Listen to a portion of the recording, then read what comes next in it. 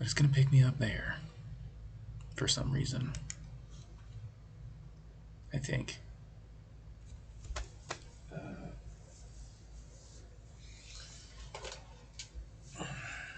Let's see if I actually...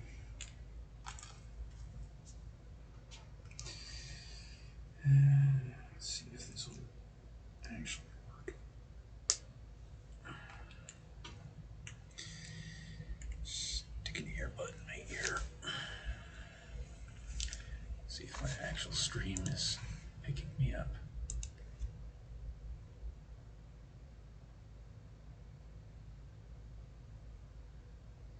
Hello, Mr. Roth, if you can hear me. I'm juggling audio nonsense right now.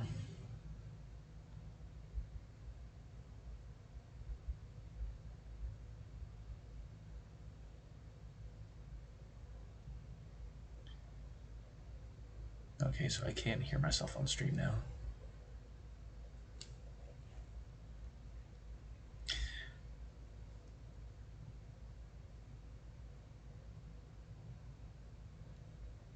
Yeah, I sound terrible, holy shit.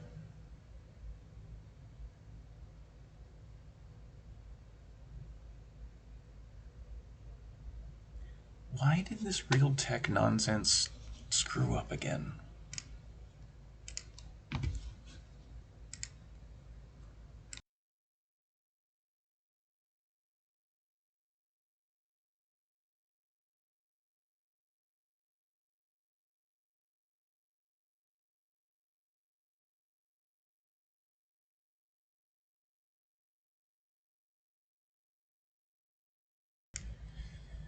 But it'll work with that one.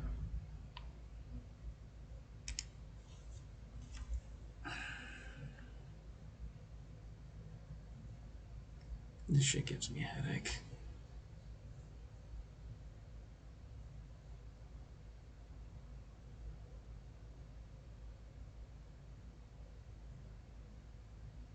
I don't know what changed between last time and this time, but at least you can hear me.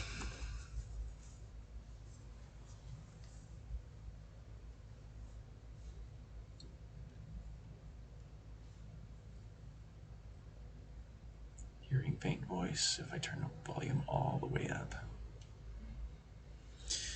Yeah,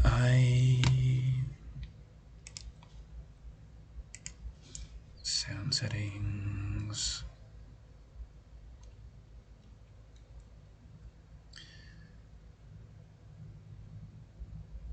No, that's just device properties.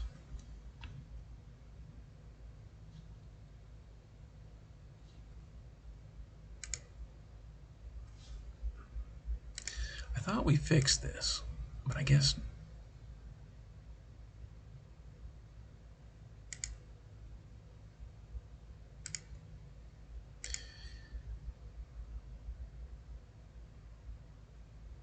nope, that's just gonna boost it in my headphones. That's not actually gonna boost my microphone. What the hell happened?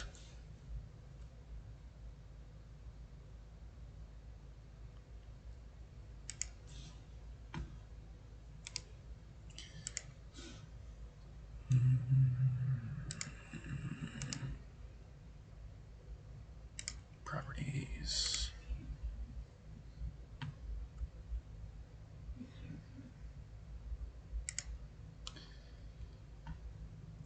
Microphone boost. I can put that up here. Oh, way too far. What the shit?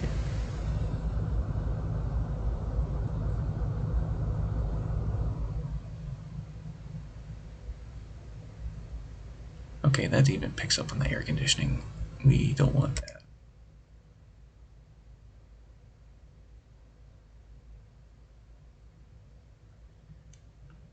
Why is this being such a pain in the ass?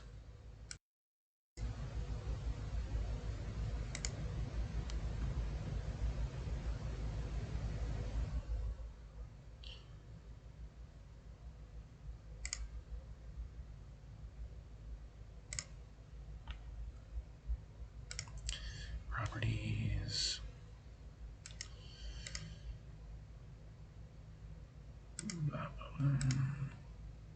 Yeah, that ain't gonna help at all. Alright.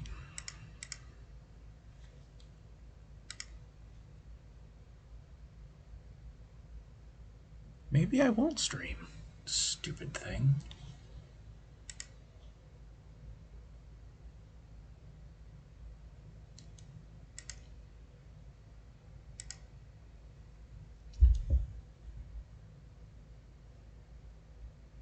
Yeah, that's an 80%. Oh my god.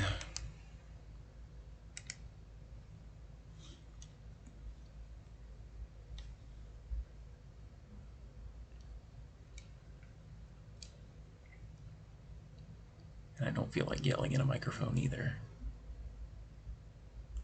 So even if I'm soft.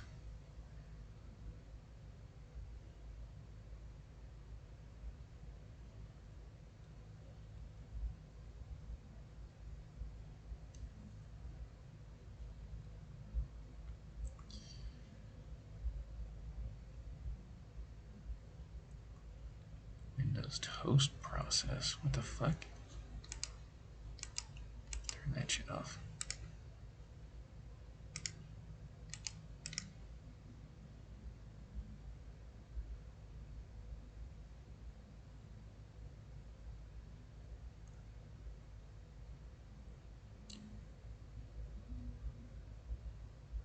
Why does everything have to break on the worst of days?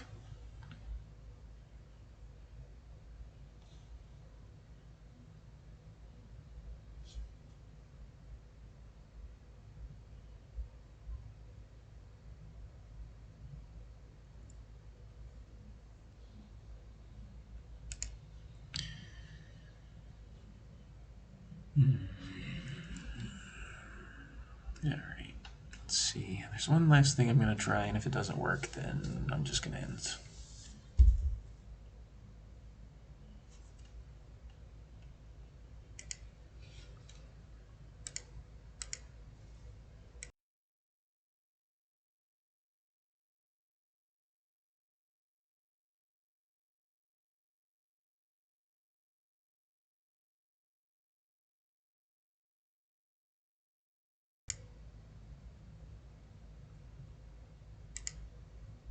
Okay. It won't pick me up there, but it'll pick me up on that setting.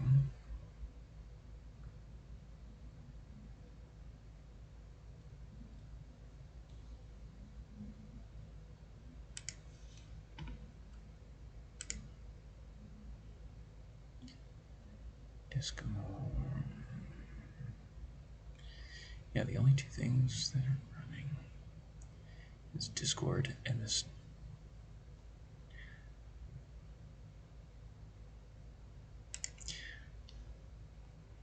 stupid thing.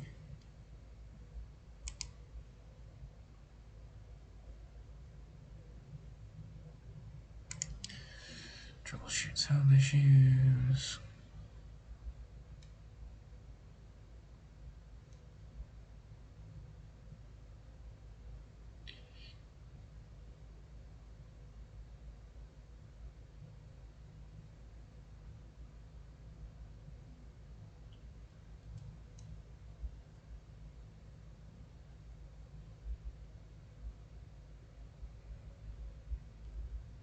Yeah, I don't think I need that shit. It's just a...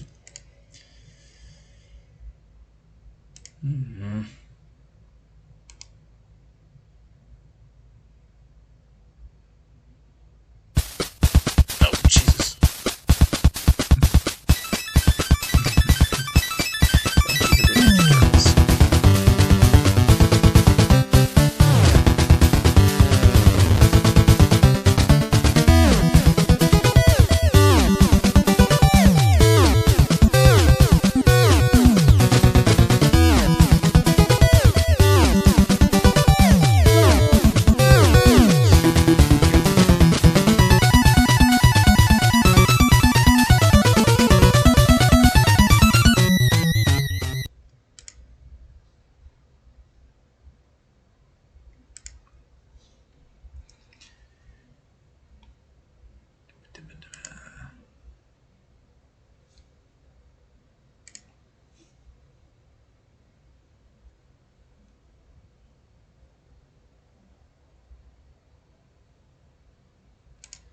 That's not gonna help.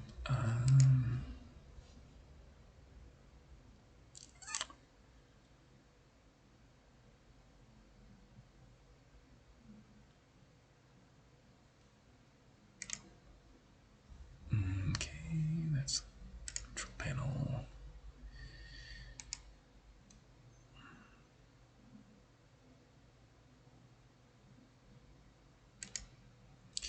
Why will it? Oh my god, this is annoying.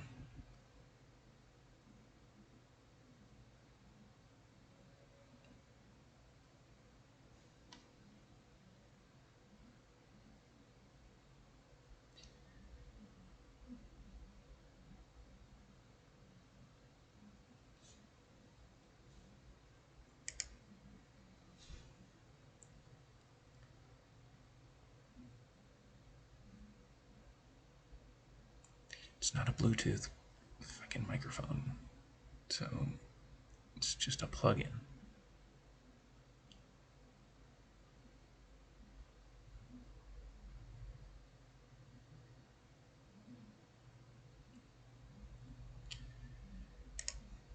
Why did I get that message twice? Get out of here.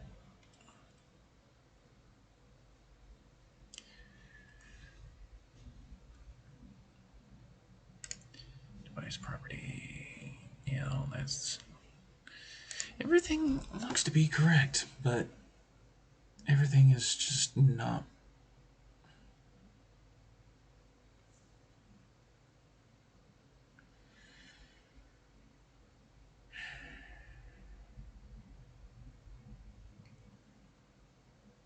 What's all this then? Hello, comrade.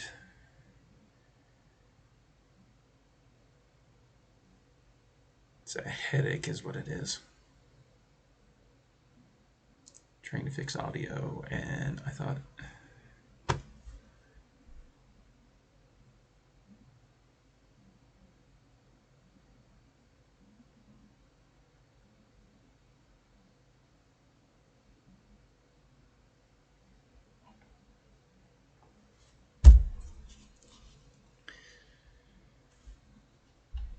Let's see. Get that out the way.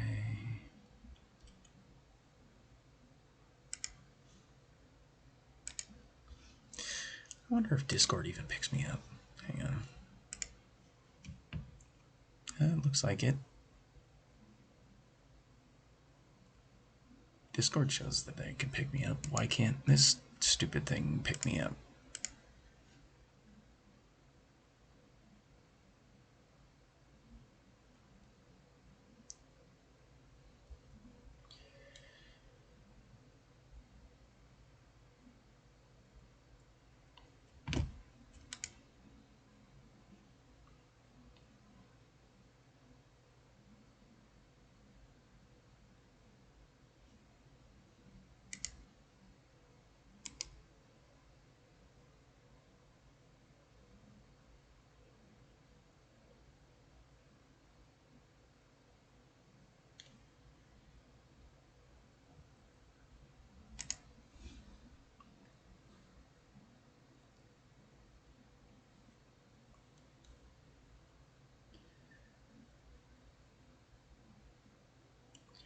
Output.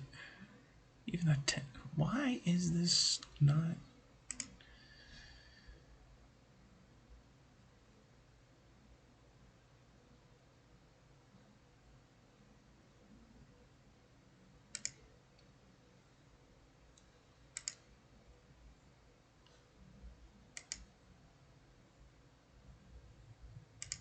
No, that's not going to help anything.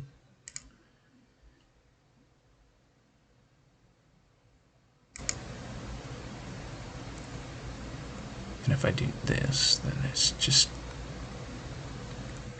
It's going to sound like shit because I can hear myself and I can hear static, and that's going to drive me nuts.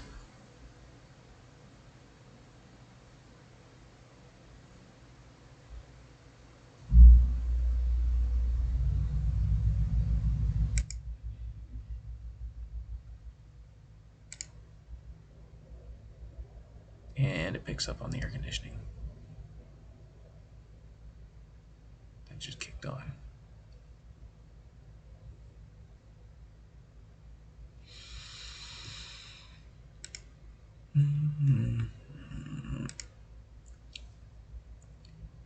This device is working properly. No, it's not. It is not working.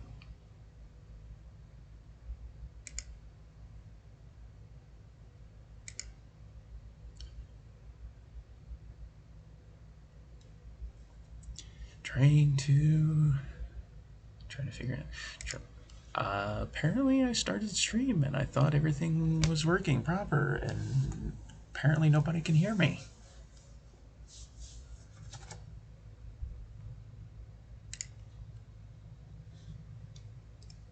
So I'm trying to figure that out. But this Realtek audio nonsense, I think, is pissing me off.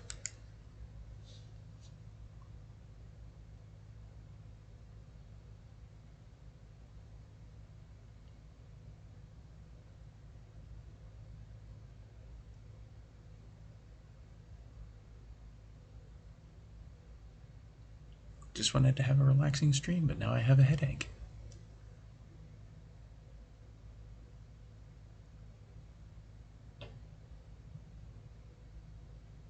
We can hear you now, but yeah. Oh. Understand audio woes.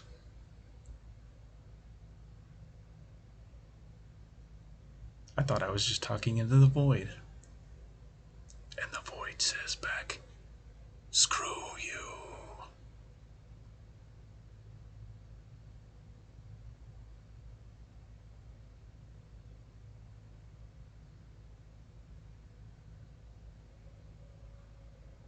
But yeah, if you guys can hear me, then we can actually do something.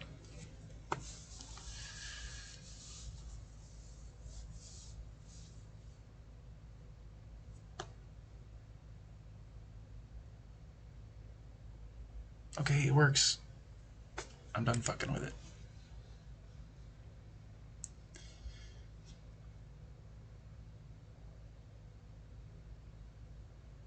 If it becomes an issue, then we'll figure it out more later. Because I know Mr. Keith sat with me and helped me figure out why it wasn't working before.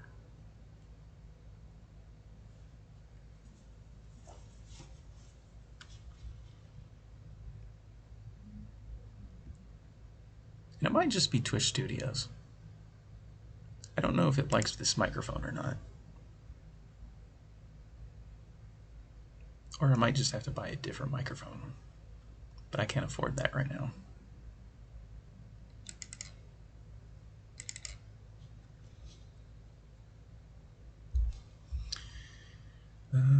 Let's see.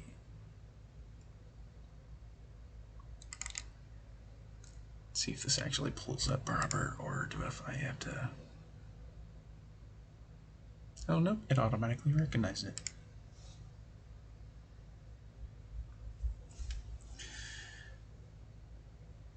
So I guess since I was talking to myself before, I went on this big old spiel about trying to help people create characters for tabletop games.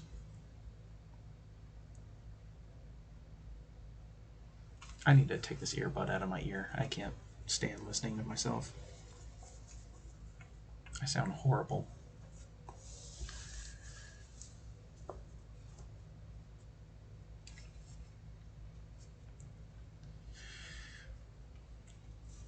But yeah, this is just the way I kind of try. Oh, hey, there's Mr. Keith.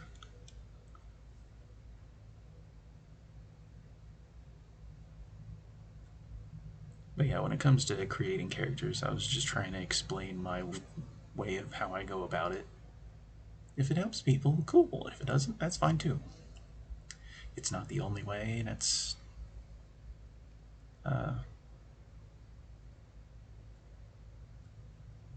because it doesn't matter if it's Star Wars or Middle Earth or D&D or anything else. Got the notification a few times, but I clicked And it was like, he isn't lying. Yeah, I was having a weird audio issue where it wasn't picking me up. So I kind of went on this tangent where I was just talking to myself, apparently. But since people can hear me now, I guess we can move on. Hooray!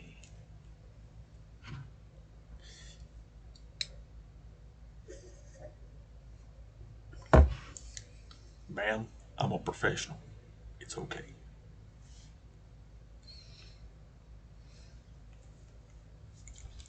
But yeah, I guess starting back from the very beginning. Character name. With a bunch of these tabletop games, you get racials, races, whether it's alien or fantasy races or whatever.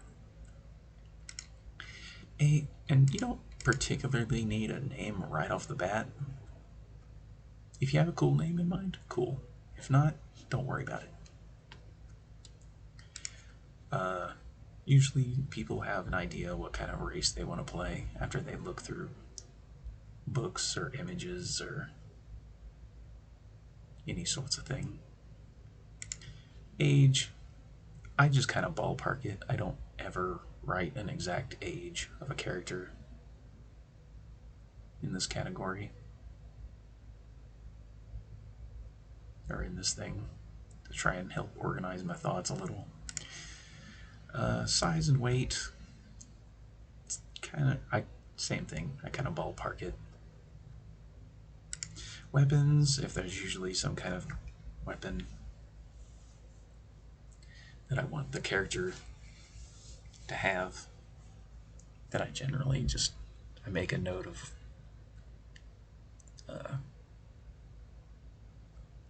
Because essentially I'm showing you the bare bones way of doing it, and then I'll actually show you later how that all applies with a character that I've created. Classes, that's self-explanatory. All tabletop games have a class system. Usually. I think there's a couple of outliers, but most tabletop games have a class system. And then something unique to D&D, as far as I'm aware, is an alignment system.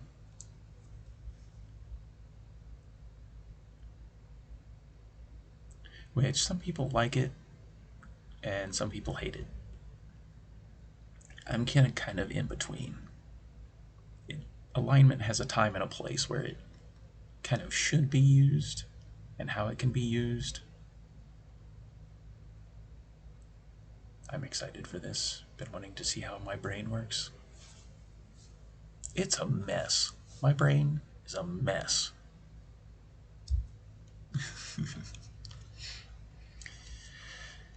And that's kind of the basic stuff. And then for backstory stuff, I usually start with an origin, because all characters start somewhere.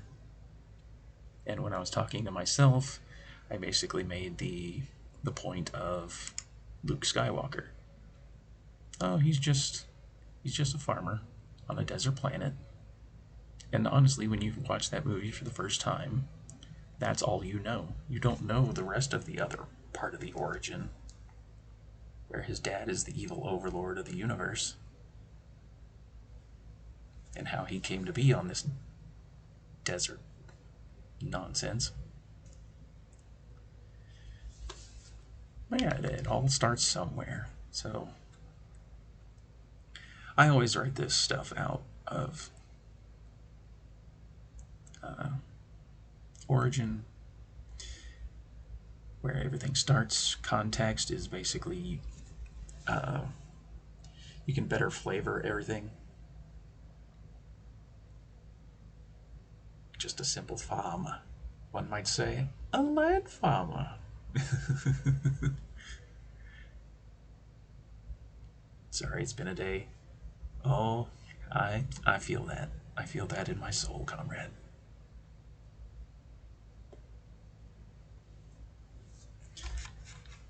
Do I still have comrade hearts in my... Yes, I do. Let's throw some comrade hearts at you.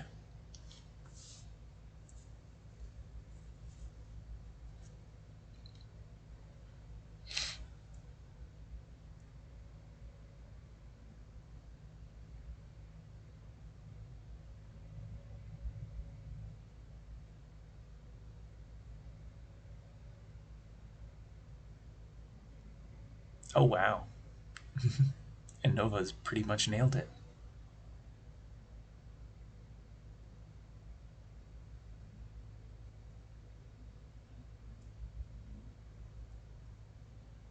Hooray!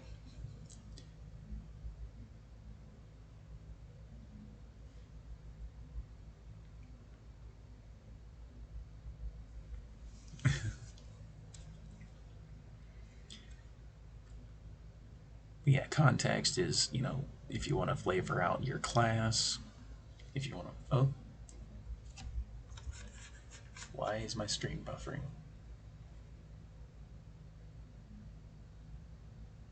Okay, there we go. Must have hit a weird spike or something. But yeah, context, and then... Oh, I guess I should probably pull up my other example. I forgot. Inciting incident. Why is your character? How did they become an adventurer? Or how did they get pulled into all of this? All this nonsense to do the adventuring.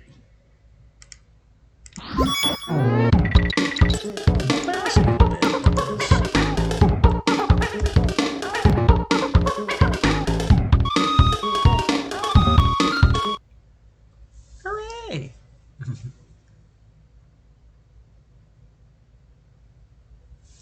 Thank you for the gift sub, Mr. Keith.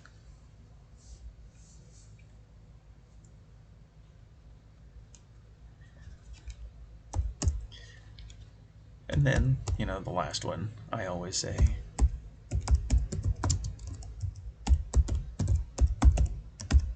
ultimate aspiration. What are they aspiring to achieve? The penguin wants blood. It was going to bother me not having it there.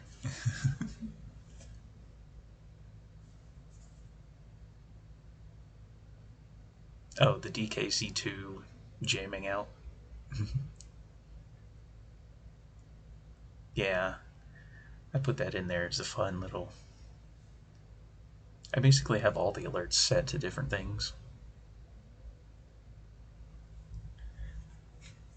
Now you're part of the Turtle Club.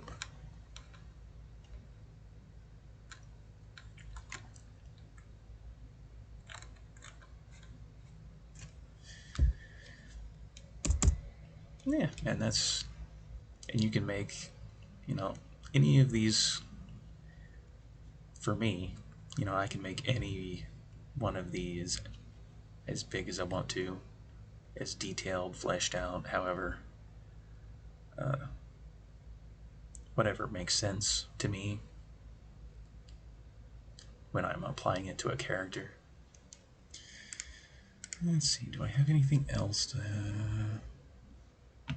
Oh. We'll go down here a little bit. For, 5th edition, they have this nice little mechanic called the background that can also kind of amplify a character. There's some people who take them and straight out of the books. There's some people who can they can meld together multiple ones. There's even some people who create their own backgrounds from scratch, depending on what their need is for a character. And usually you get generally, you get like a skill proficiency, a tool proficiency, a language, and usually like a couple of equipment things. And then you get a feature that's attached onto your background. Which, you know, you can get as noodly as you want with it. And I usually do. Giggity. What is my other... Oh. And this is something I usually do, is visual aspects. Whether it's just a rough description, or if it's elaborate, or even if it just makes reference to an art piece that I've seen online somewhere, usually kind of helps.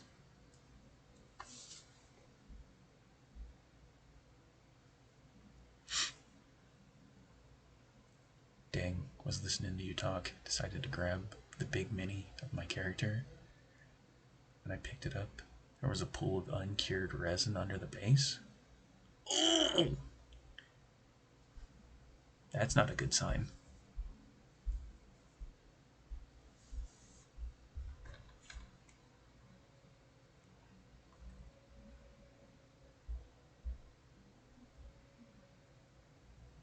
Hopefully it's just the base part and not any of the other bits to it.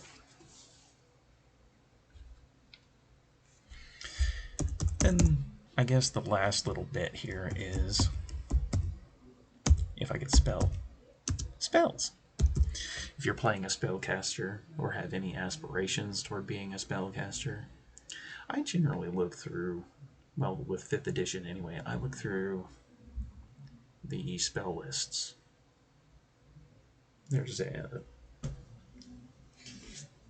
if I can reach it. There is a page in the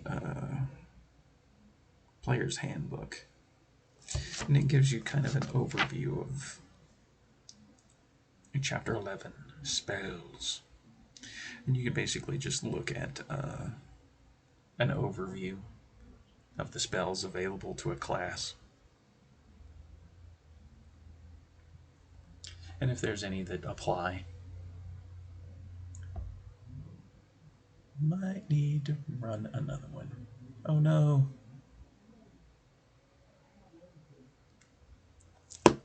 It's so weird that your printer is having that much...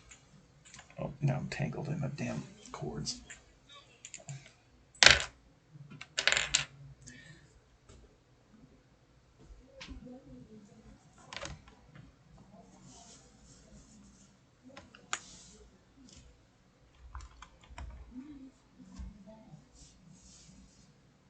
And you printed that one off quite a while ago,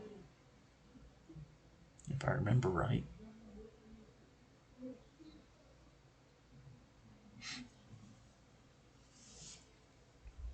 And there's also, when it comes to visual aspects, you can actually go to HeroForge.com. They are not sponsoring me.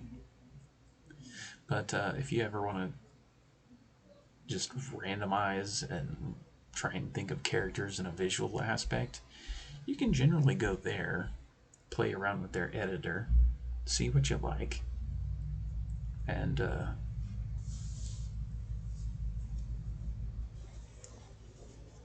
I love that. You love what? They are not sponsored. Oh, yeah.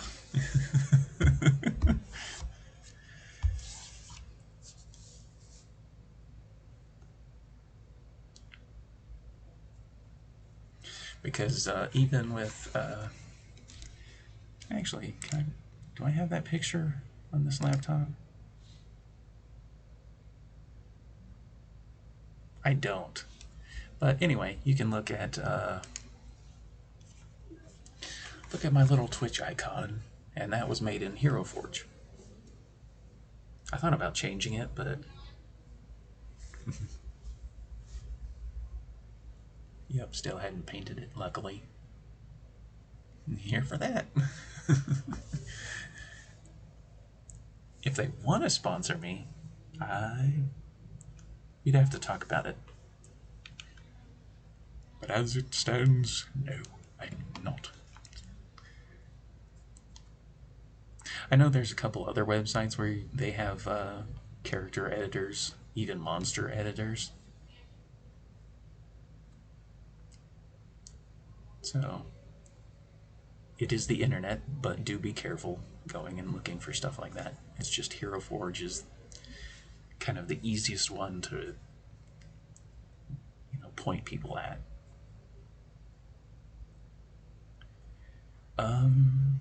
Now that we've talked about all this, is there any questions about the process or something I didn't cover before I switch over to the other file that I'm going to show off and try and explain?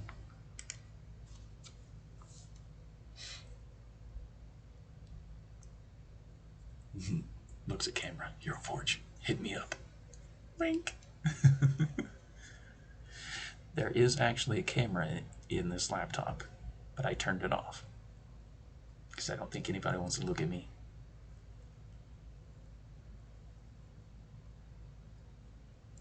Maybe I'll make that an incentive for the stream. You can get to see the turtle face. I don't know. That's possible, I guess. Show face.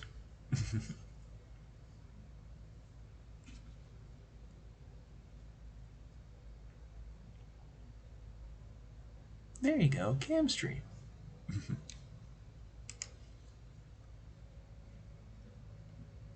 With a hot tub? I don't actually own a hot tub, but we could. I don't know. Can we figure out how to get a hot tub? Can we all just get together and have a hot tub stream while we just sit there looking at a hot tub?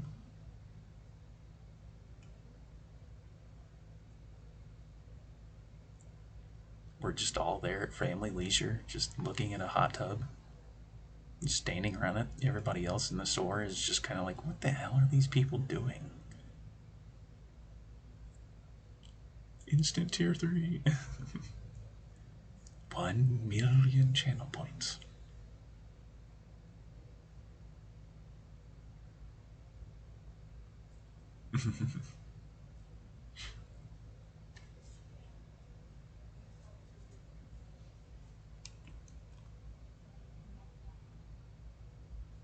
The commentary.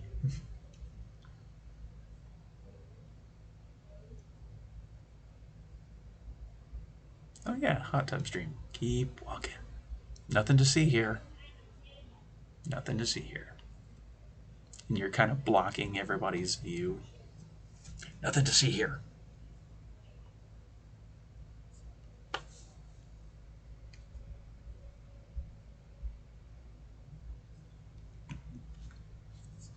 Okay, so I guess nobody has questions, so let's switch over to the other. Oh, yeah, save that. And I guess Cree is probably the easier one to show this off with.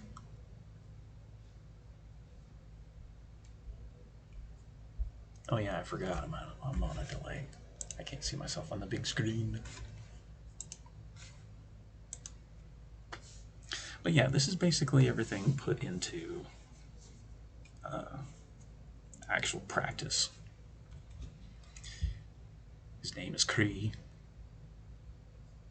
It's kind of a virtue name. Cree, and then it translates out to marked. If you know what game that's referenced to, you're awesome.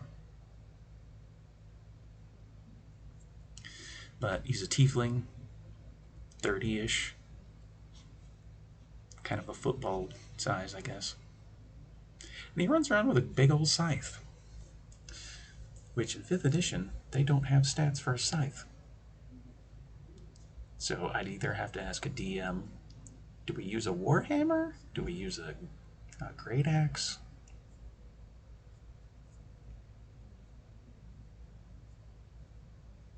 But that's basically his thing. Runs around with a big old scythe. I think I've actually, back in Josh's old Discord, I think I shared the drawing I did of Kree years ago.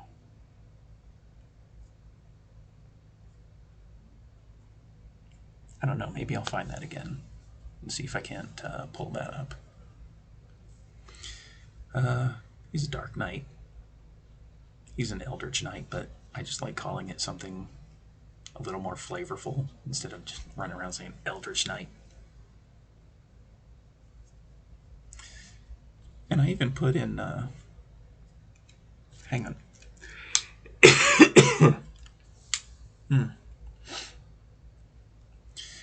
Possible Hexblade. I don't know if I would go that route, but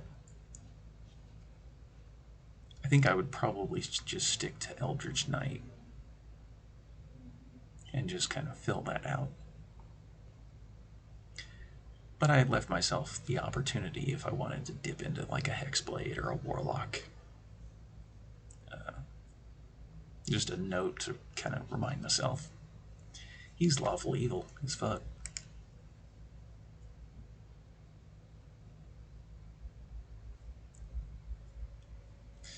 And there's a big old backstory that I wrote.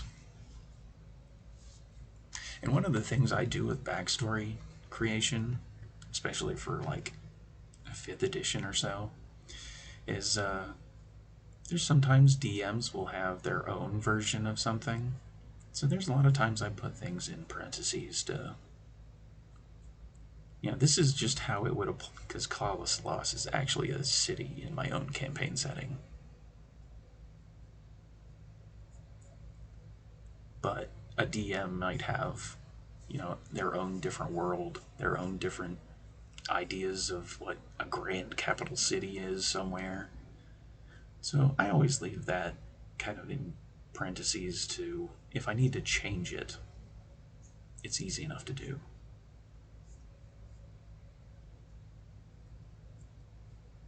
If a DM is just like, okay, cool, we'll just work with this, that's fine.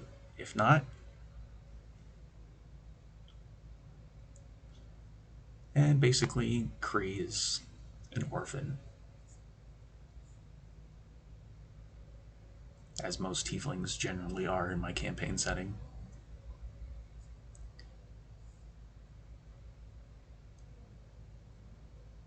Because, well, I guess I have to go into tieflings now. Depending on the type of tiefling, and maybe I'll pull that file up later, of Samael is the Lord of the Nine Hells. Very much like Asmodeus, except a lot more active in the multiverse than Asmodeus ever is. There's more to that, but we'll get to that story at some point.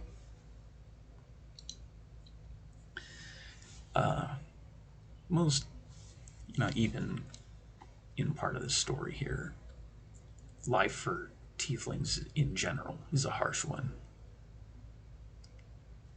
Because essentially where, Kalasalas is in my campaign setting, there's a lot of religious and judgmental hierarchy in the populace. So there's a little bit of tension there. And I kind of wanted that as part of his character background, essentially. Grew up in an old church, orphanage kind of thing.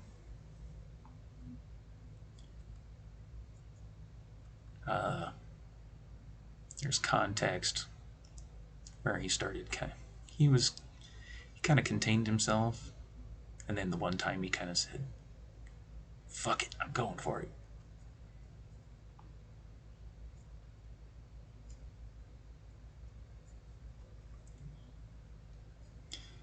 give him a little bit of context.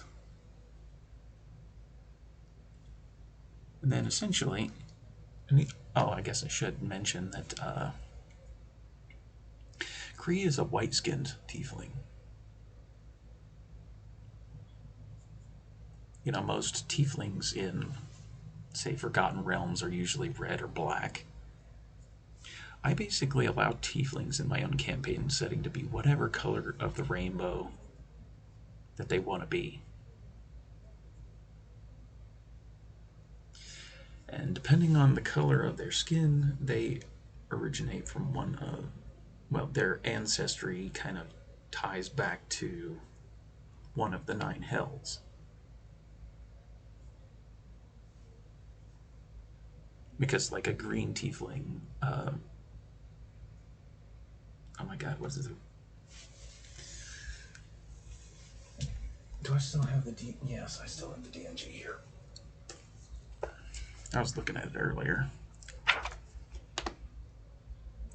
Where is the section on the 9 hells?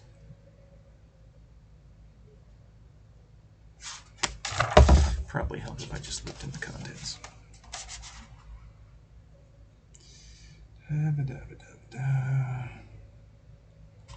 43.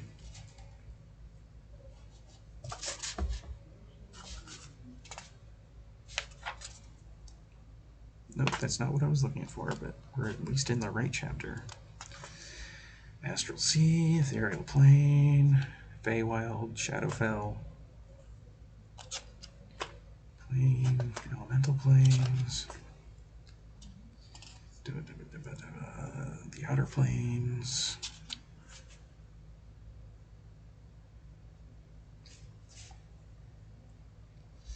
Where the hell are the 9 planes? The 9 hells. There we go. Where's that slime ball?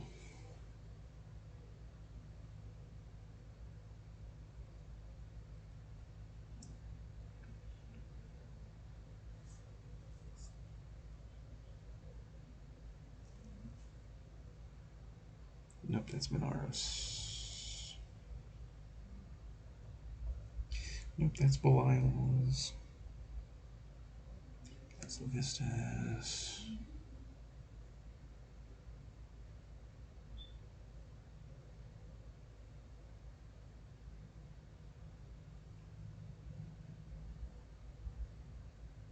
I just remember one of the 9 Lords of the Hells is a big old green ooze monster thing.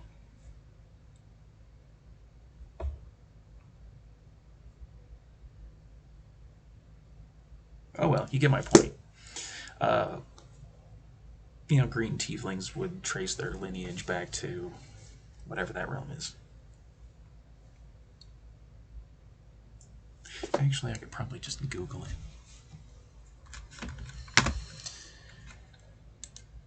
Google. No, I don't want to sign in. D&D. Is it Jubilex? Yeah, it's Jubilex. Or Jublex. Whatever. Lord of the Oozes. Essentially, a green tiefling would, you know, have an ancestry that dates back into the realm of Jublex. Or my equivalent, essentially. Because there's a lot of the demon lords I kind of... I've reworked quite a bit.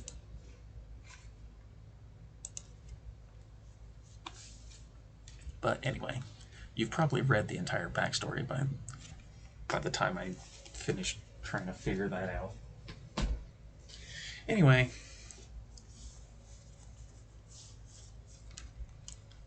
context. And it very much has a, I guess if I had to break it down, orphan tiefling tried to contain himself, and then when he did actually unleash his darker side, he left quite a mark.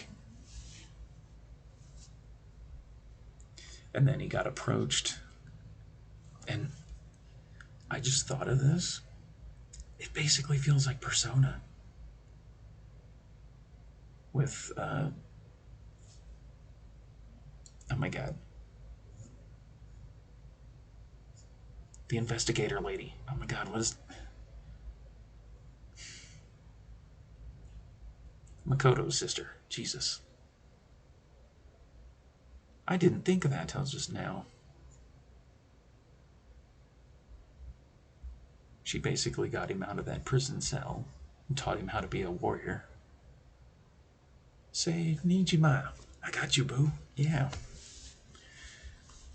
It's kind of what it feels like now. Holy shit, I didn't think of that till now. I might have to rewrite that and make it better. And that's the thing about backstories too, is you can always keep adding on to it.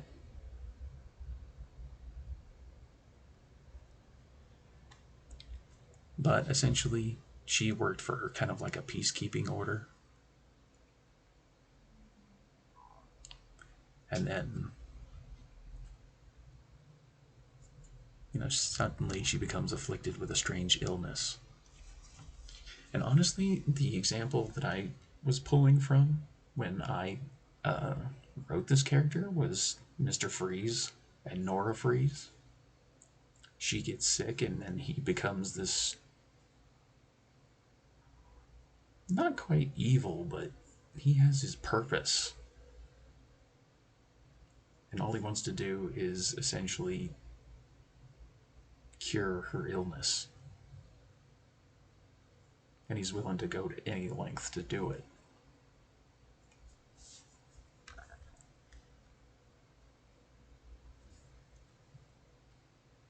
And that's kind of his driving force through the campaign or even just a game.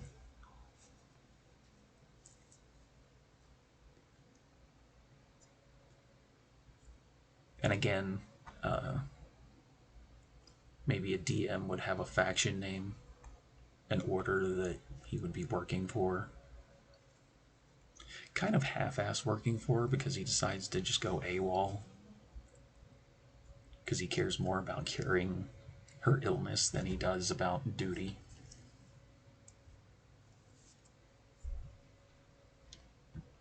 I said duty. Anyway.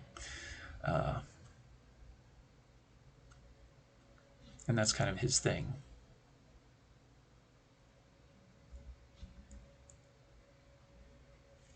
But yeah, a DM, I intentionally left holes in the story so a DM could just take whatever piece that he wanted to. He, she, whatever. They. And, even like the illness. I don't know what caused it. The DM can figure that out.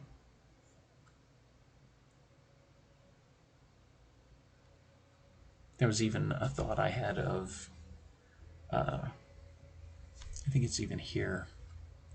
Yeah, one of the priests mentioned a theory linking to a demonic curse. And there would be a point where Kree thought that maybe exposure to him is what triggered all of this. So he was possibly the cause of all this nonsense.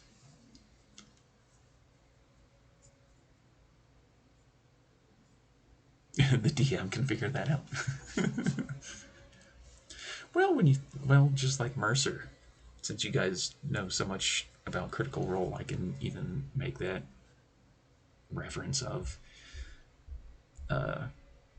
folks in Critical Role. They threw Matt a bunch of stuff to just play with.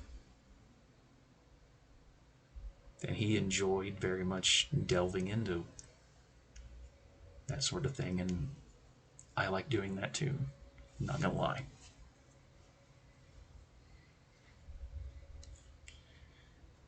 And yeah, even down here, I mentioned the Mr. Freeze and Nora bit.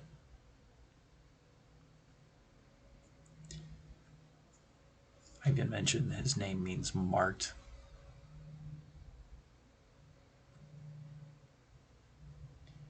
And then just random little blurbs that I had thought of while I was creating the character. I just dropped into a little thing here. He would primarily stick to a scythe weapon. I know a little bad about it, not much. Fries is my second favorite villain, only to Joker. Yeah. Oh, Freeze. Yeah. I just feel like Mr. Freeze has so much depth. Because he's not always evil, he just has a purpose that he's trying to accomplish, and he's willing to do anything for it.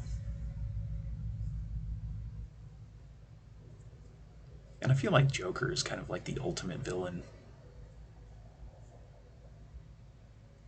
Because even in, I don't remember, I think it was Arkham City, where Freeze was just, him and Batman have that dialogue when they meet up. And he's like, I just want to be left alone in this lab.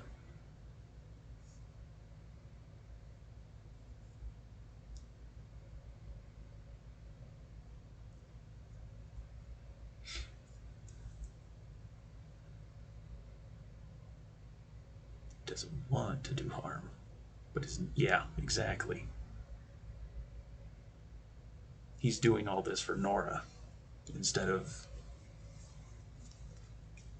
to be evil.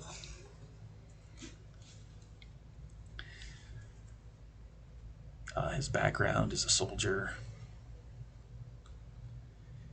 military rank. You probably wouldn't draw on this feature very much, but I just tossed it in there. Proficiencies, proficiencies. And there's a lot of times when I look at the equipment that a background gives, and it's like, I probably won't ever use this thing. I will leave it off the list when I write stuff down.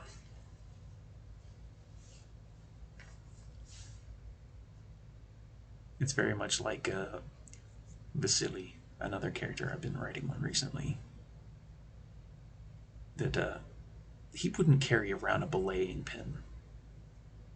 It's just not his. It's just not his thing. Personality, ideals, bonds, flaws, and honestly, the one, with ideals, it's usually okay to stick with just one. But with personality traits, you can have as many as you really want to, really. Bonds, you can do the same. The flaws, I enjoy characters with flaws.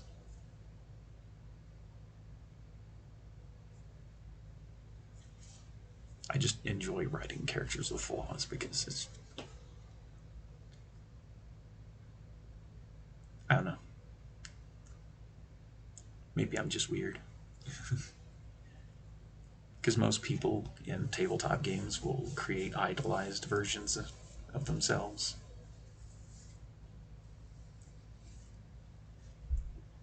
And there's a lot of times where it's like, flaws can be just as defining as anything else.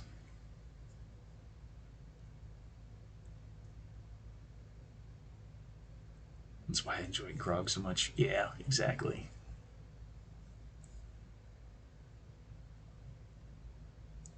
Wasn't always the smartest, but he could do things. Skills, spells, and even there's sometimes where I will rename a spell. It'll still have the same effect. Like light. I basically call it dusk light because destiny. Essentially. Just this dark pulse, kind of a light source.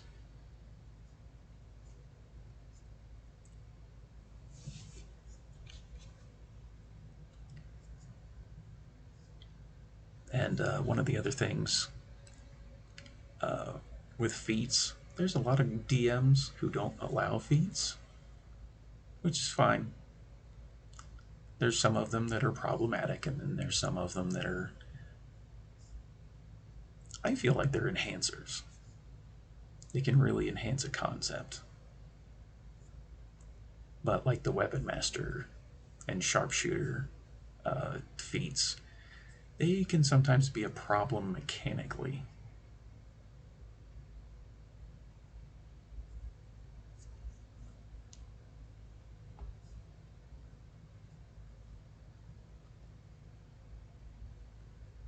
And I half-ass have a workaround for those, but we'll talk about that at some other time. And essentially, I write down all the spells that the character would have any kind of interest in. Because there's actually a ranger option that uh, I have, who only has maybe one or two offensive spells. Any pointy sticks? All of the pointy sticks. What's up, Mythic? How's it going?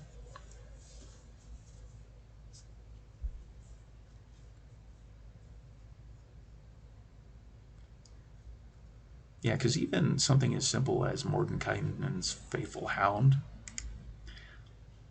I just call it Faithful Companion that you can summon. Because not everybody wants a dog. A dog summon thing that does its thing. Hola! Just doing my thing. Hooray!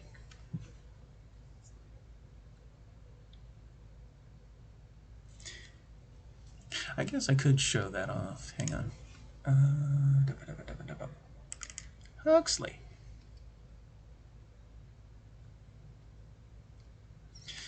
It's basically my when I first created this character, I wanted to create a non-lethal ranger. Been playing Warframe full time for the past week. Hell yeah!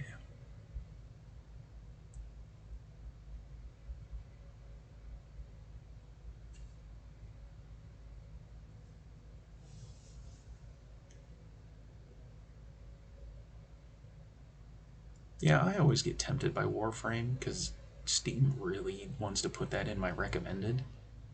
But I might try it after I get my rig situation figured out.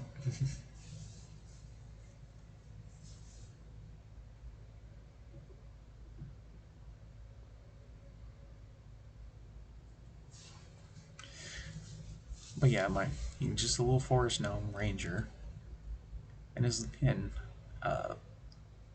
a beastmaster. And most people with beastmaster ranger, they try to go for the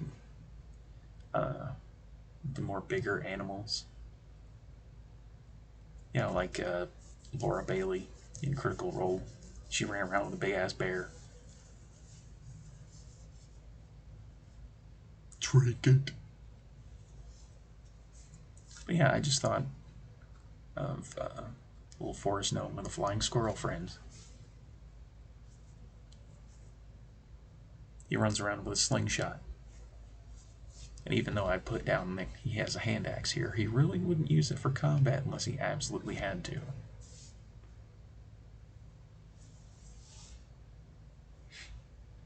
And again, in the backstory, I put things in quotations.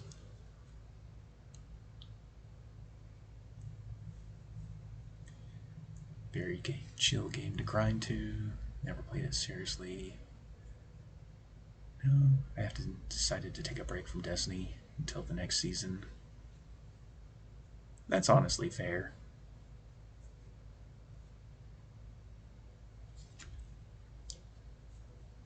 Some games you can get yourself burnt out on. I know with Destiny and the seasons, I usually get the exotic, and then I usually just kind of trail off after that. Currently working through side quests. Hell yeah. Yeah, this is basically D&D talk. Tortletop Gaming.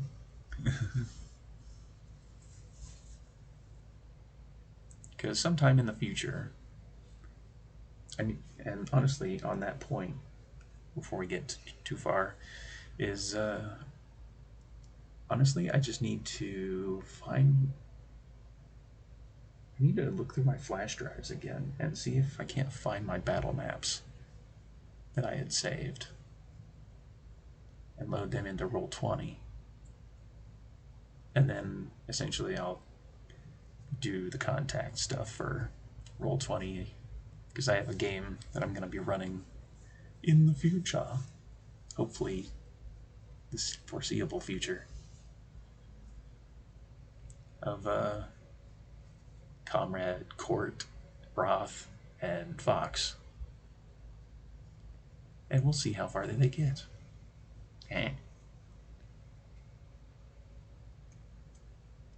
then there's some guest characters that I might pull in if schedules allow.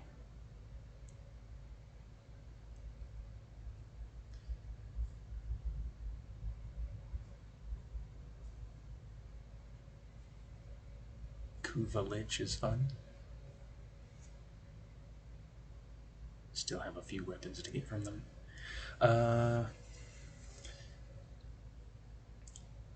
Oh, boom shakalaka! Oh shit, there's some boom shakalakas.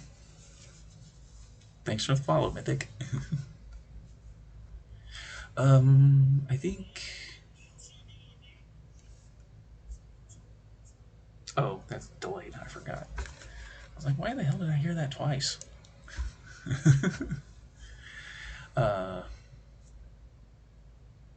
I'm gonna reach out to you guys for. I think Roll20 asks for your email address.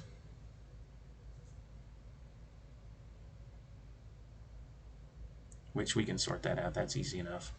And yeah, if you have your character sheets filled out,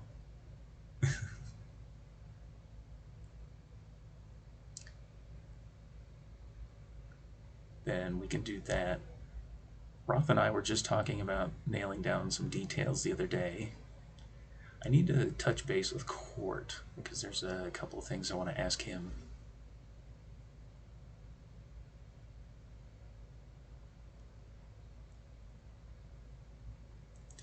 Have watched some D&D content previously. Read a couple art articles. Yeah. Don't worry, I only shit myself. Poop counter. Dude saying that was loud. It does, yes. Needs more gain.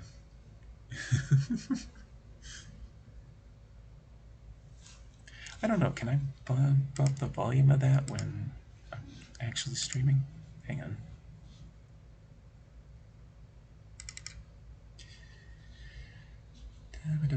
Sound alerts.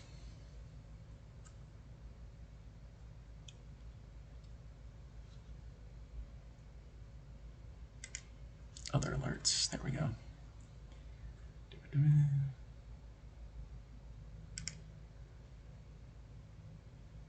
Oh, it's at 70.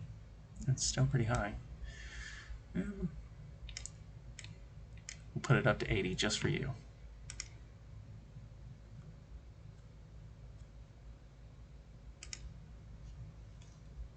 Let's see, can I actually... Oh, boom shakalaka!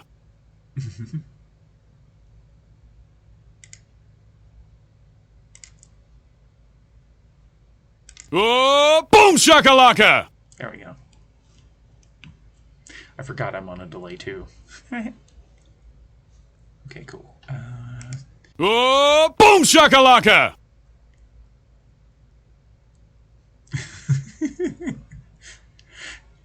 What can I say? I like pushing the buttons. Oh, boom shakalaka!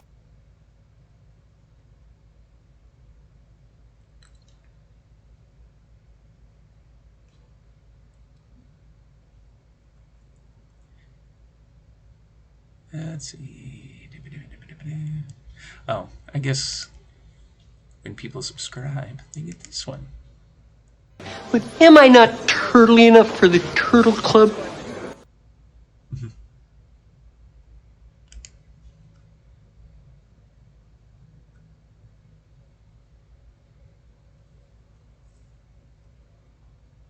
I thought that was very much on brand for all the turtle shit around here. Turn it up to 11. Oh, that one's already maxed out.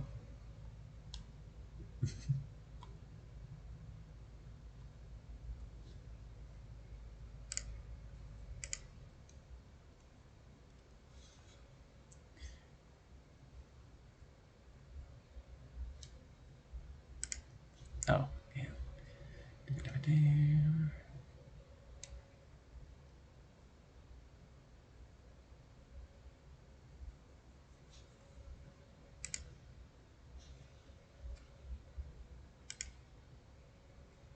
Can't fight when you're that tense, Guardian. What's wrong with you? Relax. Relax more. I said relax! What do you mean you can't concentrate when I'm yelling? Relax! I don't know if that came through on the stream. It didn't say.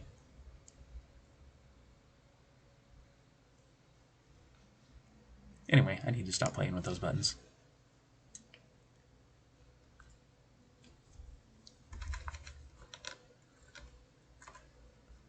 Yeah, I have all kinds of fun sound alerts in the drop down below. Like this one. Our universe is doomed! Doomed!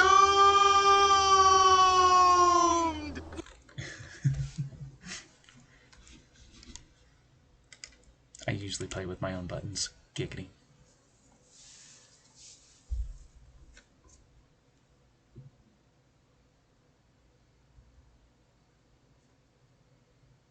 Shax wants more grenades. Can never go wrong. Yeah. Futurama is always fun.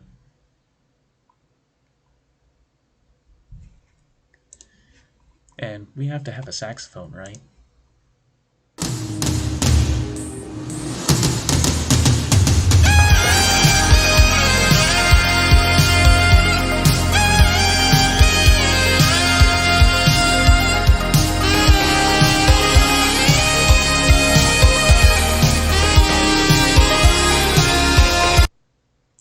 Saxophone. I think I'm gonna have to quote that in the future. I like to play with my own buttons. Hooray! My master plan is working. Everyone will say giggity and buttons.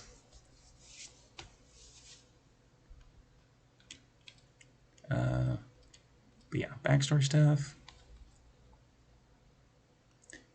Where on the turtle are the buttons located? Giggity.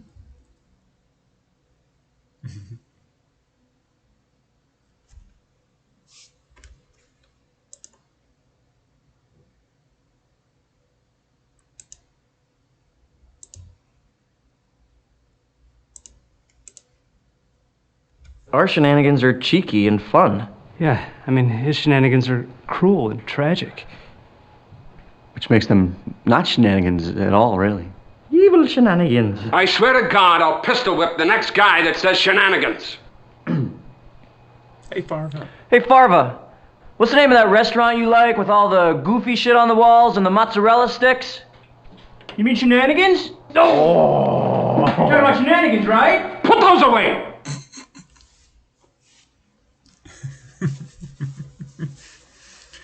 You're talking about shenanigans, right?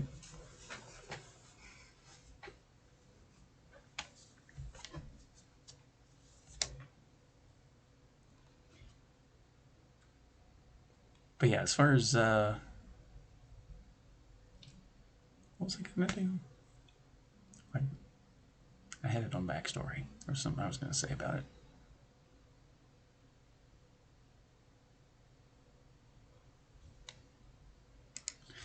Oh, I guess I can get rid of that part. I don't know why that was in there.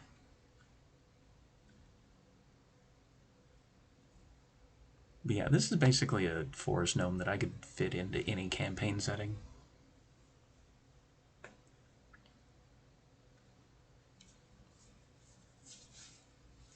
And that's another thing, is there's some DMs that like the Forgotten Realms. I'm not the... How do I put this? I'm not the biggest fan of the Forgotten Realms in some respects.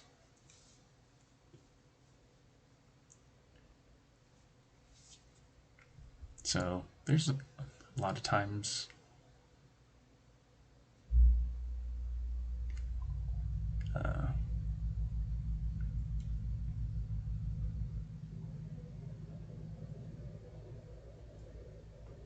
I don't know where my train of thought went because it fucking left.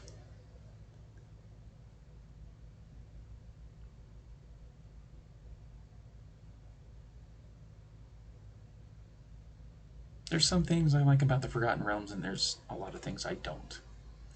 And one of the primary things for that is the divinities. First of all, there's a crap ton of them. If you look in the Sword Coast Adventures book at the list of deities that are roaming around the Forgotten Realms and the Sword Coast, it's staggering.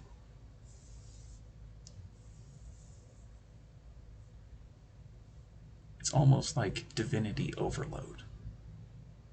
To me, anyway.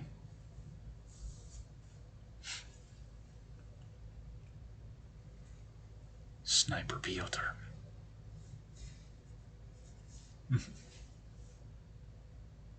It just reminds me of Sniper Wolf. Sniper Wolf? Was that her name?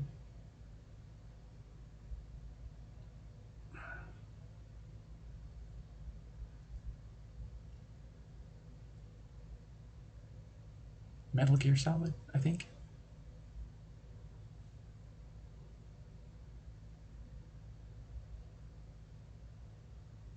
Yep, Sniper. My brain works in some ways and breaks in other ways. But yeah, this is basically a character that, you know, there's nothing campaign setting specific. She had no business wearing the attire she had out in the Alaskan cold. That is fair. But hey, Kojima. Well, it's like even Death Stranding, where Freitas is running around naked in a storm. Right there in the intro bit. It's like, you ain't getting me naked in a world like this. Hell no.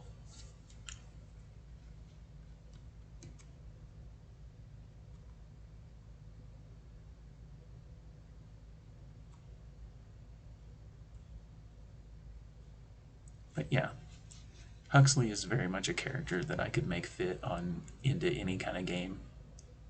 Whereas others, you know, there's more asks that I have to ask for the DM's permission. It's like, this is basically, he's a forest gnome. He has a little flying squirrel that he calls his brother, and they run around, you know, even, not even put it here in quotations, tests of strength antics. So, you know, that can lead to all kinds of different things. And he just pals around with the party.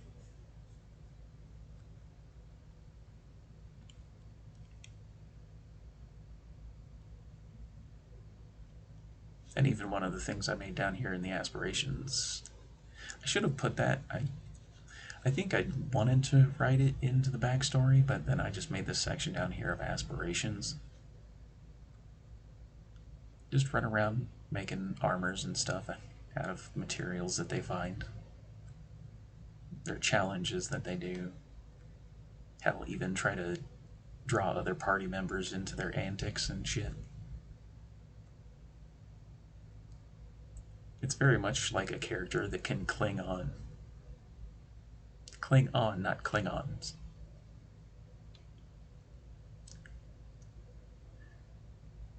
Michael Dorn is yelling at me.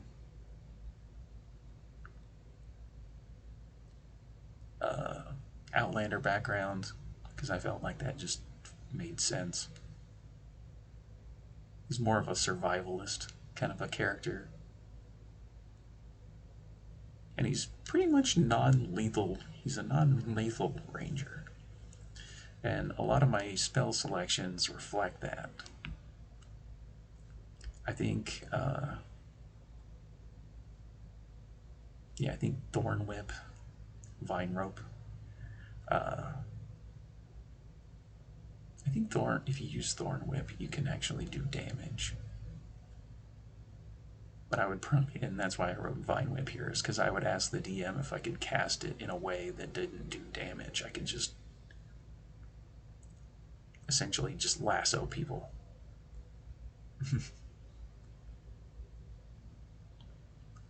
I think the same is with Ensnaring Strike. I think it does do damage, but I would try to do it in a non-lethal way.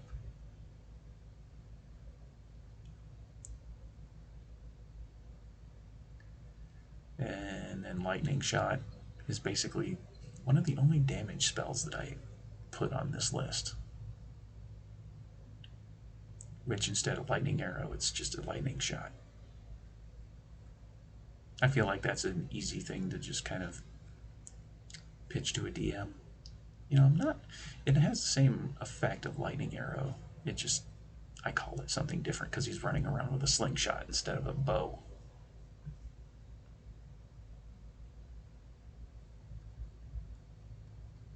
Otherwise, it's the same spell.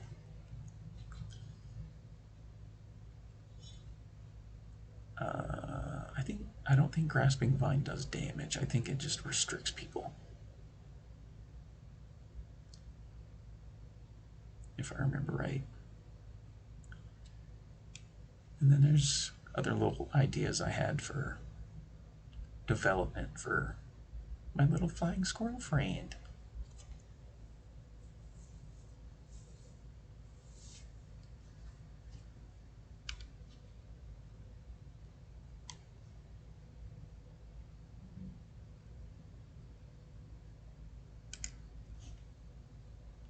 Oh, save.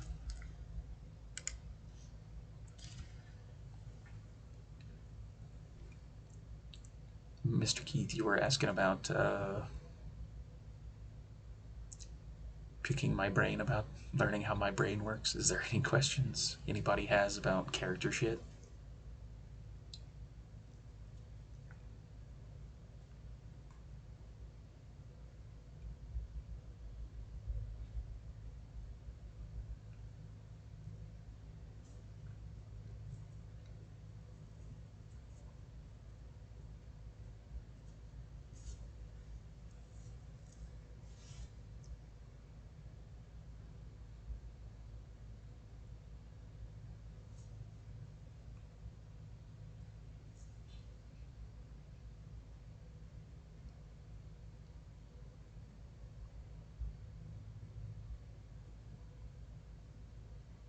I mean, do we have any limitations on it? What do you mean by limitations?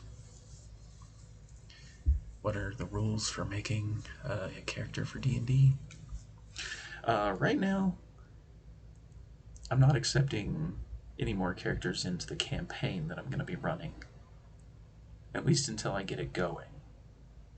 But if you have my general rule, every DM is going to have their own way they do things. And usually it's a discussion that happens between player and DM.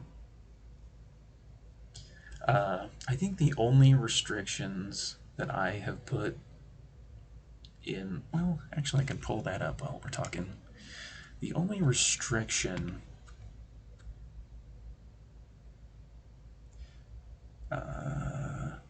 where is it?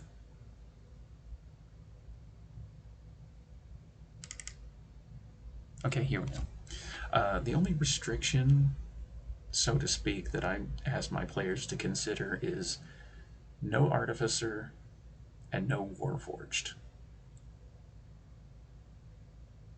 Because the place in which I'm going to be running the game is very low technology.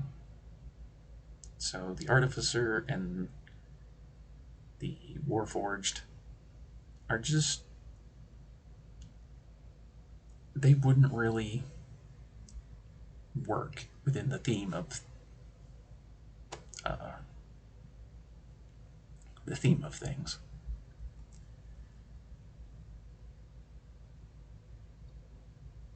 Rather restrictions on your setting.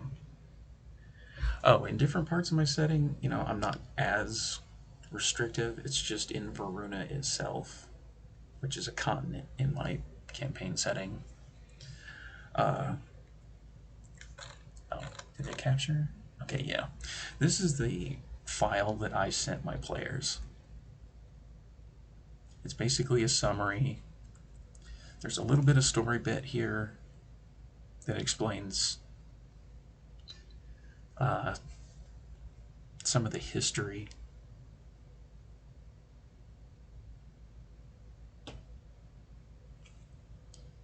And it's kind of just a little bit of a summary. And then down here,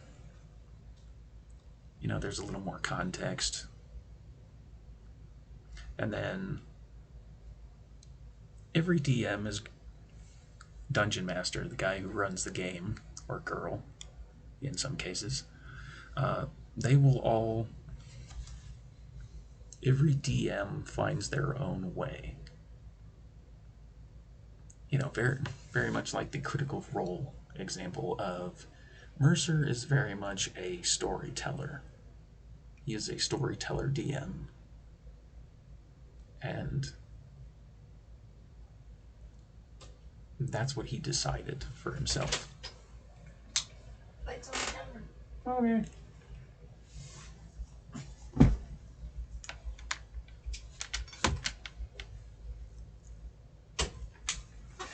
My food just got here, so I'll try to finish my point.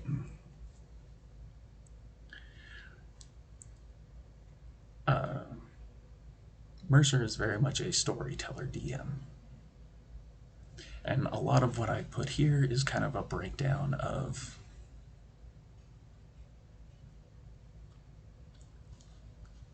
essentially not quite, restrictions, thoughts about how things would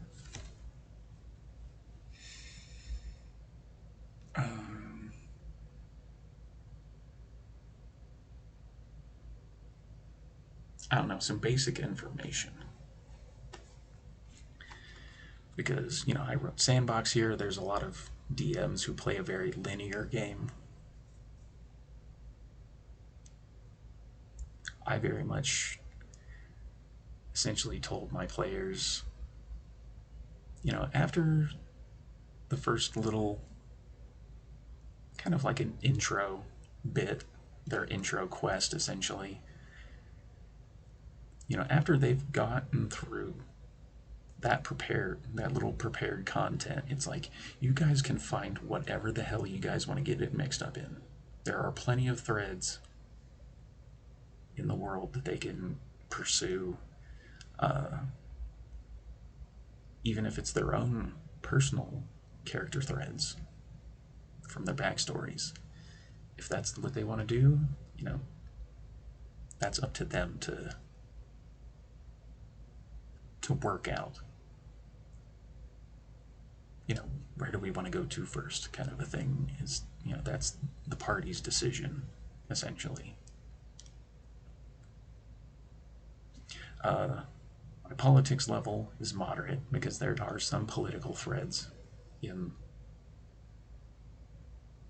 what I have set up. Level of role playing is just kind of, I put up to the group. And there's some groups that there's higher levels of that, and then there's some groups that They do like the bare minimum. Honestly, I left it up to people.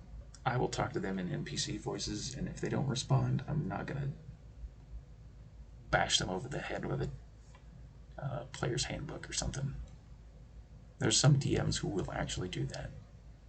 I have read the tales. The level of magic in the setting in this part of the world is pretty high. The technological level is very low. And that's why I don't allow the Artificer or the Warforged, because they are very much advanced concepts.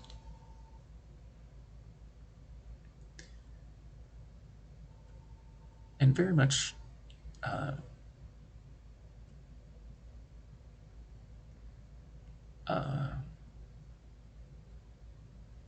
the primary kingdom, Varuna itself, is very much akin to the Athenian League, if you know what that is.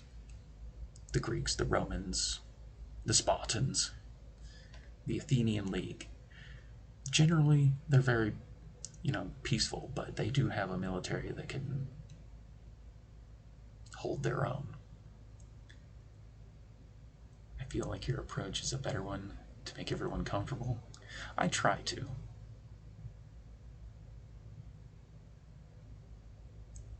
Because, as much as people reference Critical Role, it's like, if people want to go that deep, that's completely on them. Until they feel comfortable with it. You don't want to overwhelm a player or even a DM who isn't prepared for something like that.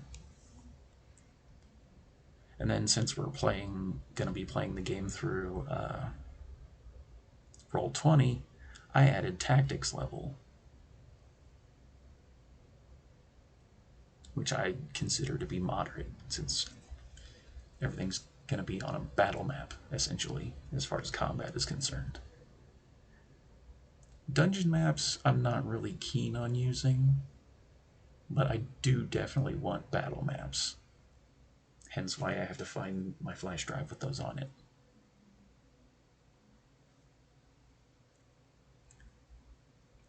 I always find it difficult. Most people I play with never want to role play. That's fair.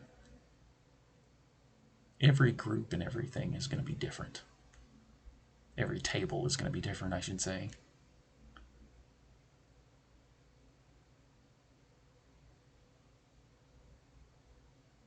Exactly. And I'm going to go grab my food real quick. Hang on. I'll scroll this down just a hair. So you guys can read that, and if you have questions, I'll answer it when I get back.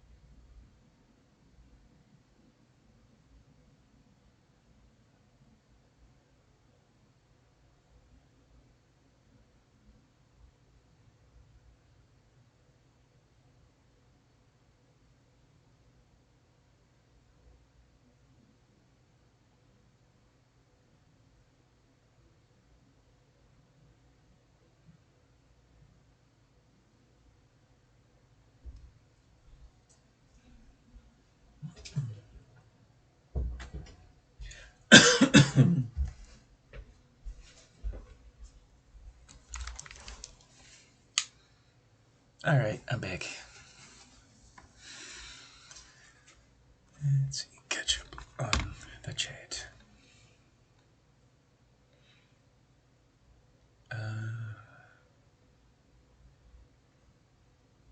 Okay, I remember that part.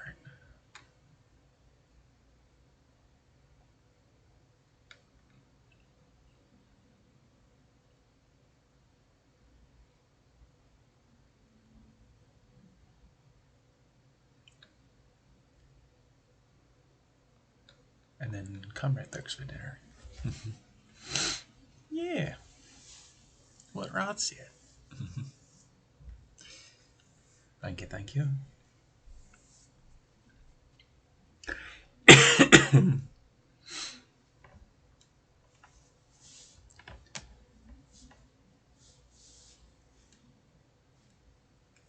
Oh, now my headset's not working. Oh, because it got unadjusted.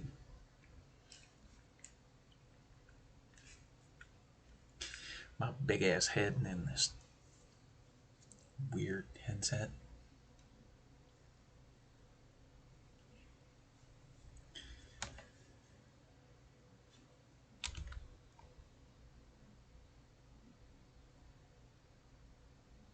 But yeah, as far as DMing, every DM will find their own style,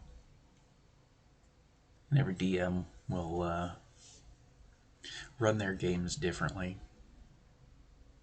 But this was just an idea. This whole page that I've been talking about is basically the page that I sent my players, hence why it's called Campaign Player Info. It's a summary of the story, and there is more to the story. I didn't want to send a gigantic file to my players.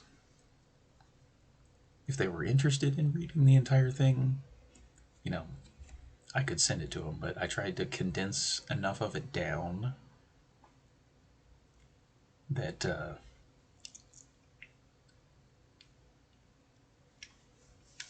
my god, there's something stuck in my teeth.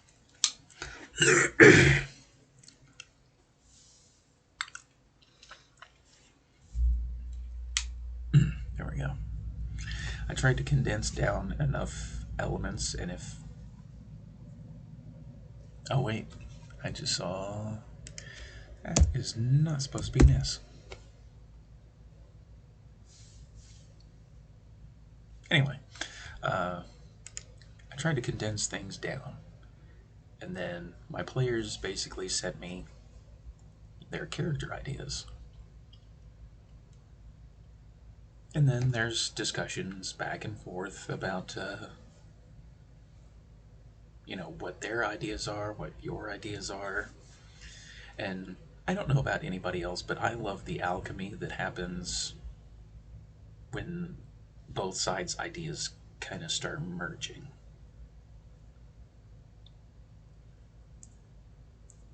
It's, I don't know, it's like an alchemy.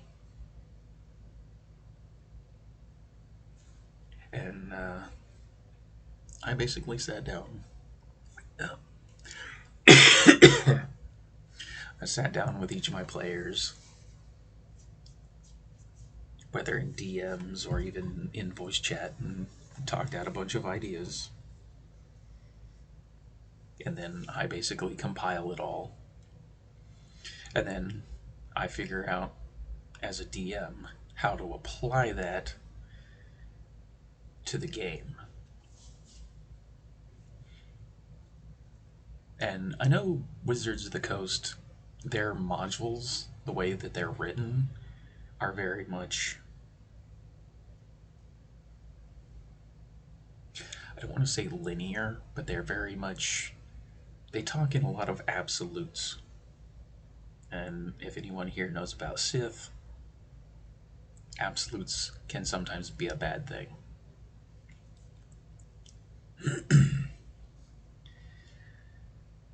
But I like to create opportunities. I like to create threads, and if my players latch onto any, then they can follow that however long they want to. And if they don't, then you know, I still have that. You know, there's a lot of DMs that'll create content that most people will never see. And that's kind of the gift and the curse of being a DM is you'll do all this work, and there is always a chance that your players just will take the left turn instead of the right turn, and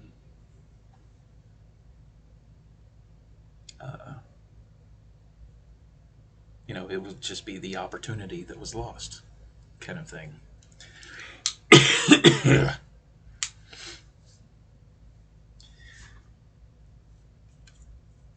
Because as a DM, you're supposed to be an unbiased, I don't know, arbiter of the rules. You're supposed to, and I'm not as keen on some rules to others. And there's a lot of bad DM advice on the internet, let's be real.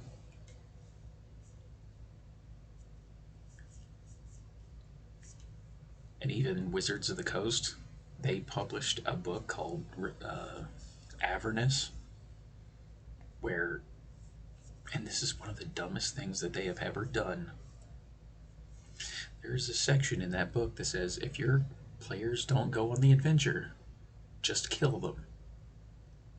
And it's like, what?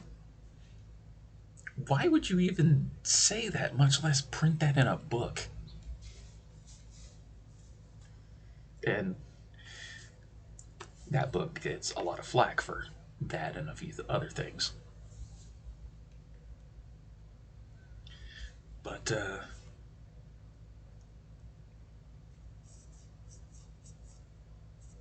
I mean, you can look it up in the book if you want to.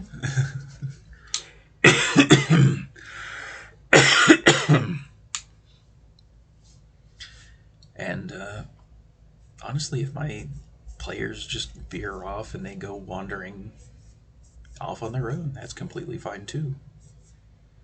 I have enough threads as a DM where if they want to latch onto something, they can latch onto it and they can follow it however they want to. I'm not going to force them down a path. I feel like that's one of the things about Critical Role Campaign 2 for me, is it feels like they were led down the path a little too stringently. And then they did the freaking thing with the orb, or the dice ball, that completely threw the campaign into disarray. But if you don't know what I'm talking about, I'm not going to spoil it. That's as much spoiler as you get for it. But it really felt like that game was on rails, just watching it. Not always a bad thing, because some players, they need that direction. They need that nudge. But then there's some players who are like, they treat it like Fallout. They're going to go to the opposite end of the map that you generally don't have anything prepared for, and they just want to explore around. They want to find the barriers and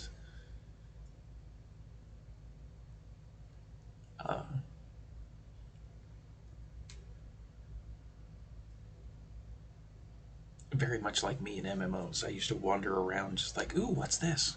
Ooh, what's this? Completely off the beaten path. And I even do that in tabletop games. Is I am very much that exploration character. Where it's like, ooh, I want to know what's over here.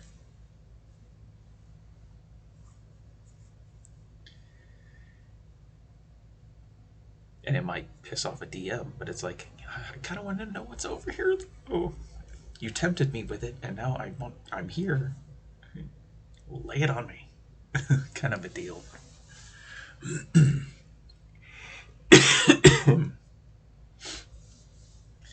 And I guess, do I still have that loaded up? Oh, yeah, I do. I just have to close this. Boop. I also found a map online that basically suits my purpose. There are some people who create their own maps. I am not a cartographer. I wish I was. But essentially, when I sent out that file that I just showed, you mention it, we're going to try to wring out every detail. You can certainly try. Mwahaha. Where's that plotting emote you just made? Just imagine that.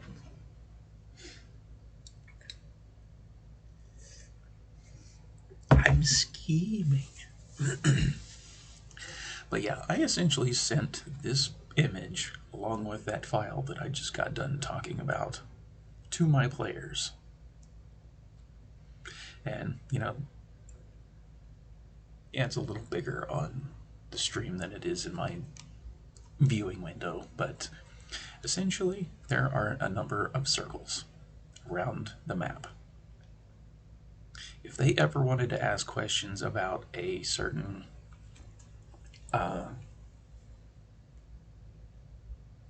place, they could just easily ask me. And I would give them enough of a description to help them facilitate their character. Because essentially, this one right here in the center, the light blue one, is the cerulean city of Varuna. It is very much what you would expect of a very Grecian metropolis, essentially, with some fantastical elements in it that I'm not going to spoil, but if you end up going there, you'll find out.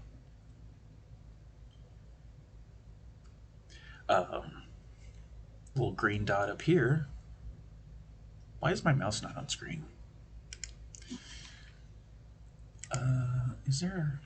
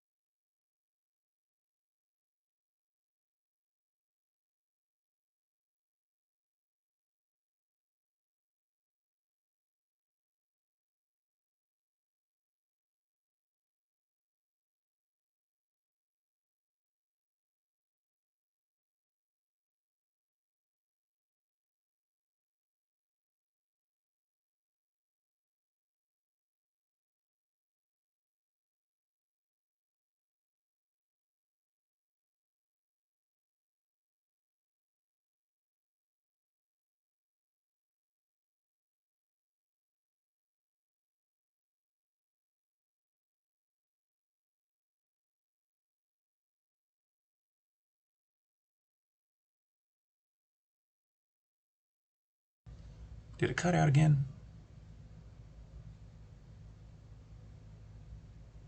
Am I back? I really hate this audio. Are you trying to... Yes, unmute myself. What the hell?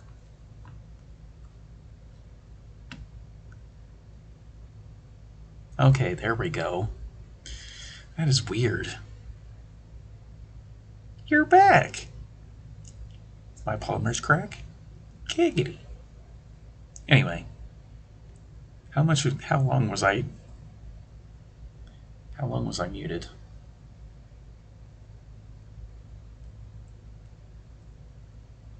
I don't know. Oh, probably when I started screwing with the options, trying to find my mouse.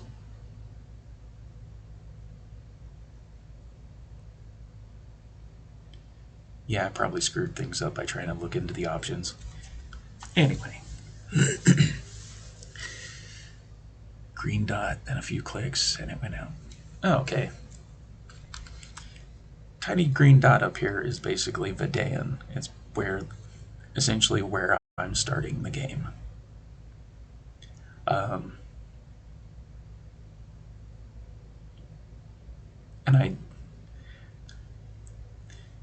And the story I was going to tell is that's not originally where I thought I was going to start the game. Fun fact. I was actually going to have you guys start in the purple circle over on the other end of the continent. But after you guys started sending me character ideas and kind of thinking it through, it's like, this place really doesn't facilitate your characters that well. And it's like, the question that came to me was, why would I drag you guys all the way out here for something that doesn't apply to any of you? And that's a thing you'll do as a DM, is you'll think you have, this idea and this plan, and then, you'll just have to adjust. Adjustment, flexibility, whatever you want to call it. Originally,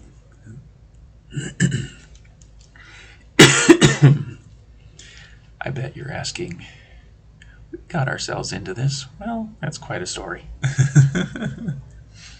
I could have played it off that way. But honestly, Callistia is a fun place. I think if I run another game in Verona, I'm gonna start it there. And I'll be slightly more stringent on trying to make it make sense for characters to be invested in this place that's out here in the middle of goddamn nowhere.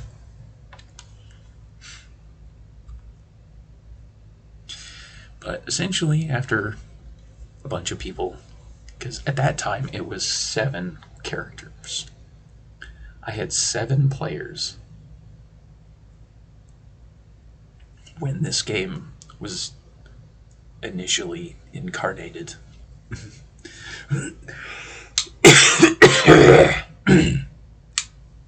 I keep trying to mute myself because I'm coughing a little bit. But honestly, after kind of looking into everybody's backstories and kind of trying to see where the threads start to meet, Vidan just made more sense. And, I didn't have to pull Vidan out of my ass. I had it kind of started. I just didn't completely flesh it out. Coffee! Fun fact, I have coffee right here.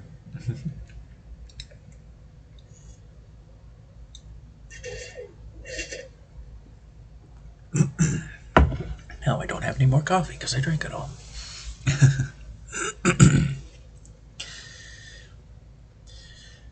But yeah, after everybody had sent me the 7 people, well, 6 people, Josh really didn't send me his backstory, and I think I've talked about that in a previous stream. We had talked about some of the elements in his stream, off and on. His Tortle druid that he wanted to make. But with him being as busy as he did, and for this game to take forever for me to get the logistics going, we kind of lost Josh.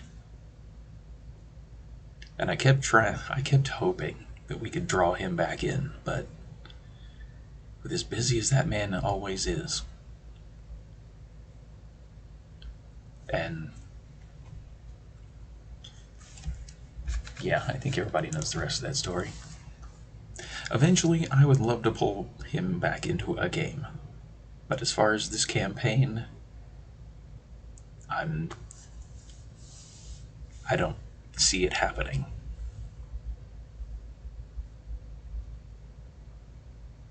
I kept hoping, but then I gave up hope. And it's been like a year now since this was originally thought of, and then it just didn't happen the way I hoped. And then when Faye and Solo, because they were originally supposed to be part of the game, there was a bunch of scheduling conflicts and the logistics, and she was always working quite a bit. She's still working quite a bit.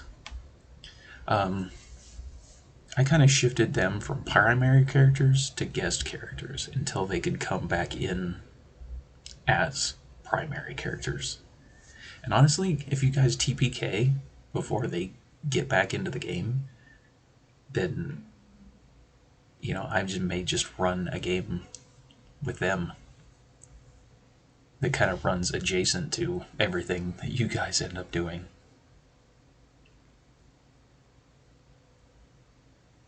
And then, let's see, it got knocked down to the three of you. Comrade, Court, and Roth. And then Fox pitched me a character idea. And honestly, at first I was hesitant, because there was always the chance that Josh wouldn't be able to come back in. And that's 8 players, and it's like, I felt okay with 6 characters. You know, 6 players. I felt like I could handle that. And then when we Fox kind of took Josh's place. And the reason I allowed that is because his character plays into something kind of prevalent to the campaign overall. And I can't say any more than that without spoiling. So we're not going to talk about that. But I allowed Fox to come in, and I still have Solo and Faye. I have their character backstory stuff. I know how to tie them in if they ever get the chance to come and be primary characters. But as it stands right now, you know, they're going to be guest spots. And then when they do actually get to come play, then... but right now they're moving.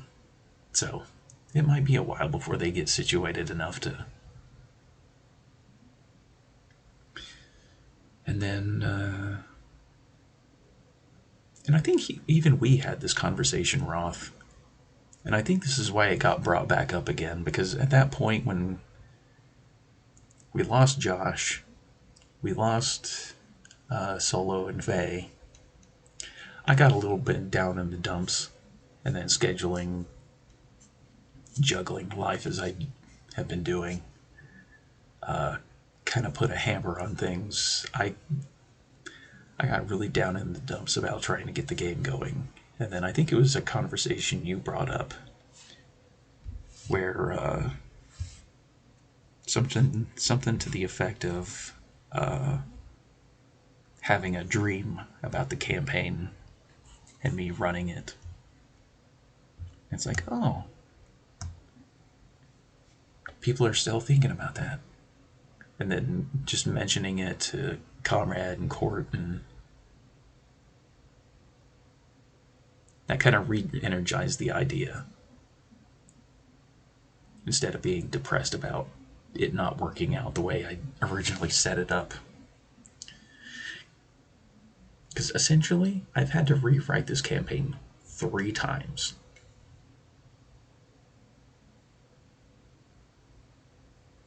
And most DMs would not go that far.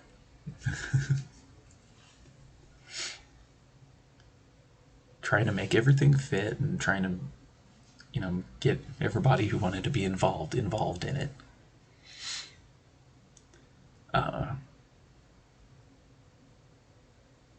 it's just taken a long time. And with the new laptop that I bought, I told myself that, the only game that is on this laptop right now is Minecraft. And Solitaire, because I like Solitaire. But anyway, I have told myself I'm not going to put any games on this laptop until we actually get the D&D game going. If we can get it going.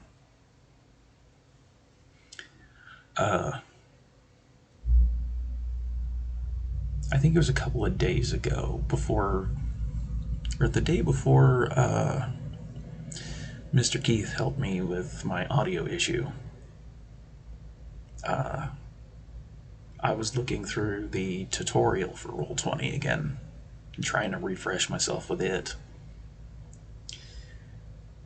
And I need to find my battle maps or just grab some new ones off the internet. There's plenty out there to choose from. And like I said earlier, dungeon maps, not so much. I'm more so very much akin to Critical Role. I want to have battle maps for when combats break out. Not so much for every little noodly detail of a dungeon or an environment. And, I don't know, maybe at some point I'll add in dungeon maps, but just trying to keep it nice and simple. Because I feel like trying to overcomplicate it is usually what breaks my brain.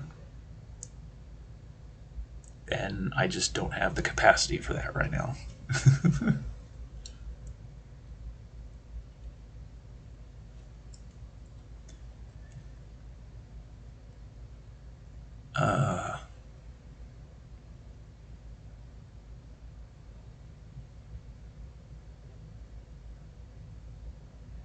But yeah, I guess I could... Little purple dot. The purple circle is called Callistia. Yeah. Best not to overcomplicate it. Yeah, I feel like I've overcomplicated it too much in my brain, but I'm trying to sort it all out now.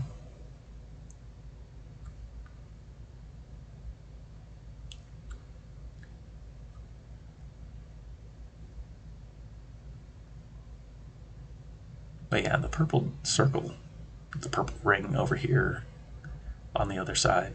I probably should have done that in a brighter color because you can barely see it on my monitor.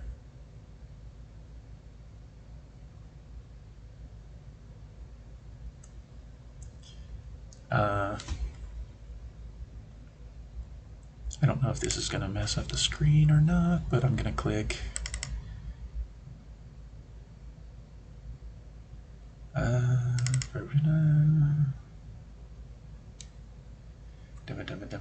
What is it called?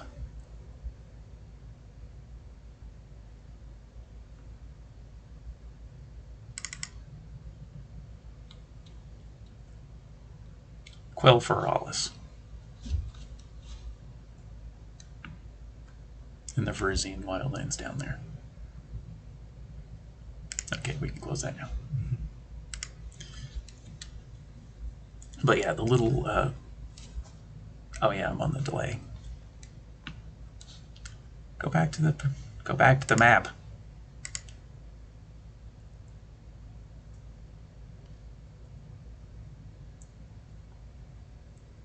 Go back to the map. How do you clear this shit? Spoilers! There we go. It's not really spoilers, it's just nobody made characters that apply to that area.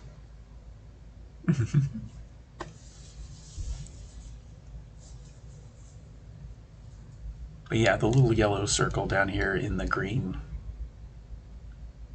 down toward the other little volcano in the isle, that's Quelferalis in the Verisian wildlands down there. Nobody made characters that would come from that area, so it's not really spoiler if I tell anything about it. I already talked about the cerulean city being the bright blue. The red one is actually Zerard.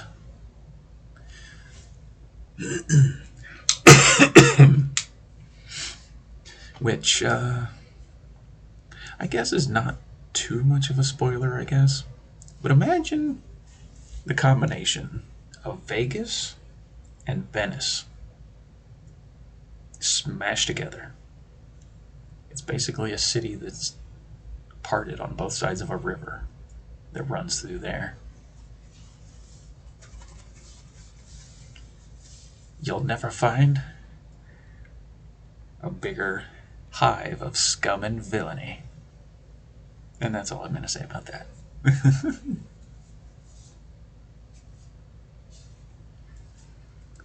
I even actually debated on starting the campaign there, but with everybody's character stuff, Vidan just made more sense.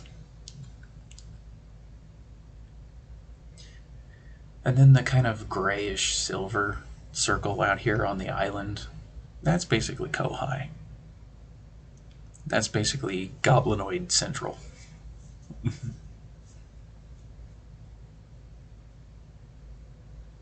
And if you've actually read my Goblinoid thing I posted in a couple of Discords a while back, you pretty much know what's going on here. It's basically where the Goblinoids are at. And their nice little feudal Japanese style society.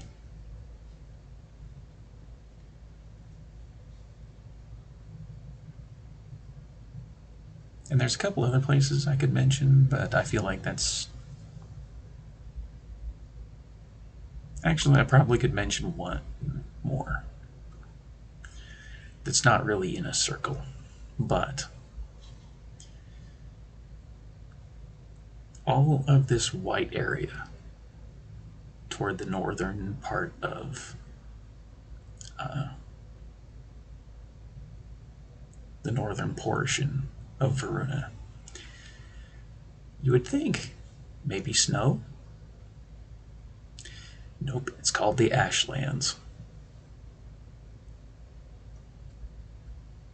And there's reasons for that. But the one thing I could say about it is it used to be the home of the Amazonians, or one of the branches of the Amazonians. But some things happened, and now it's the Ashlands.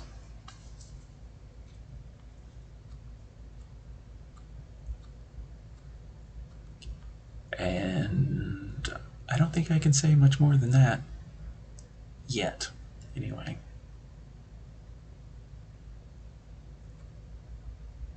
After the well, yeah, I could say this. After the Amazonians kind of lost their territory up here, and it became the Ashlands, most of them moved off of the continent. If you see the little island down here in the bottom right corner with the volcano on it, there's another chain of islands just that I imagine off the map there. And that is where Juraika, the island cluster of Juraika, where most Amazonians kind of eventually flocked to. There's some that you can find on the mainland, but they're not in very big numbers.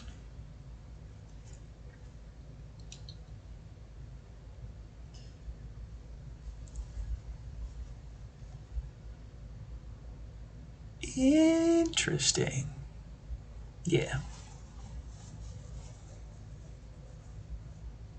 Oh, I could actually say too, there's a little place to the right of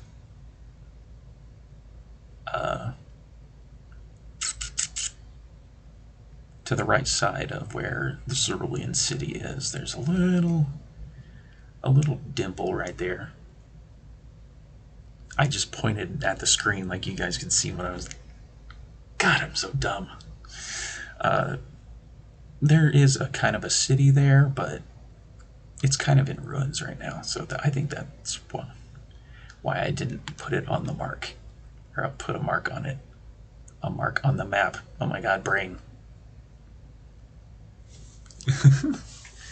But yeah, that would just be Marikos, and it's in ruins right now. So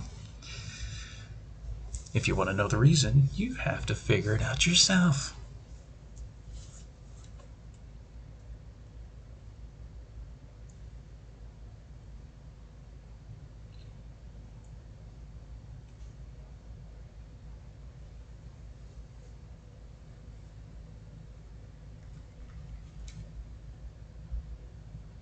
But yeah, is there any burning questions? Can't wait.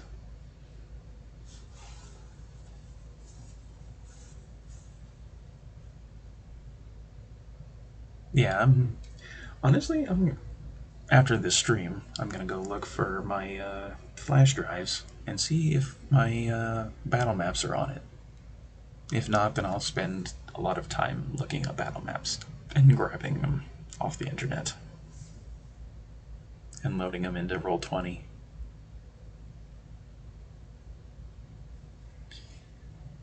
Which, that's the thing.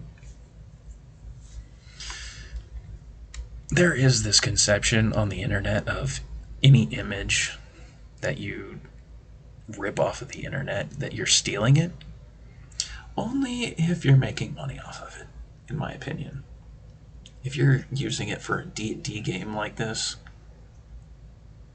then I don't see the harm.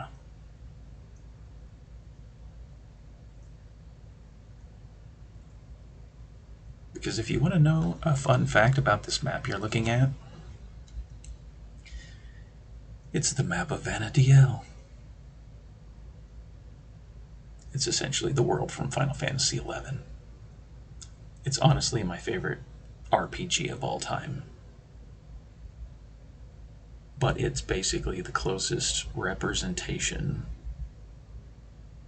to what I have in my head that I can share with my players. Personal use is usually fair. Yeah, exactly.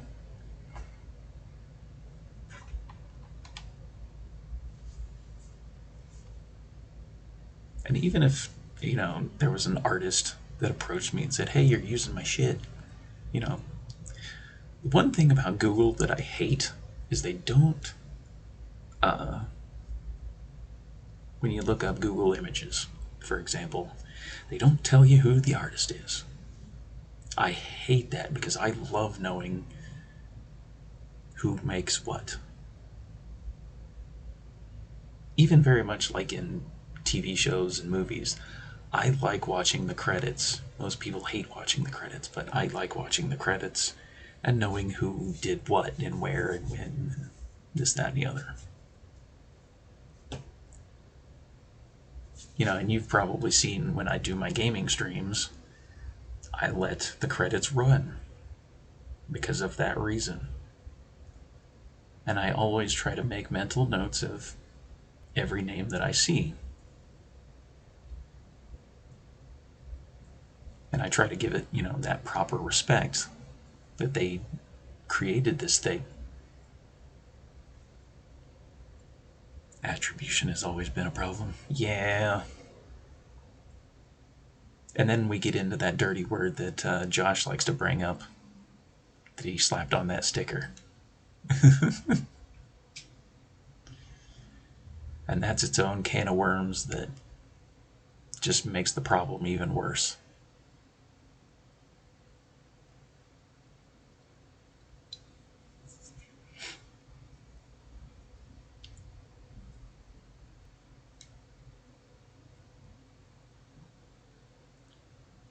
The dreaded three-letter word. Yep.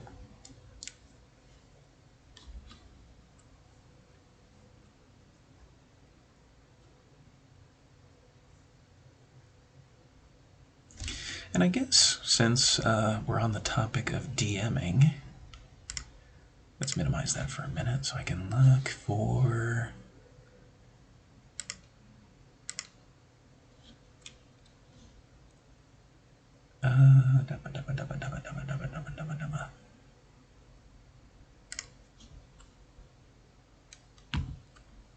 Yeah, there it is.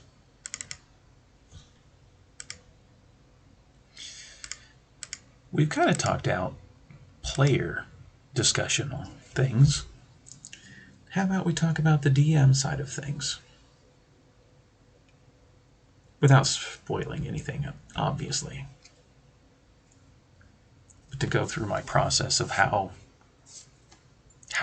things started for me. Oh, why did I think I could write on that screen? There we go. I was trying to write on my Twitch Studio screen. So I just mashed a bunch of buttons for no good reason.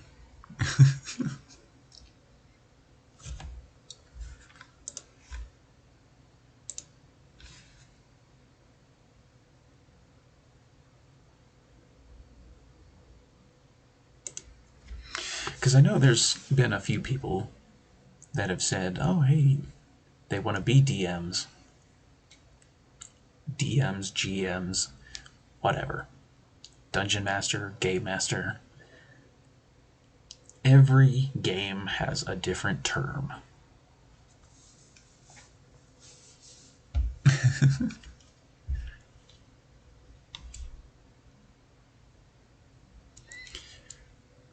So essentially, the way I approach DMing, anyway, which is not the best way, even, you know, the way I made characters earlier and showed you off how I do it. It's not the best way to do it. It's not the only way to do it. It's just the way that I found that works for me. It's more so an organizational tool. As far as all the player stuff. For DMing, it's not so different.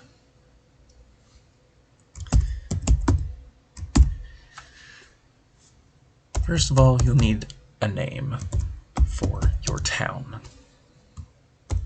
I generally don't start in a village like most D&D games do. I usually start in a small town or a moderate-sized town.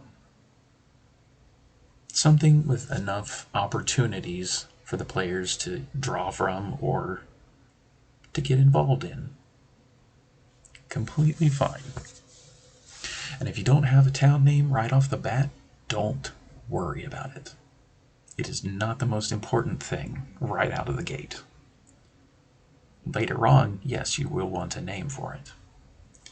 But essentially, the thing, you only need 3 things for DMing. You need a game, which for this example is 5th edition D&D. You need some friends. I recommend friends. You can play with random people, but usually, sometimes that can be a bad thing. That can sometimes be good and sometimes it's bad. It's kind of a dice roll. Just like that. I recommend friends because it's usually a comfort thing, especially for your first time out. If you're a seasoned DM, then you can play with whoever the hell you want to and blend any friends with random people with whatever.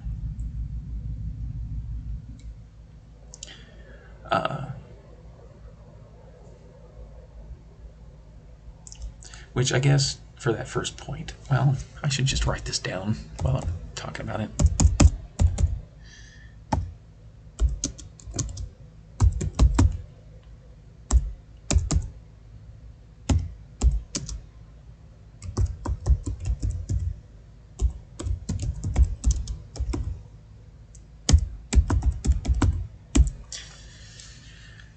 A game usually comes with rules.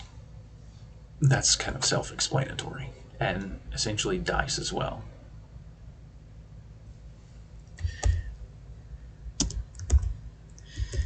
And as far as 5th edition goes, they have all their base rules free online on their website. I am not sponsored by Wizards of the Coast. Just to be clear.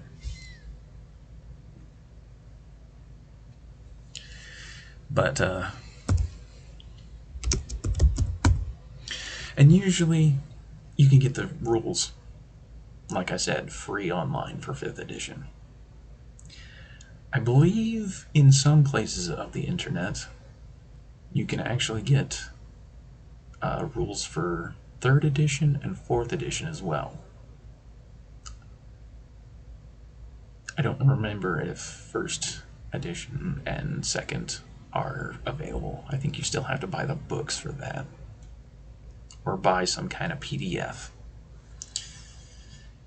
But anyway, rules come with the game. With 5th edition, it's free. But if you want to buy the books, that's fine too. And usually dice can be anywhere from a couple of $bucks to astronomical numbers. So sometimes when you're in person playing D&D, usually the DM has extra dice that he can lend out. But at some point, it's usually good etiquette to get your own personal set of dice.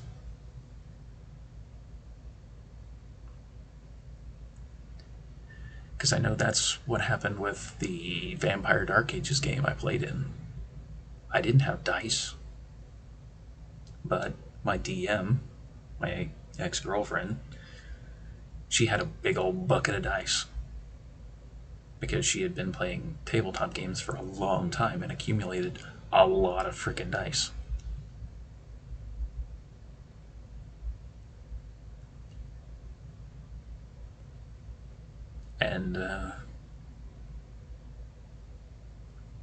And also, I should mention, there are dice rolling apps that you can get on your phone even nowadays. I'm partial to real dice, not gonna lie. I like the clacks. I like the feeling of rolling the dice. That's just me. Some people like the digital stuff. It's fun. And even there's oh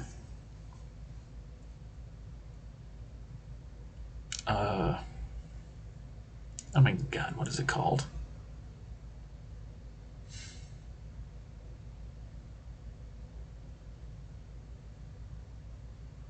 Oh my god, the D&D online bullshit.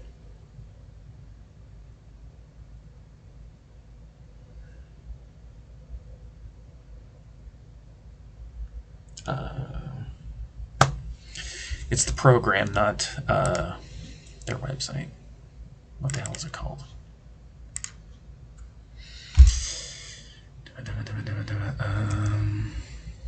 Actually, it's on Steam. Why don't I just pull up Steam and look it up? But yeah, Beyond has its own dice rolling thing. Last I remember. Where the hell is my Steam? There it is.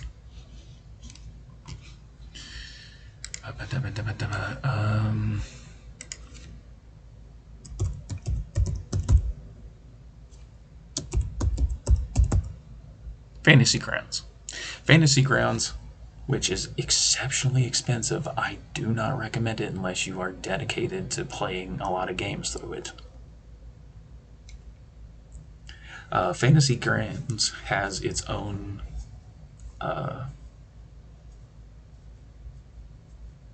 app within the program where you can roll dice. Can't exile a digital dice that's rolling shitty. That is also fair.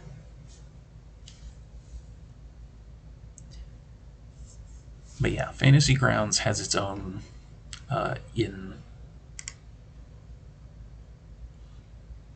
No, I don't want you to autoplay. Yeah, it has its own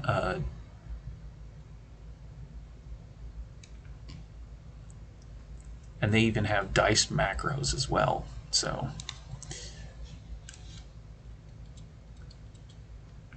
but honestly, at 40 bucks and everybody in a group has to spend that 40 bucks just to play Last I Was Aware, that's a lot of investment.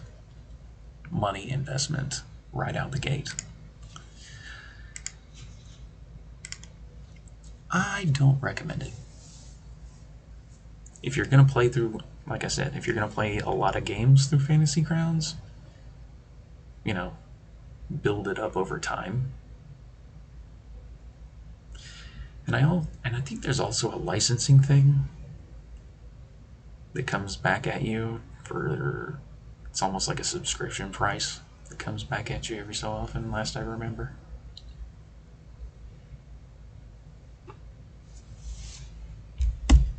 So it's completely up to you. Roll20 is free, and it has I think even Roll20 has a dice rolling app in it that you can use or not use. It gives you the option, which I feel like that's the better thing. And obviously Roll20 even has its own paid content that you can buy as an option, but it's not forced on you, which I think appeals to me more.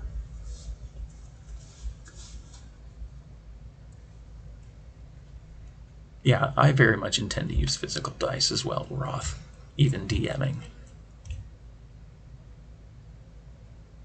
Because I have 2 sets of dice. You know, I'm not as gigantic into the hobby enough to have more than 2 sets of dice. At least right now. That may change in the future. We'll see.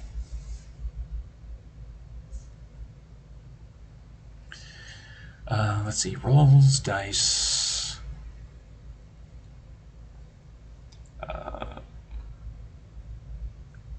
Oh my god, now I got off on a tangent. A game, rolls, dice. I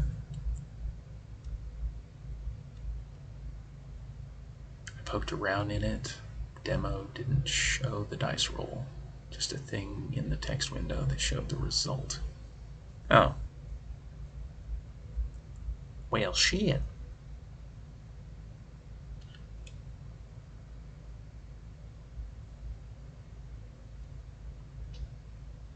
And I know there's a bunch of other apps out there that try to do the tabletop gaming online as well.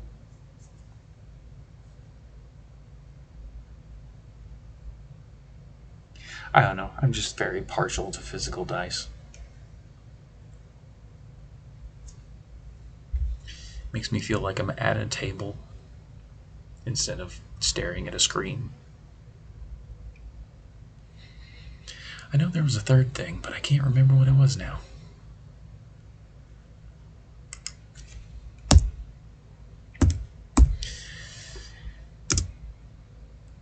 And third,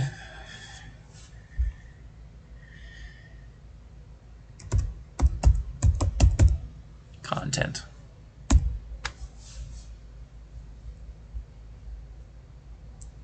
Probably set up a dice cam for it. Oh, as far as everybody in the game, I'm completely willing to use the trust system because I don't think anybody would try to fudge their dice.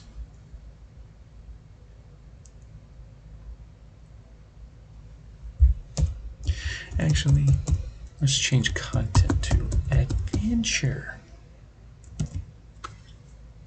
Oh, shit, and I just remembered a fourth thing.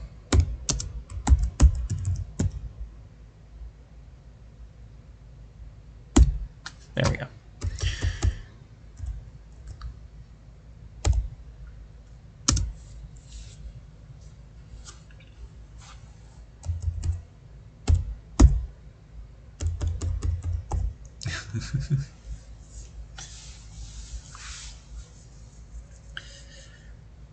But yeah, I'm completely willing to use the trust system because I think even with like cam setups, that can be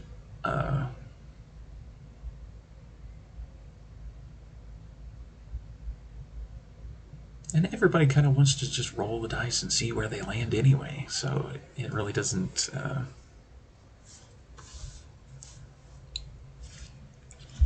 well, I guess I should change that to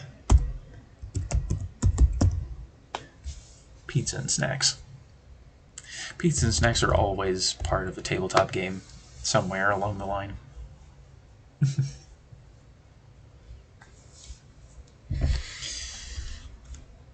Alright, so as far as adventure,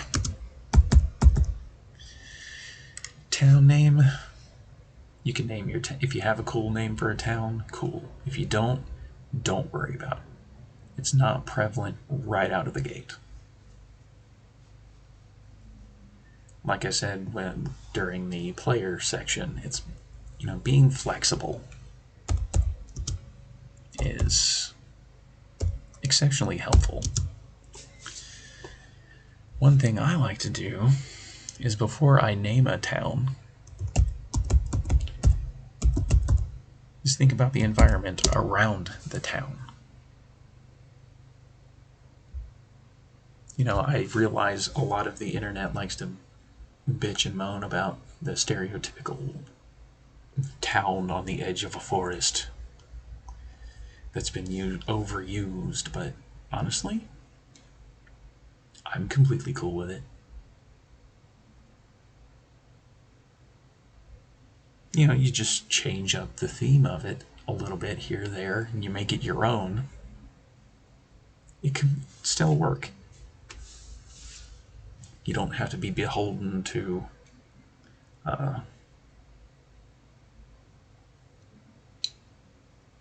stereotyping or anything like that. It can be whatever environment you want. And if you want to know a real secret, the first town that I ever made for 5th edition was a place called Brimlock Crossing. It was a little place in a mountainous terrain.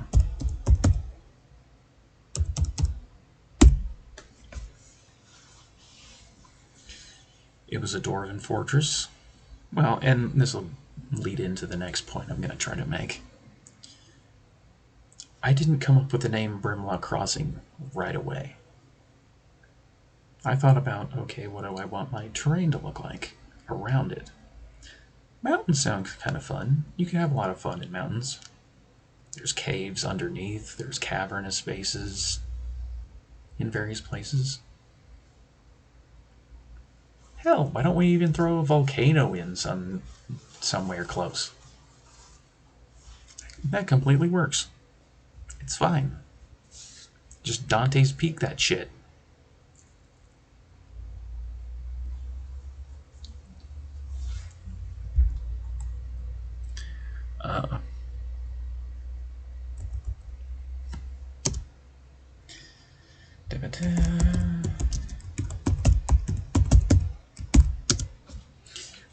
Another point is local denizens. What kind of races do you want to include in your game?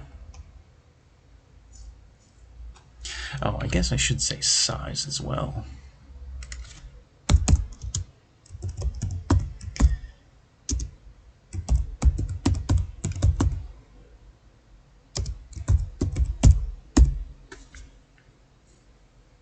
If I could actually spell. There. Brimlock Crossing used to be a fortress. You know, and the way I got to this was, you know, okay, I want to set a town in the mountains. Who lives in the mountains? Usually dwarves. Okay. How do I approach that then?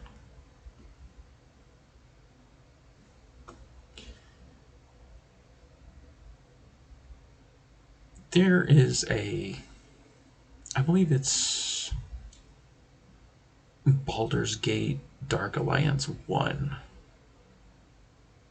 that came to mind with the Sunset Mountains. I really like that game. It's like, oh, start thinking of a place that you kind of want to emulate. It's like, oh, there's dwarves in the mountain. What if they had a fortress here? But the fortress is kind of over time given way, and now it's more so this moderately sized town. How do you get to this town? Different roads. Okay, cool. And then I stumbled on the idea, just in my head, of what if it was a crossing between going north, south, east, west? Okay, cool. Crossing. And then, I brought up the volcano earlier. Brimlock.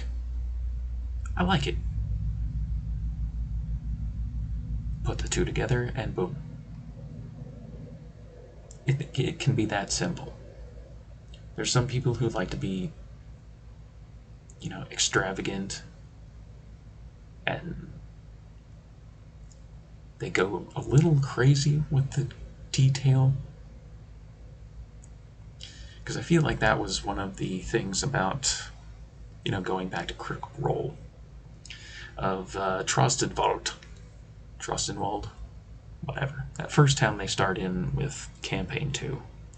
It's not very big. It's a place on the edge of a loch, the water kind, for those who don't know what a loch is. And it was just a small town. It's that simple. You have a little bit of... It depends on how multicultural you actually want to be with your location. And then I got to the point in my own creation, and I'll pull the file up when I get done with my point. There's dwarves here. Humans could have moved in at a point. Goliaths even, since they're mountainous folk.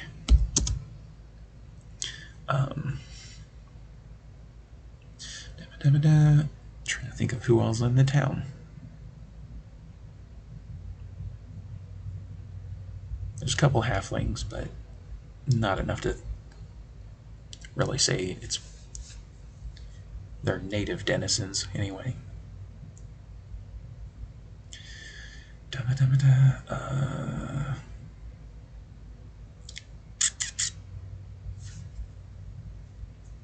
There's elves to a limited extent, because they live in the forests to the southwest.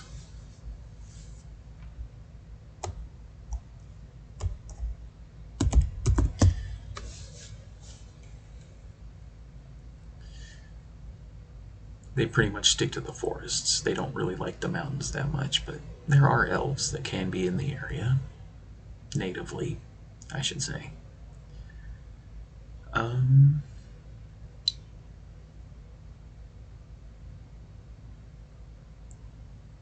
honestly, just go through the player's handbook and just write down races.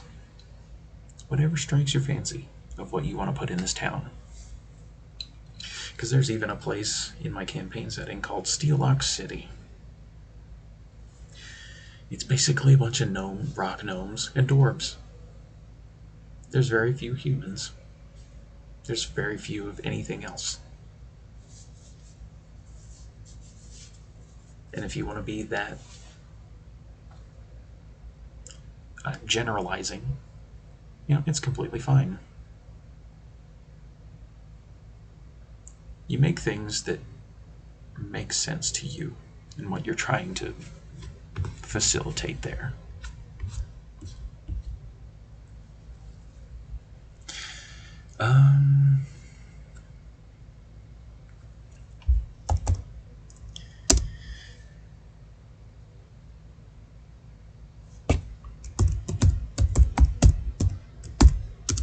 Factions are also a good idea to think about when you're creating your first town adventure. I realize the Forgotten Realms likes its freaking Lord's Alliance nonsense, but that gets a little old after a while. For me, anyway.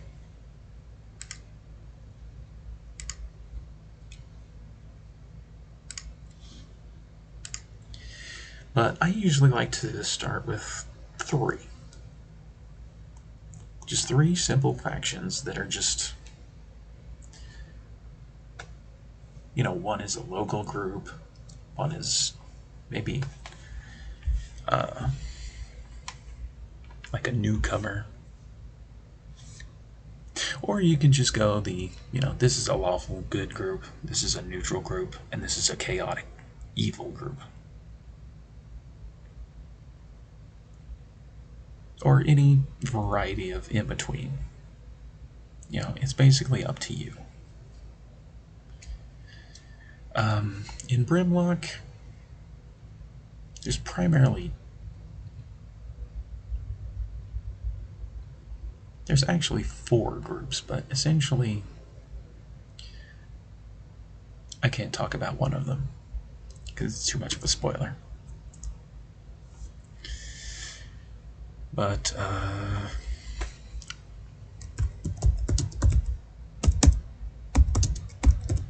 the Hand of Ord is a very religious group of dwarves, primarily. Not exclusively, but primarily.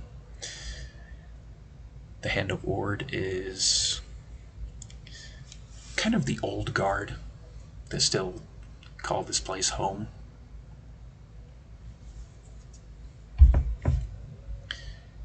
Even though their fortress has kind of been converted into a town, they are very much the old guard, and they very much stick to the old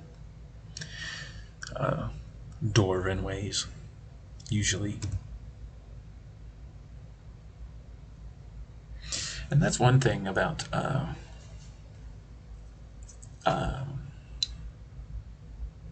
oh my god, brain, please. The Varani tribes across Typherian. Which I guess that's the other thing I could probably put up here.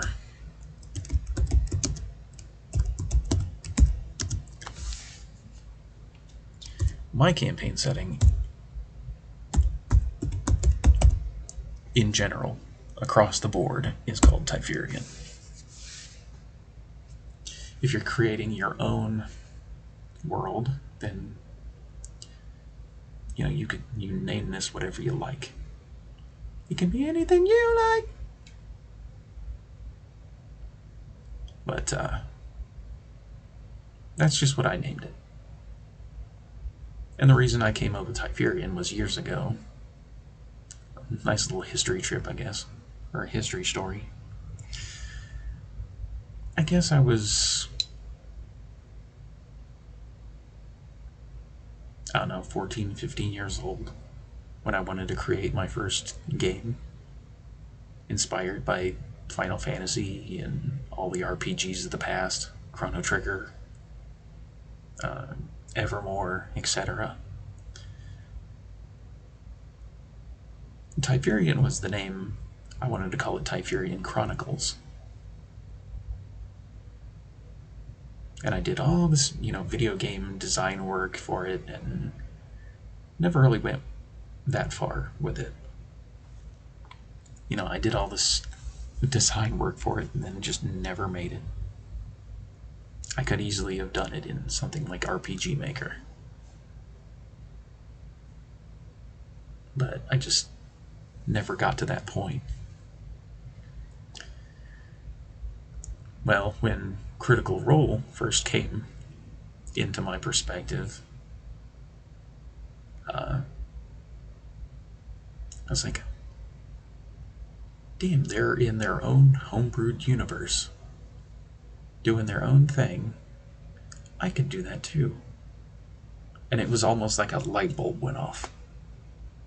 It's like, I can make my own setting I don't have to use the Forgotten Realms. Once your mind clicks into that idea, it gets so much easier. At least for me. And revisiting a lot of my old notes, I kept the name Typhurian.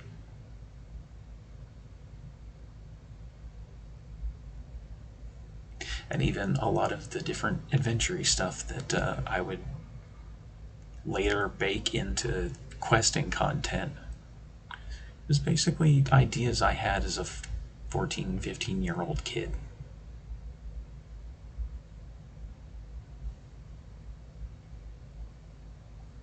You know, just the imagination just explodes. And you can just do anything you want with it. And that's why Brimlock became a thing, and slowly over time it developed into its own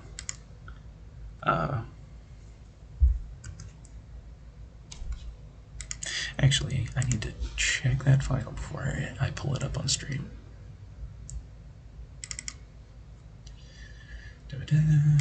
Locations. Location. Where the hell is it?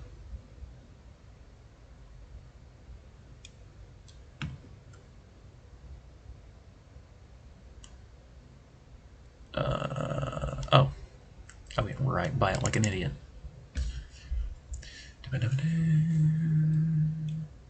Make sure there's no spoilers or anything here. Yo! There's a Faye. Hello, Mrs. Faye.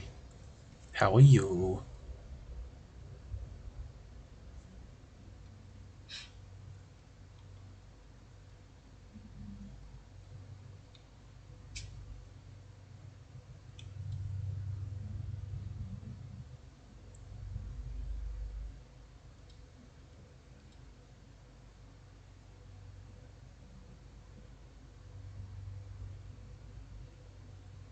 I can't see it anyway. Hello. I'm not dead yet. How are you? We're doing alright. You guys are still preparing the move. Okay.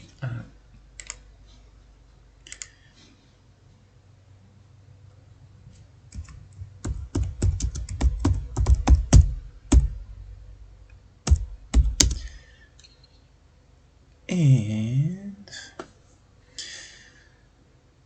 do I want to reveal that?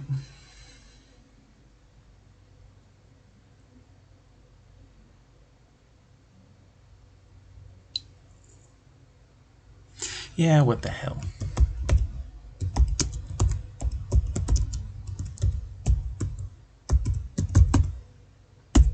There we go. The Hand of Ord, the Red Legion. Since there is a volcano in the area, there's not to be confused with the Destiny one, but the Red Legion.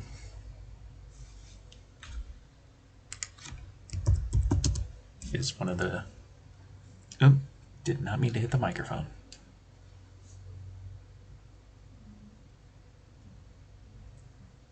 Hooray! And then the Royal Flush Syndicate.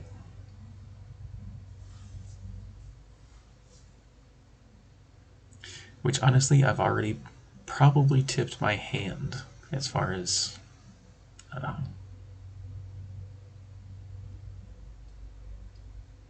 the intrigue. You don't know what it means, but you can guess.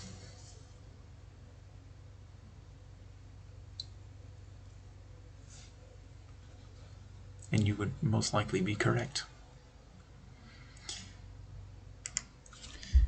And the other thing about a town is you need basics.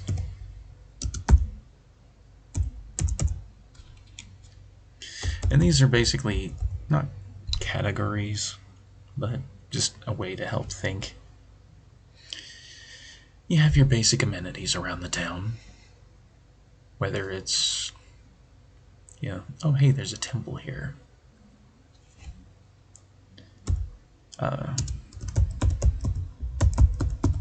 Or just a simple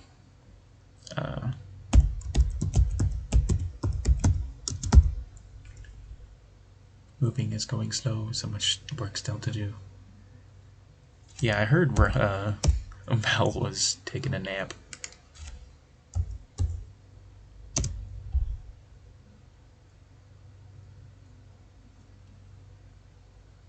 You guys have been working at it so long. Solo was gonna stream, but yep.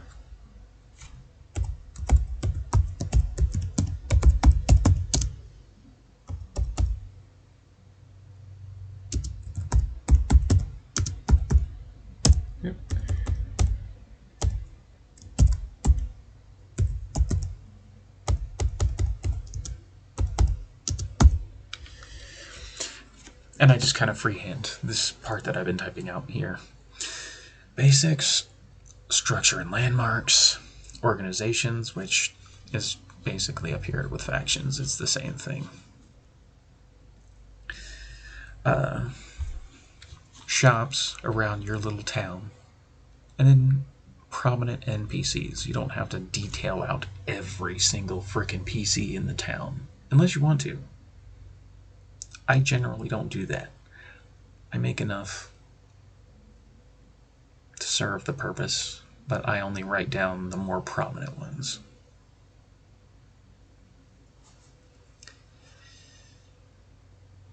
Yeah, everyone has their perceptions. I'm so worn out, but we will get it done. Yeah. Just tell Val if he falls asleep in the work area, then he's gonna get thrown in the pod.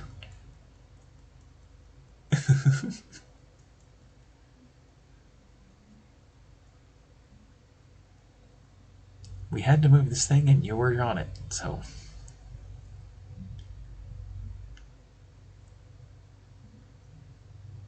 Gotta detail all the sewer rats by name. That's fair. And fun fact, that's actually part of one of the one-shots I have up my sleeve for the future. The Rat Pack.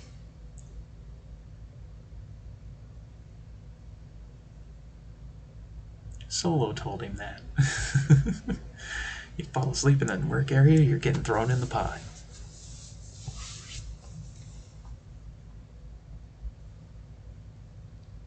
Oh yeah. Yeah, I kind of got inspired by that idea when Bren was playing Tales of Iron. And I've held on to that idea for quite a while. Of running that as a one-shot. Everybody gets to play as a rat. Whether it's rat folk or lycanthropy or whatever. Everybody's a rat.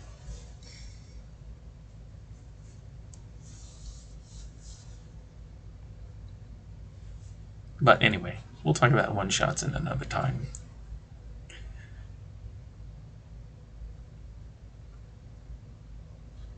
But yeah, that's essentially my breakdown of how I try to organize my thoughts.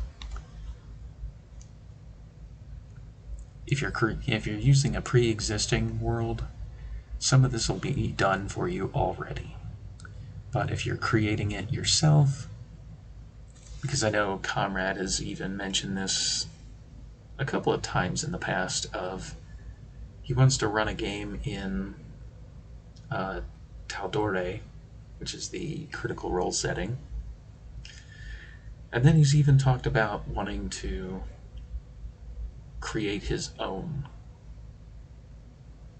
campaign setting. And he can correct me if I'm wrong. But that's the impression that I got from some of the talks we've had over the years. Years? Months? Years? Yeah. We've known each other quite a while. Ever since back in the day. Back when Dancing for Loot was a brand new concept. Why is... oh, my mouse. I'm using the wrong mouse to try and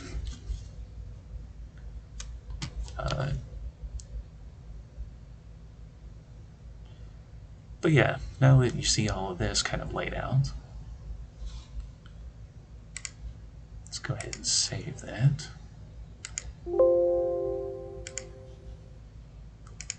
Then we'll switch out to this one.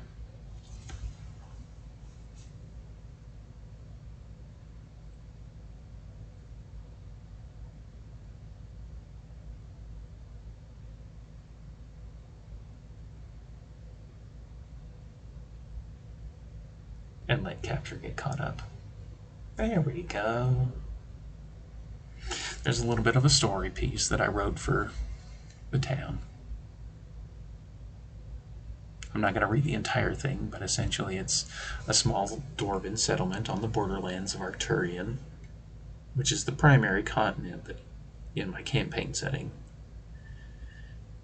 And I don't really have a map of it. I have a map of it in my head, but as much art as I've looked up, art or maps online, nothing comes close to what it would actually look like. So for now, it's still in my brain. It was originally a dwarven fortress at the base of a volcanic stretch of rugged mountains known as Brimlock Peaks. It once erupted, scarring the land, and either people died or they adapted.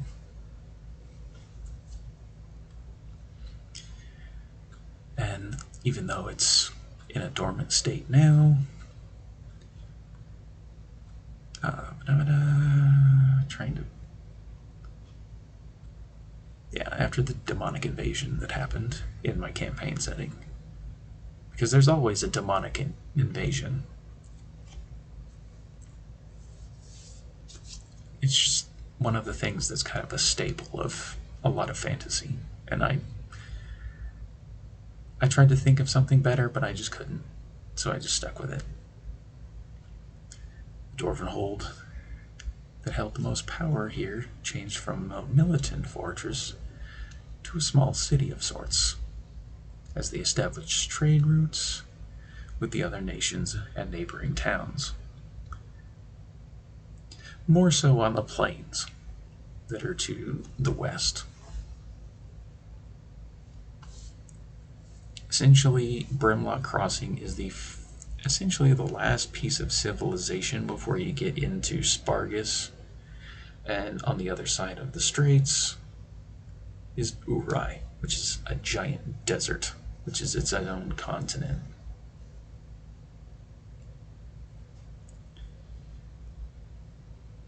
And one of these days maybe I'll talk about Urai. But yeah, even here, the reason it earned its name is serving as a crossroads between the many diverse regions of Wintervane to the north, Spargus to the east, Jakai to the far south. That's why it became known as Crossing. Brimlock Crossing.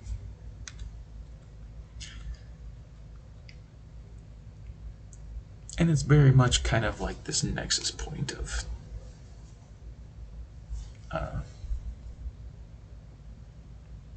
and in the past 50 years, other races have kind of slowly moved in. So it's not just dwarves in this area. There's a variety. And we'll get to that as I keep scrolling down. And then known heavily for its mining opportunities. So there's a lot of mining tunnels, there's a lot of creatures in those tunnels, etc. The livestock. Nothing as high and grand as the other surrounding kingdoms, but it's pretty much endured throughout the ages. And then a little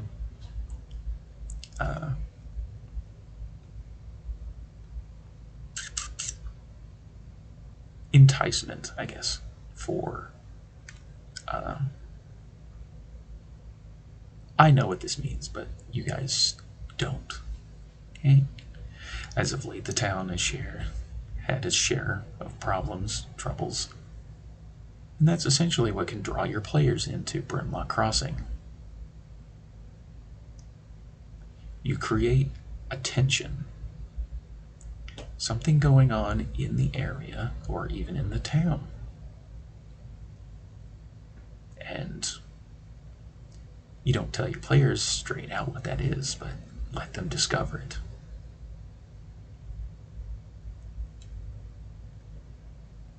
And even if you've read into this, even the mayor of this town ran off. And it's just a region now plagued with a number of difficulties. And then it kind of falls to the players to figure out what those are and if they want to solve it or not. But yeah, when I talked about basic on the other file there, there's an inn, there's a tavern, there's a church, there's a temple. Some basic things that can give a little bit of a description to the town. It doesn't have to be a lot. It just has to be enough. For structure and landmarks, I don't know why that doesn't say landmarks. It should, but whatever. Fixing that right now. There's the Brimlock Mines. If my players want to delve into the mining tunnels, it's completely fine. There's a nearby tomb, which, finding the tomb itself is part of the adventure. Instead of just, oh, it's right over there. No, you have to go out and find it. The Cinder Peak Caverns, which it has all manner of beasts and such. And then there's the Thunderlord's High Rise, which has its own story behind it. But I guess the broad stroke of it is there was a Dwarven war hero. He made a deal with a bunch of lycanthropes. You help fight the demons, and I'll make sure you get a place to settle upon after, if we survive. That's kind of the broad stroke of it. There's more to that story, but essentially, and it's one thing that I do a lot in my campaign settings, even in Varuna, there's lycanthropes everywhere. That's why the Fusor class homebrew is something I've been working on for quite a long time. It's essentially condensing lycanthropy, but you can be any kind of beast you want. Half humanoid, half beast. If anybody knows of the game Bloody Roar, they will know exactly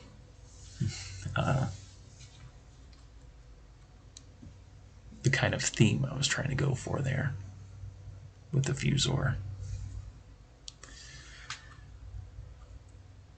And then organizations, there's the couple that I mentioned in the other file, but there's also Ragestone Mining Combine, the Snowcloaks, the Gambler's Roll, which is a fun little, it's not really a faction, it's more just a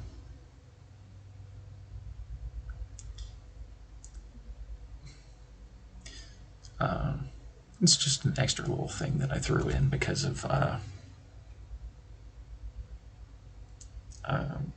my god, playing The Witcher for that one time, where they just have the brawling ring, the brawling arena.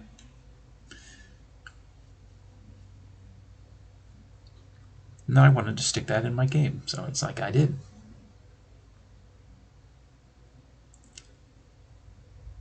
The snoo clerks are my favorite. They have their own little livestock and stuff like that. And I guess since I spoiled it earlier,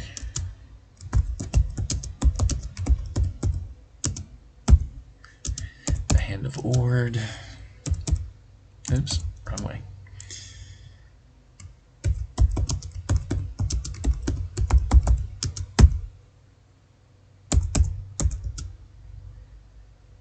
And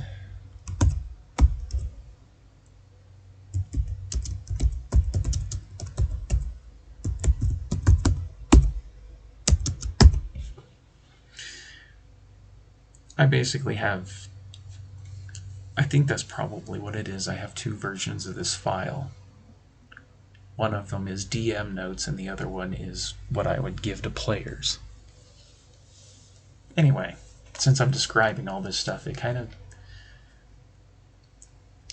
doesn't make much sense to hide it. So, but yeah, as far as shops, I tend to go, there's always a tavern or an inn of some kind. Usually taverns, because players like getting drunk after adventures.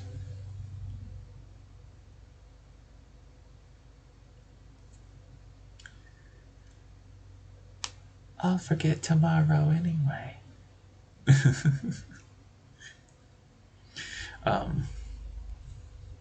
I like having a general supply store for players to be able to buy and trade, and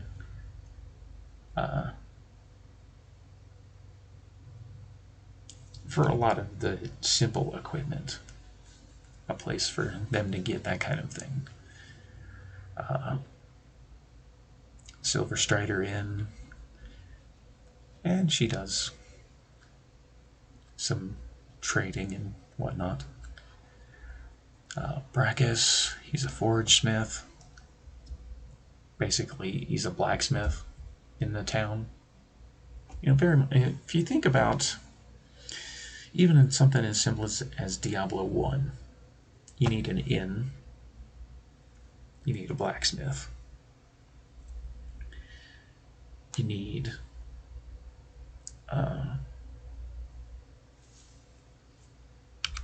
well, there's, let's see, where's the inn? Oh, I left it up here. Anyway, you need an inn, you need a blacksmith. I like, oops, I went too far. I like putting a magic vendor in the town. Just a simple magic vendor that can do things like identify. You know, not that many times, maybe like a first level wizard with a couple of uses of identify. And maybe they do some trade with magic components and whatnot. You know, because I know in Forgotten Realms you have to go to Candlekeep for most of this kind of shit. And it's like you have to travel to Candlekeep, then you have to travel all the way back. And it's just like, that's too much of a headache as far as I'm concerned. So it's like, I like having a small little vendor that can do small arcane work for the players if they pay him. Pay them. Or even if they, you know, barter some kind of deal.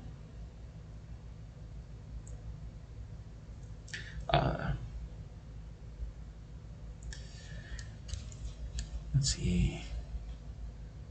Yeah, Moira is basically a room weaver. And even, it's written here, imbues some of her jewelries with cantrip level powers. Cantrips, for the most part, are not game breaking. So having access to an extra cantrip is not going to be the end of the world.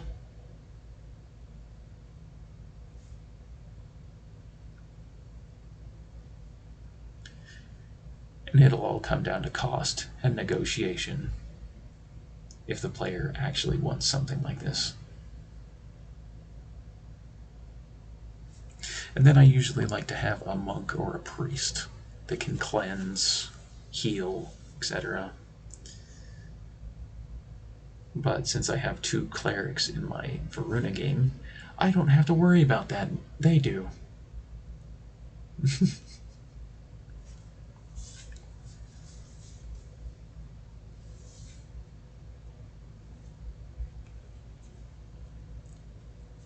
They can worry about their own healing, and they can worry about their own cleansing of ailments. Unless they want them, go pay the local guy, the local priest, for a cure wounds or a restoration. I hold the feather in my trunk and watch the clerics fly. You could. Oh boy. And then this is something that I generally tend to do, is create NPCs.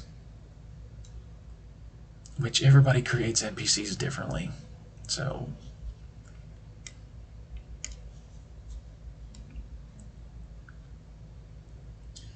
this is just a list of all the ones that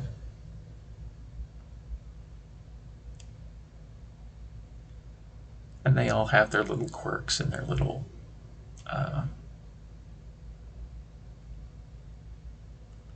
what they specialize in, essentially.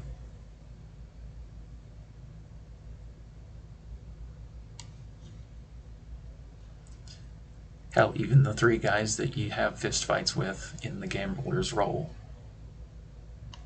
I just made the 3 of them. So you can get more elaborate if you want to. And one of the things about, I believe it's Xanathars, if you ever have problems creating NPCs, just, there's a bunch of tables in that book, in the back of that book, that basically give you NPC names. It's basically endless lists of NPC names. I create all of mine myself. But if you're a DM and you're looking for fantasy names, Google is also your friend. Just Google a list of fantasy names that fit whatever criteria you need them for.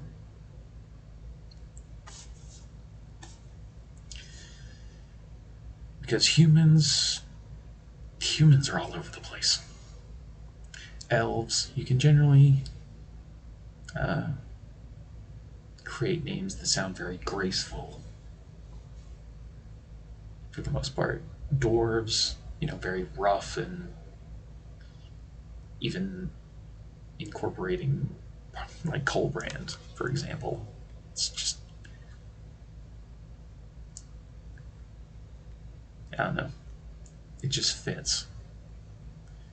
A lot of things with Goliaths, I tend to use Nordic names, Norwegian names.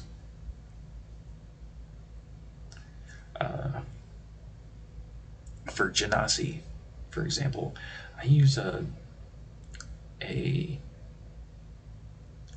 multicultural listing of various Greek and Roman names. I also use some Arabian names for Genasi as well. Depending on their element, I will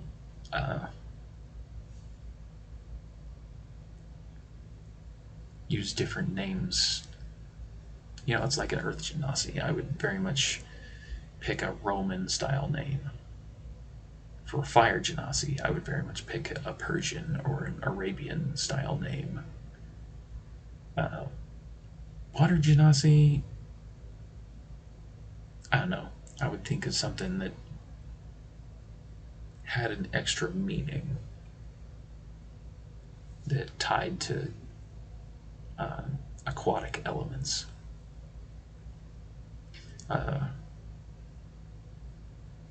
air genasi, very much the same as fire. You know, something that's Persian or Arabian even.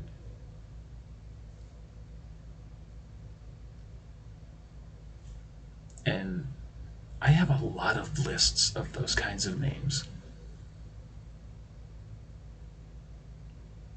And as far as, you know, you can do it your own way, but that's just the way I do it.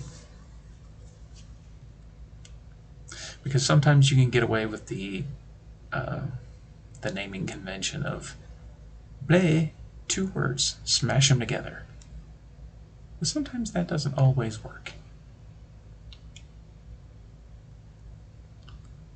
Hell, even for Henrik here, Armstrong is a human name, so.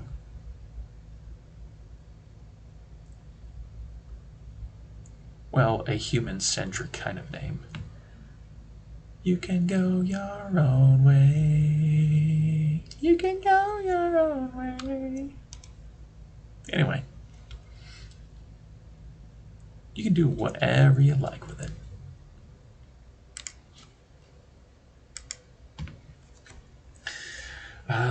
Is there any other DMing things that people are curious about?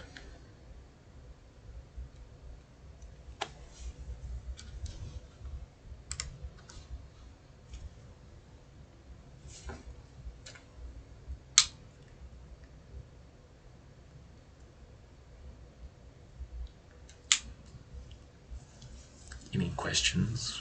Any thoughts? How long have I even... Oh, I'm almost at 4 hours. Just fighting with audio issues. And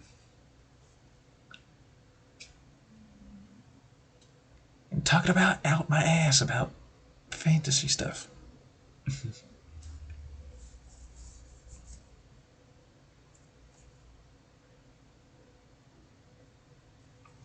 Is there any player questions? Is there any DM questions?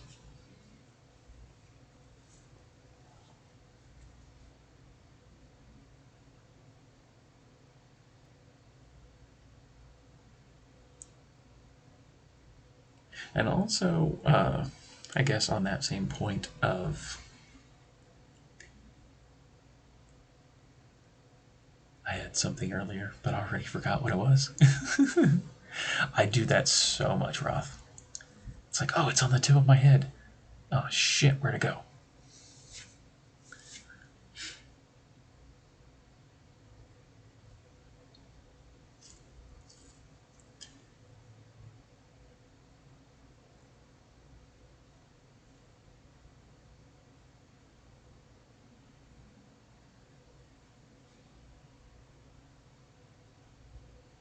But yeah, as far as, you know, just creating, I just pull up a notepad file. I pull up a notepad file and I just start writing. Sometimes I have a direction, sometimes I don't. And after a while, you accumulate so much that, you know, you just keep adding on to. It's like a clay sculpture. You just keep adding on the clay until you're completely happy with it. Then you smack it a couple times and it's like, okay, it still holds together.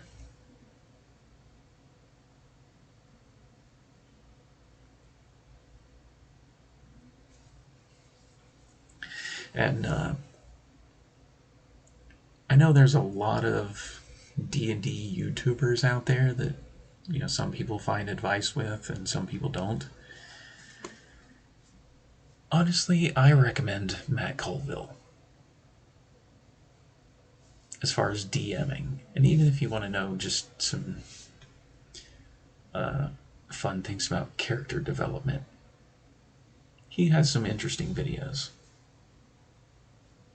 He can, you know, a lot of what I have condensed down today is things that, you know, I started having the idea about, and then there's a lot of his videos that help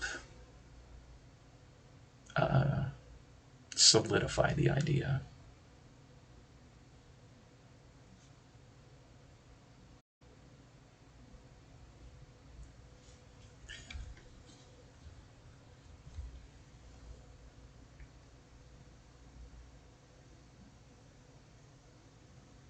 So he's a pretty good YouTuber to look up.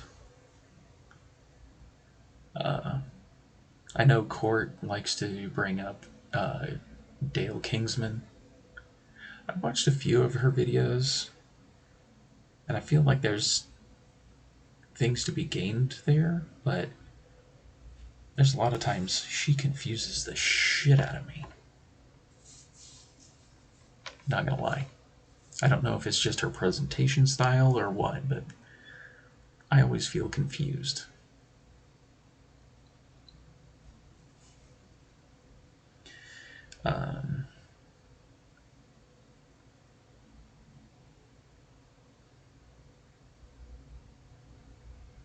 I hate D&D YouTubers that have their top 10 lists of what is the best, quote, best. Because honestly, there's so many spells, abilities, that they are good in certain situations, are stronger in some situations as opposed to others. And top 10 lists just do not, I don't feel like they send the right kind of message. Because it's like if you cast Fireball in, I don't know, Hell, it's like, okay, everything's on fire. You're probably not going to do as much damage with Fireball.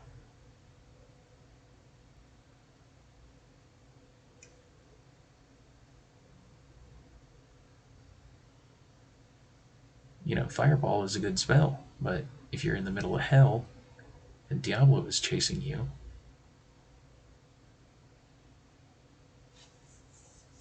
fire ain't gonna make that any difference. I can't watch very much D&D content. That makes sense.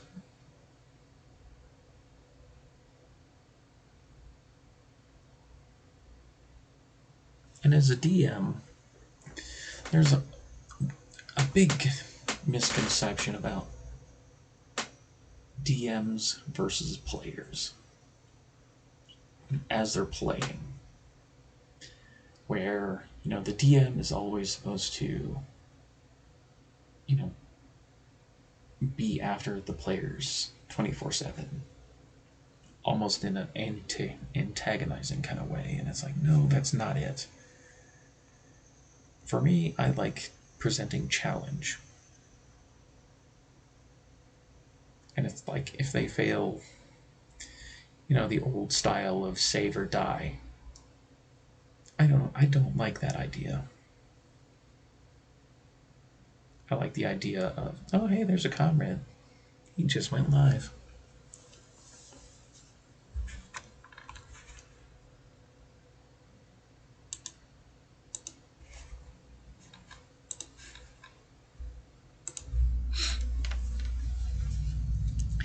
And it's always character builds at high level. Yeah, that's the other thing. When I was showing off my player stuff earlier, I don't plan, you know,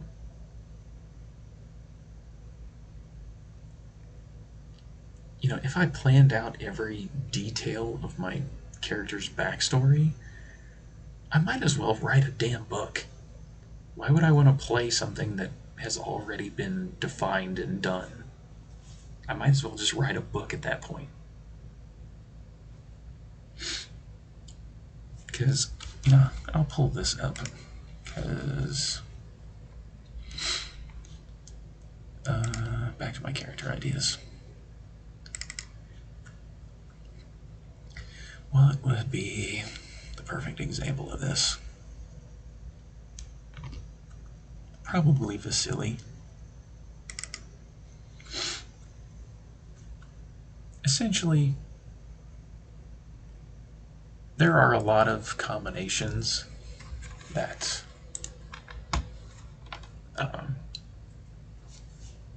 yeah, are very powerful, but at the same time, you could write a book. I tried writing a book once.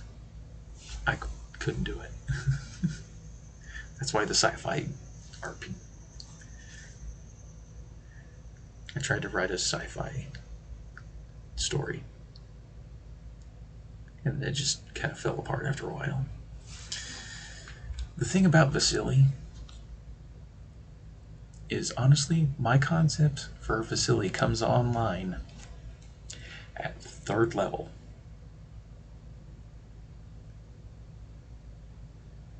He has 1 level of Ranger, which is honestly just for favored terrain of the coast, of where he's at home in. And his favorite enemy is ghosts. Not undead, but ghosts specifically.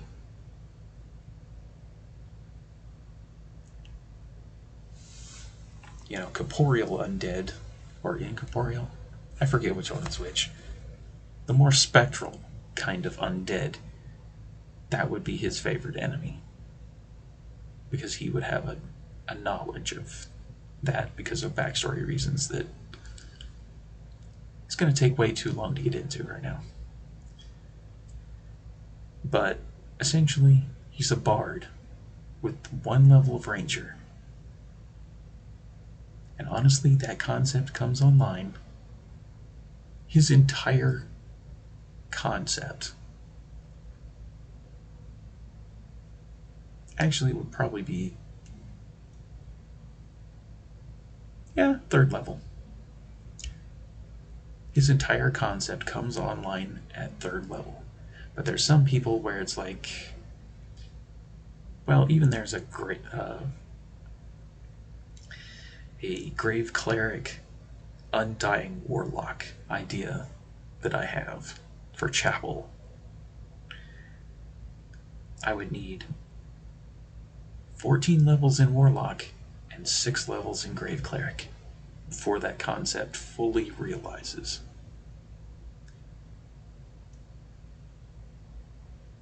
That's a lot of investment to put in, and that's, now, hell, he might die in the first adventure. I've since that time kind of boiled it back down to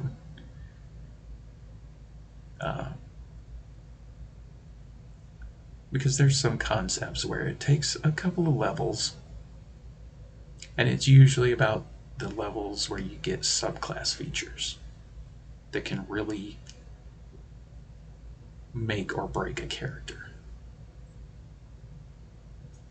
For a barbarian, for example, they get abilities at 3, 6, 10, and 14.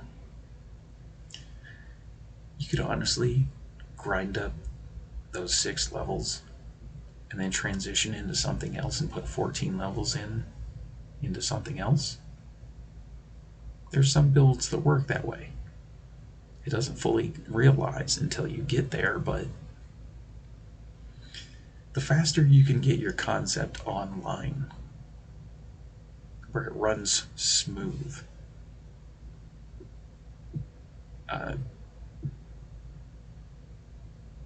that's what I generally drill down on with a lot of my character builds. I think there's 1 or 2 where I still kind of think of the long term, but for the most part I think of how fast can I actually get my concept realized.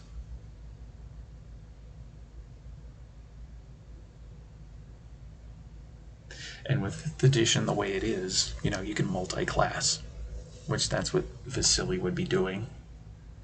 Just a 1 level dip into Ranger, and then everything else in Bard if he really wanted to. Or the idea that, you know, maybe he will take another level in Ranger. You know. But essentially all he needs is that 1 level dip to really get his concept going.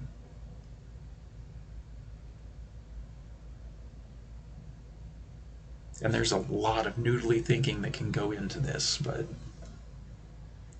you know, you can do a 10-10 split with 2 different classes.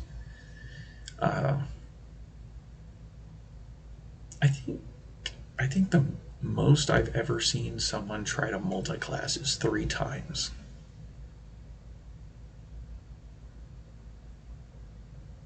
Which the breakdown of levels for all that would be hard to juggle, but if you could make it work, cool.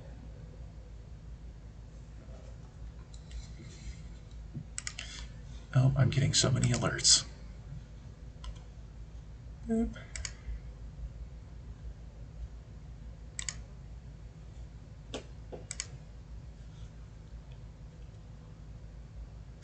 So many alerts. Why do you do this to me, Discord?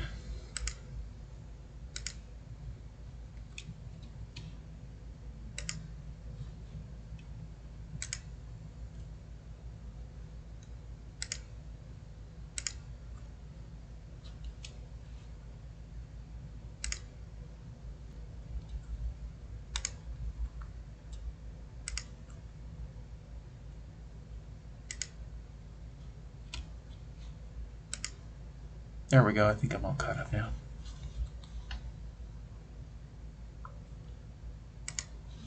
At least for the moment. But yeah, I think I've made my point, and I hope it makes sense.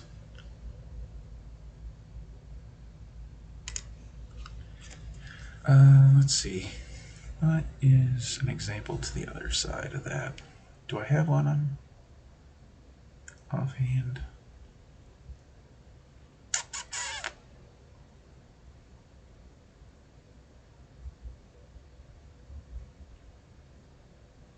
No, I'm still working on that one. So yeah, I really don't have an example to show of the opposite side of that.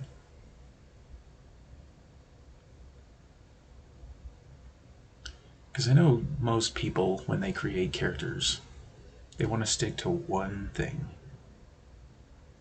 One thing and do that very well, and they get all their abilities. You know, it's like a cleric at 20th level. Clerics at 20th level are strong as shit. You know, they can just divine intervention whenever they feel like it.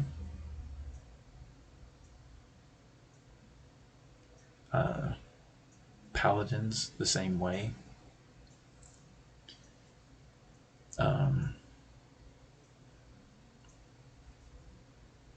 there's some classes where, you know, you could take, I don't know, what's a good example here? You could get 14 levels of Druid, for example. And then,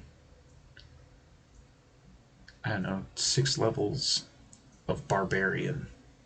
And you could basically just run around as a raging beast. Rage, Wild Shape.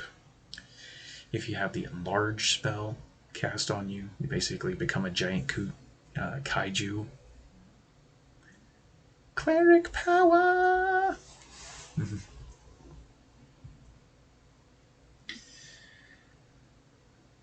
I think, as far as 5th edition is concerned, I think the sorcerer is the one who gets the baddest rap, the baddest reputation, because of sorcery points and because there's not enough abilities for it and the perceived limited spell casting. Which maybe I'll do that as another stream of talking about the strengths and weaknesses of the existing classes.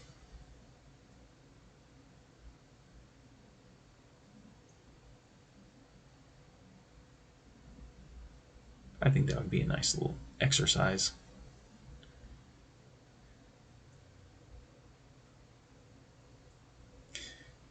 Was just looking at adding Barb. I've never done multi-classing. Yeah, I think I tried to do it once in 4th edition, and it was just such a nightmare to try and wrap my head around. But with 5th edition, I know there's a couple of different ways you can go about multi-classing. You can, well, and it's like even when I offered you guys up the option, you can either take a feat or you can multi-class without any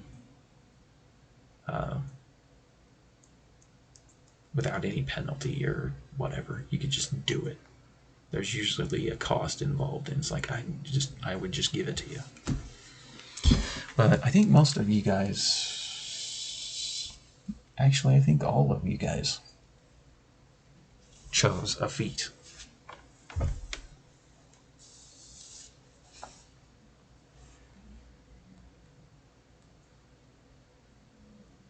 As your pick.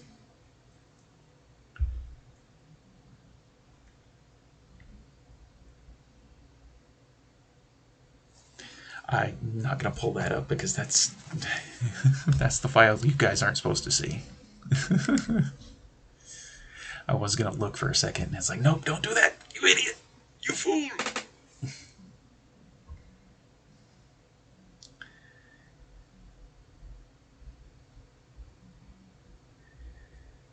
The games I've been in started at low level and didn't get all that far. Yeah, that's fair. And that's kind of the alchemy of the game, a little bit. And then some of that is, you know, just dedication to getting together and playing. Because there's some games that logistics break down and either don't get started or they get started and then something sideswipes everything and derails everything.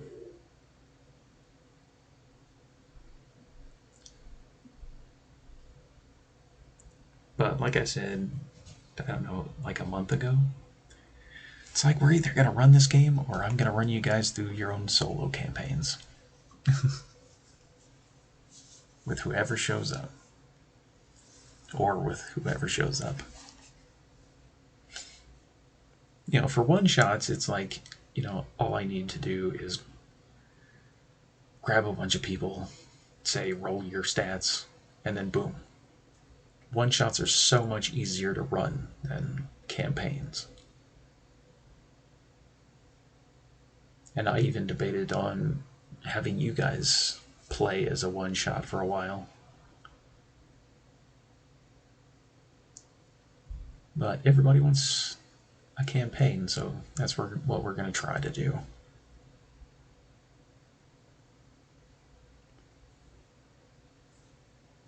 But in the future, I do plan on running different one-shots, try to pull in people and rotate people around and just kind of let everybody have their shot at trying to play. And maybe one day someone will run a game and I'll play.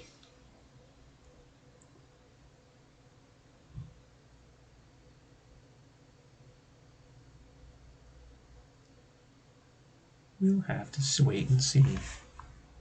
Oh, why am I getting... Oh, I'm getting caught on the cord.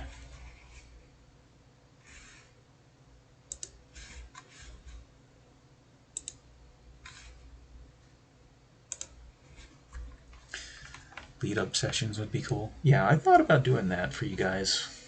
Since it's been like a year since we initially talked about it, just kind of sitting down with each of you and very much Dragon Age style play out, like just a little origins intro bit to each one of you guys' characters, just to kind of get you in the mindset before you get roped into being in a group.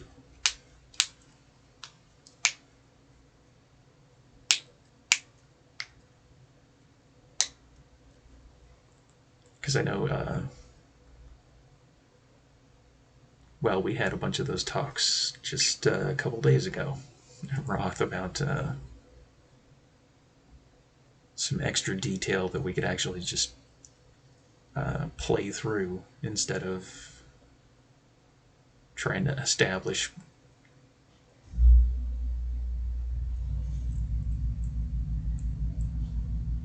Here's how your character gets the campaign start point. Exactly. Yeah, I kind of gave a couple of people that pitch.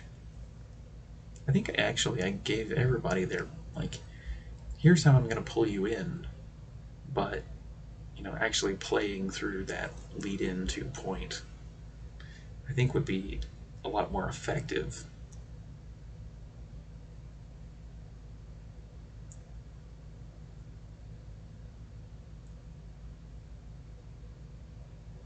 Because there was actually a thread I was going to. Do I want to talk about that or not? There was going to be a thread for one of you. I won't say who, but how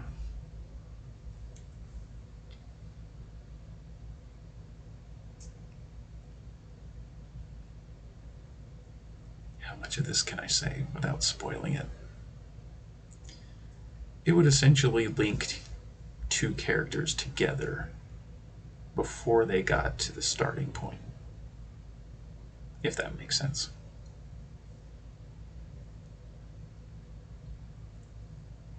There was going to be a case of that, and I've already discussed it with the two players in question, but you know, they would have had this interaction before things actually start happening. Especially since we haven't discussed previous knowledge of each other. Yeah, that's fair.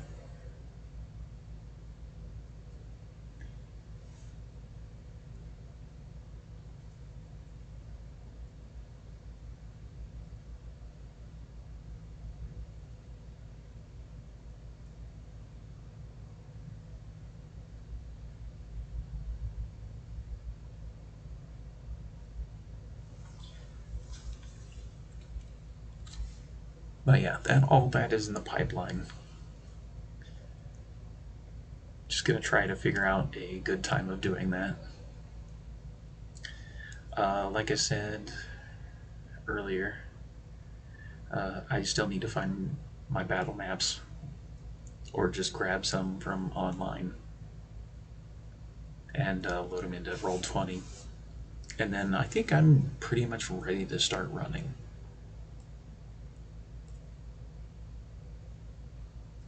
Or trying to run this game that's taken us a year or more to try and get going.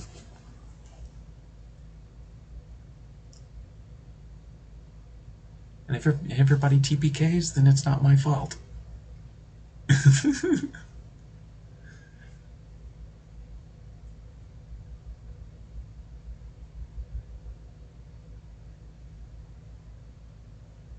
And then you could just think of a backup character, or wait till the next game that I try to run.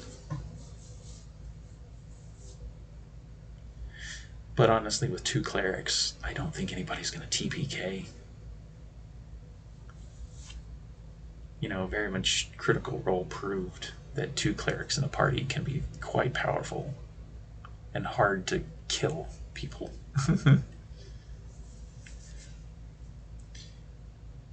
Except when you have a battle mercy like Laura Bailey.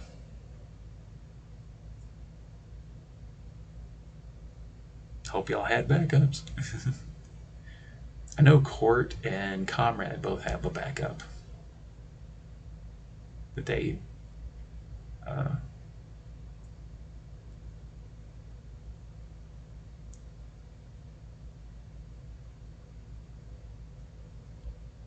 I don't think you have a backup character, Roth. Not that we've discussed anyway. I know if I run a game in Arcturian, then the Gunslinger is very much on the table for you. Whether the Mercer version or my own homebrew version that uses the Ranger instead of the Fighter. I know we've talked about that a couple of times. Yeah, I choose a pretty tanky cleric. That is fair. And I don't think I've asked Fox if he has a backup character or not. I might have to do that later.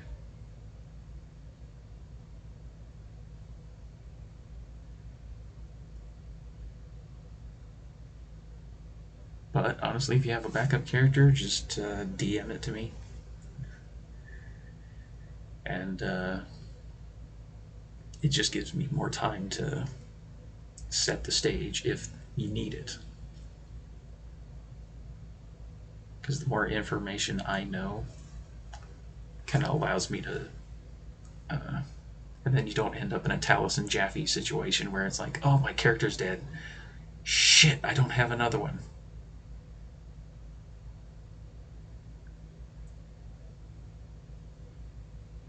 And then he had to rush to make Caduceus. Damn, now I'm thinking of a gunslinger cleric. Hell yeah! Holy bullets.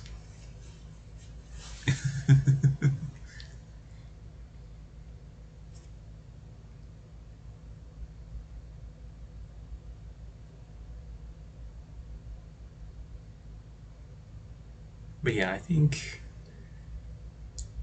when the Verona game wraps up, I think we'll try a couple of one-shots, and then probably the next campaign that I run, I will probably try to make it in Arturian instead of Verona.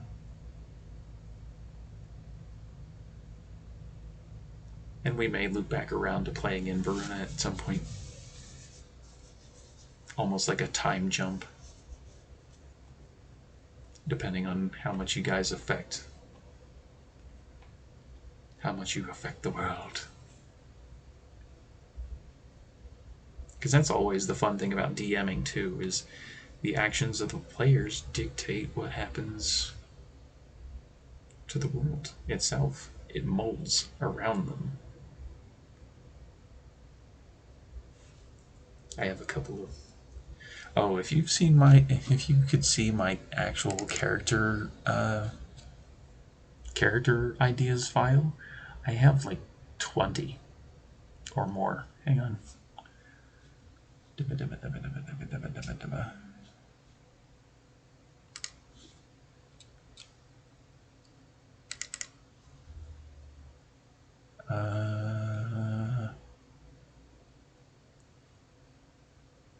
There's 37 in this file.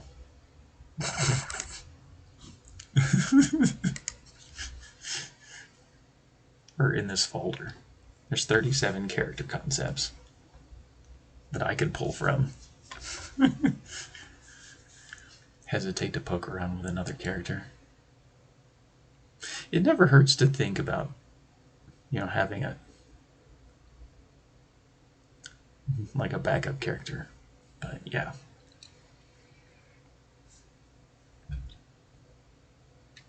I know Comrade had mentioned wanting to run a game in Tal'Dorei at some point. And if he ever does that, I have two options that I would pitch toward that game.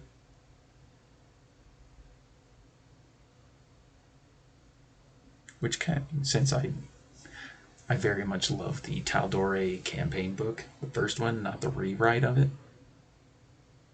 And I've made a couple of interesting characters that would feel at home in Tal'Dorei.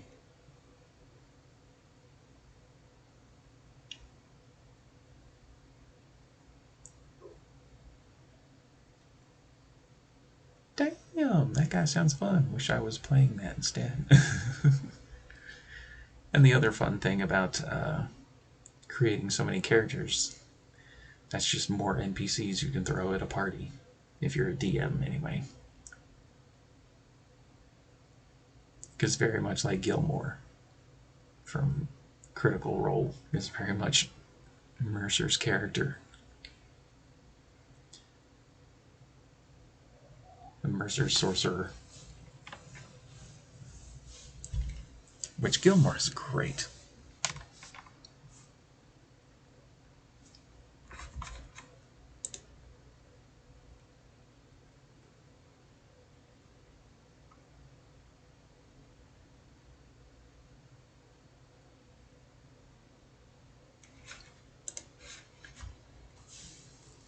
But yeah, and if you think I have a lot of character creations, you should see my my villains folder. That's a trip and a half.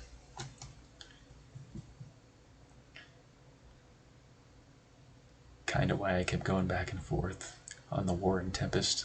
Yeah.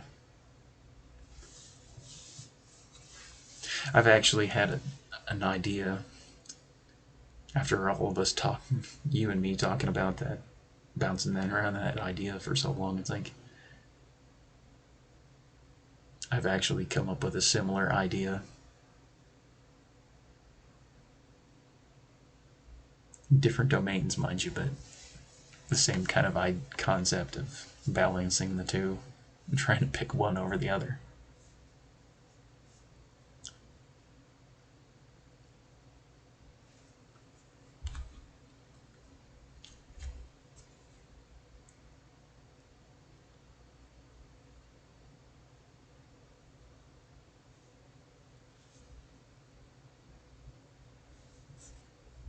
And that's the other thing. If you run into a character thing that, or a character idea that isn't so, oh my god, I just want to open the folder. There we go. You can homebrew stuff too.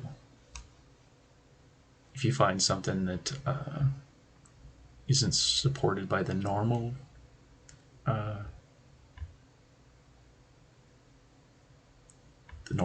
rules of the game, you can always try and homebrew things. Because as a DM, you are constantly homebrewing monsters just to throw at your party, and your party will most likely kill them. Kill your creations. Just got home from work. Welcome back, Mr. Nova. How was you? Bleh.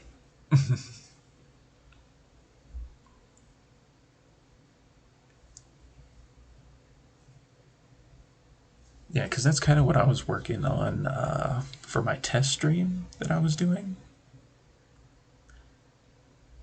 I can pull that up real quick.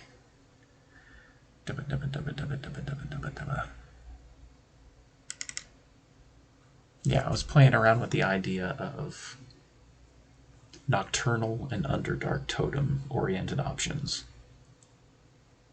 on the last test stream that I did with this creative stuff.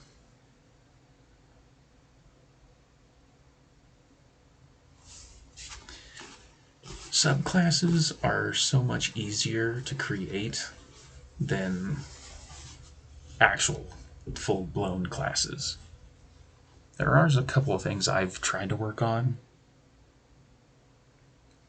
but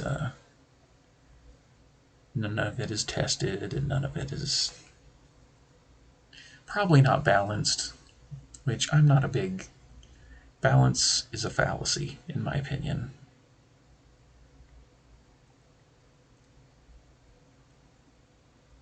Balanced doesn't take into account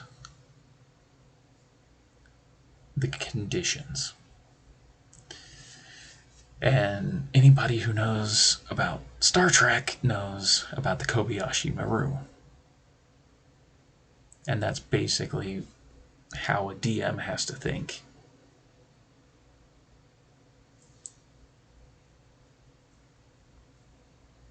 And even players have to think that way. You have to change the conditions of the test. You have your spells and you have your abilities. Some spells and abilities are going to be stronger in some situations and not in others. It's like if you try to cast Fireball while you're submerged underwater. It's like, how does that even work? Magic Fire?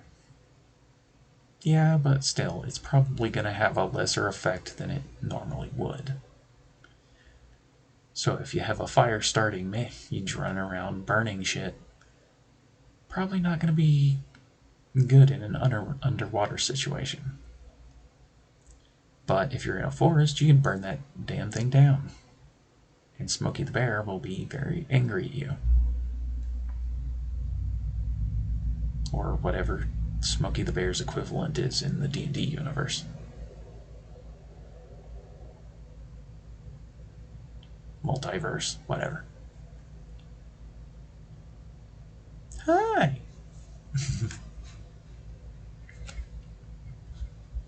But yeah, just working with subclasses, it's pretty easy to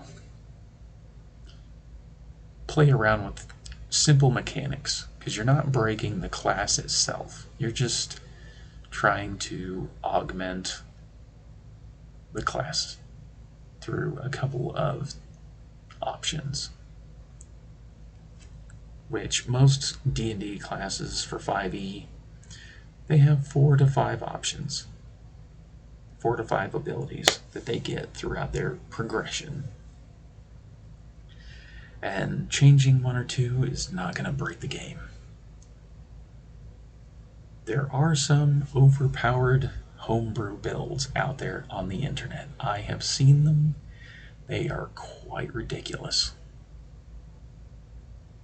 And even some of the things I have made might not be top-notch balanced, but I at least try to consider the idea of a balance, or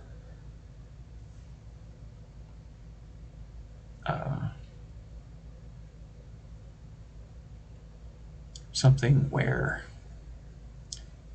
there's at least a challenge there. Because even down here, this is the perfect example for it. The Myconid totem. You can basically inflict the poison condition on people with this ability. But there are some creatures who are immune to poison in D&D.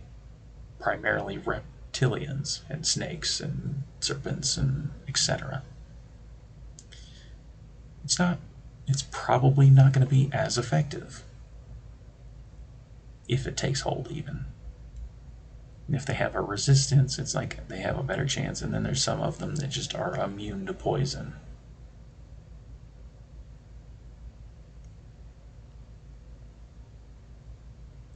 But if you're running into, I don't know, say a giant clan of orcs, inflicting poison on a bunch of orcs, the poisoned condition, I should say,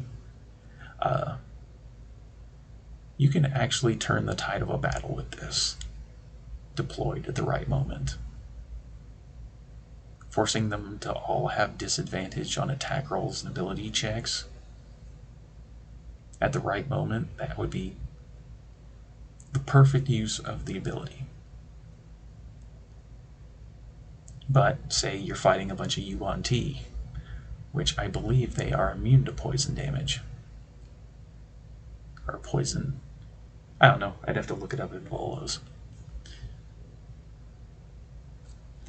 There's a bunch of reptilian serpent creatures in D&D that are immune to poison because it's kind of part of their makeup, which makes sense. It's very much like a black dragon. I believe you can't. I don't think you can poison a black dragon, for example. Whether it's poison damage, poison effects, or even the condition. Huge! Or Yug.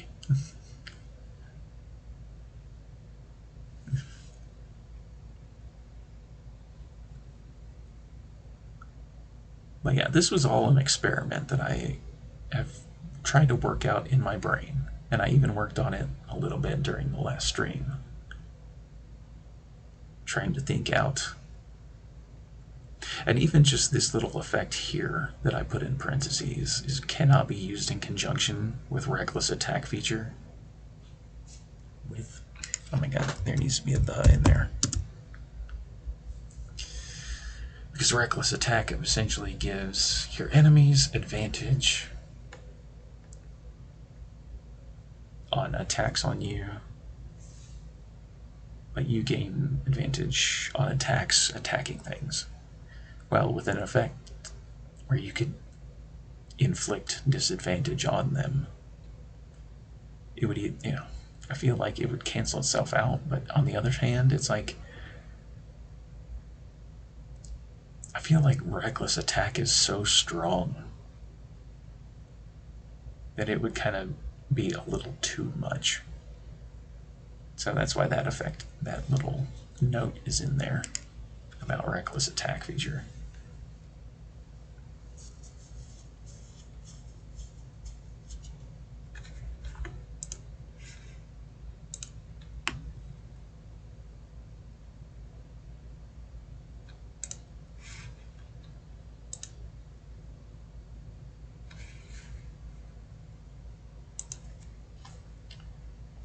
But yeah, if it's not in D&D, you can actually create it. With enough time and enough tweaking, and hell, even Mercer's Gunslinger, they spent that entire campaign trying to work out the bugs in it just to make it, function as it was intended. Because campaign 1, they played around with firearms in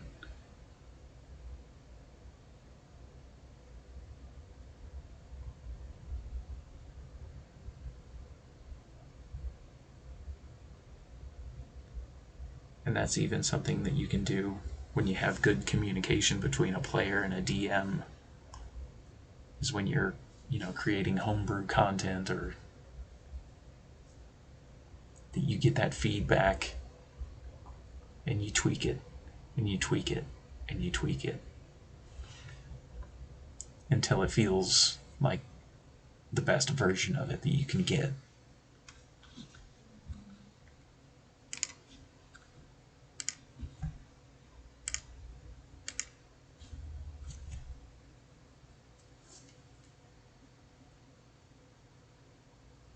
But yeah.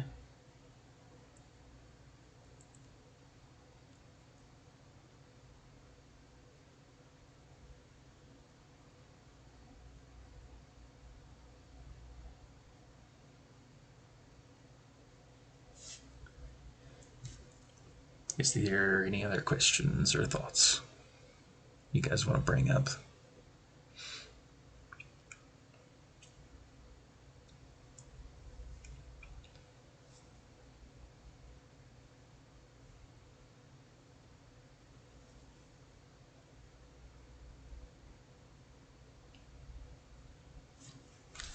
Also, there's something I want to check here.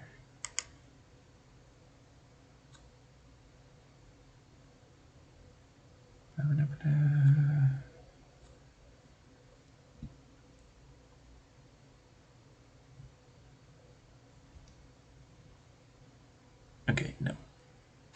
It's not what I thought. Okay.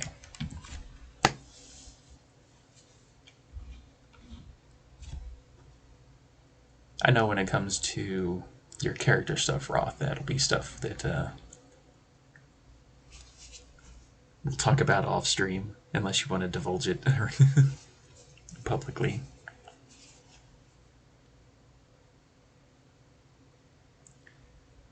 Because I think I said this earlier. I don't know if it was during when I got muted or not, but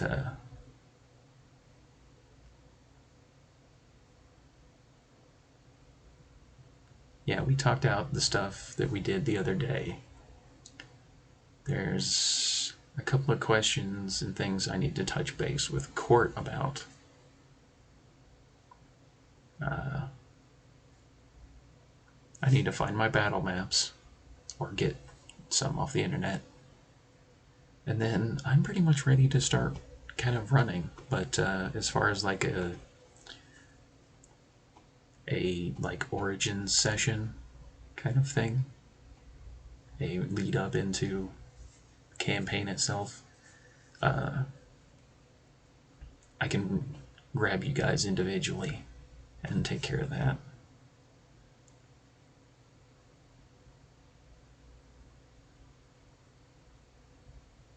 Oh, we can DM. Yeah. Well, and I say that because there's some people who like the intrigue of talking it out in a personal, private conversation before it goes into play.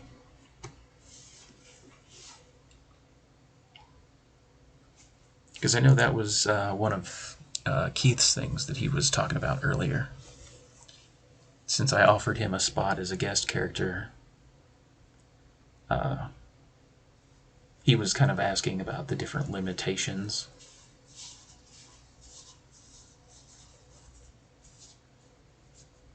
And it's like, I'm willing to listen to any kind of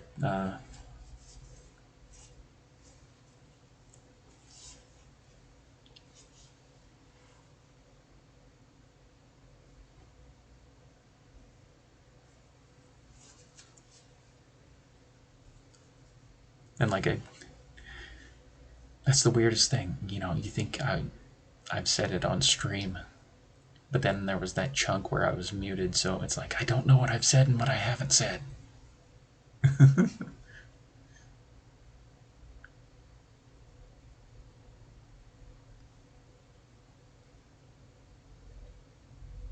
But yeah, it's all about just communicating back and forth.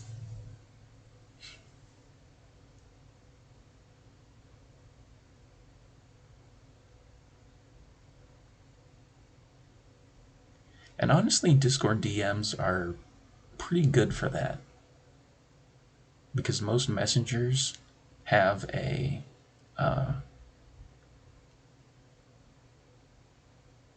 you've said nothing. Say it all again. Space time rewind. I tend to think of something, then worry perhaps too much if it won't work with the campaign. You can always ask. You can always hit me up with a DM. Because even with everything that everybody has thrown my way, character-wise, I don't think we've hit a point where it's been too much.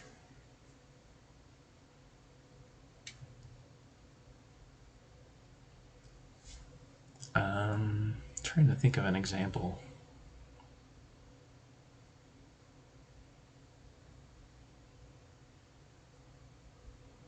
But yeah, you can always DM and ask me about it.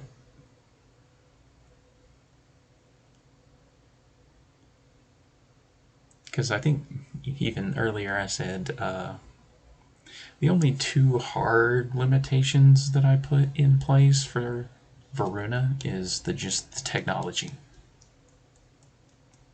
No advanced technology stuff.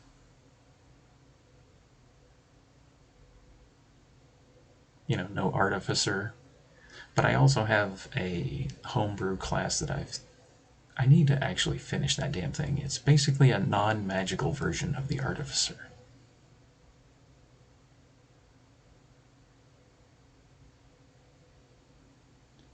And then no Warforged.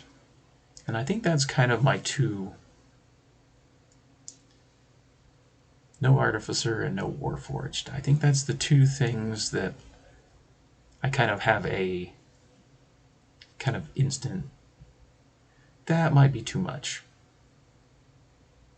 But everything else that everybody's thrown my way so far has honestly been a nice little process of, working through it all.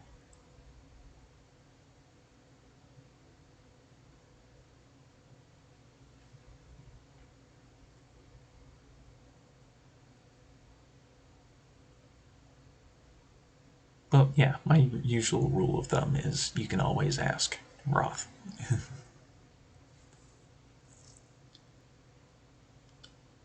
Because I think that's what Mr. Keith is having thoughts about. Is this too much? I don't know. He hasn't DM'd me about what he has in mind yet, so.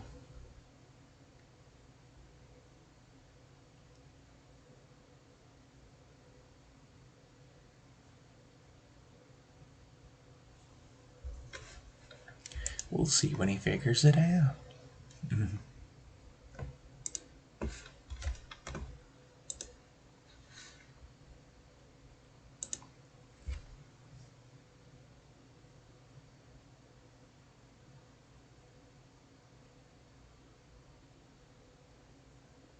And even during like what we were talking about with origin sessions, honestly, it gives you a chance to play the character a little bit before, you know, getting tied in with the group. And if there's any changes you want to make, whether it's stat-wise, mechanics-wise,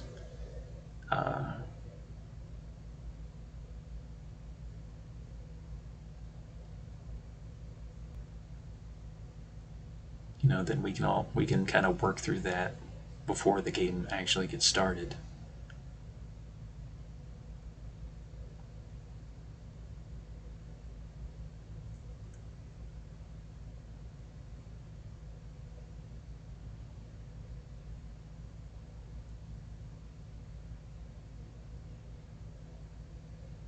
And then we have a session 0 with everybody together after, you know, just personal tweaking, if people want to. I know Court said he's pretty much got his character, you know, just ready to play, just straight up. He's thought through all the stuff, and I still need to ask him about a couple of things, but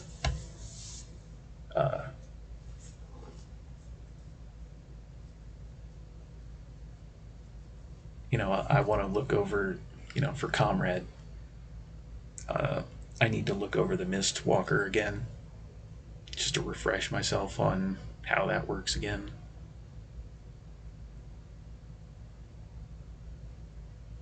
Because I remember reading through it and it's like, I kind of like the idea of this. I didn't have any problem with what I had read before, but just to refresh myself on how it works.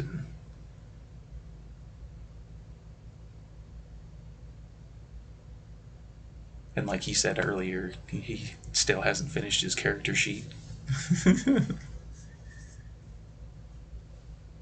So like a personal session just to kind of make sure everything is in order never hurts. If people want to. If not, then just they're basically ready to jump into the game itself.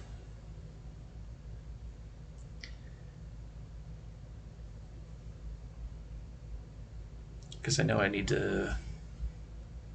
Oh wait, I already talked about that with Fox. Never mind. I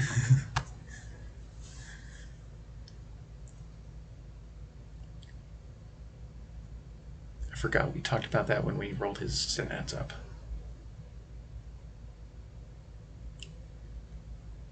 But yeah, if there's any kind of like adjustments that people want to make, you know, we can do that in a personal session. And even after the game starts, if there's something that's not working as intended, we can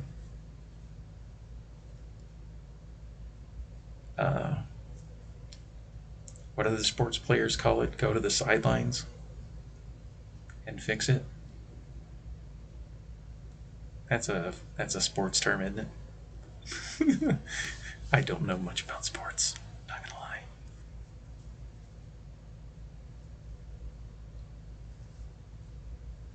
All I know is they clobber each other.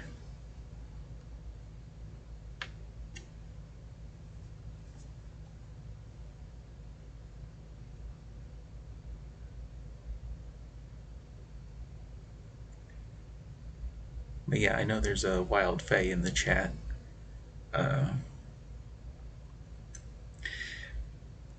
She pretty much knows how I intended to set her up to get her introduced into the group.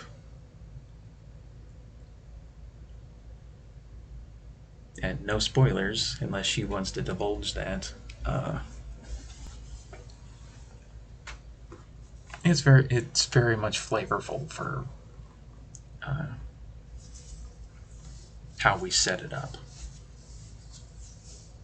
Something like that.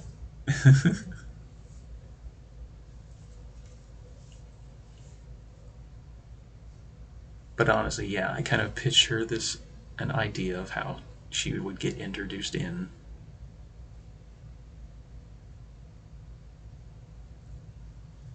And honestly, if she wanted to run like a personal session, I would basically just run her through that what we kind of talked out.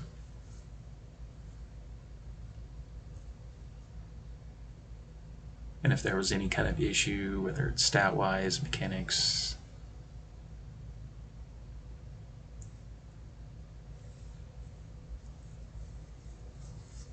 then that would be the time to do it, instead of waiting till the game starts and then be like, oh shit, this doesn't work.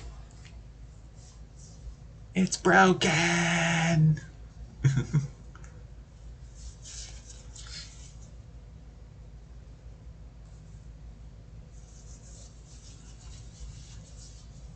But yeah, I'm honestly excited to get the game started, because I think it'll be fun seeing all of you interacting with each other.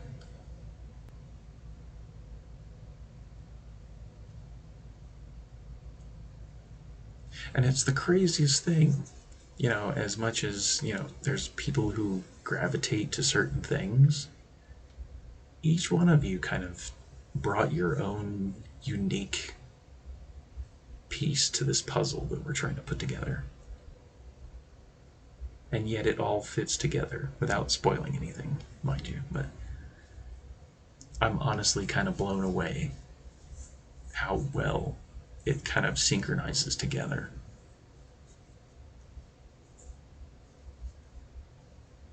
At least in my brain, which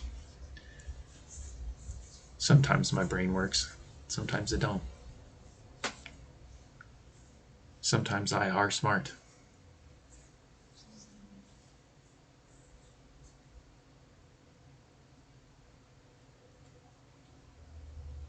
But yeah.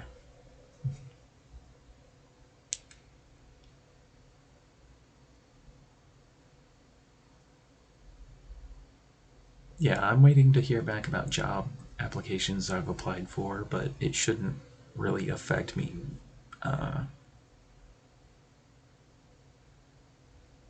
running the game in the future. Hopefully.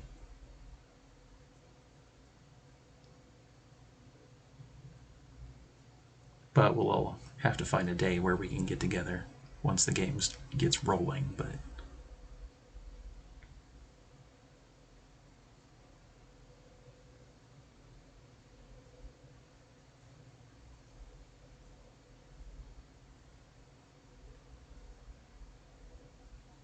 yeah.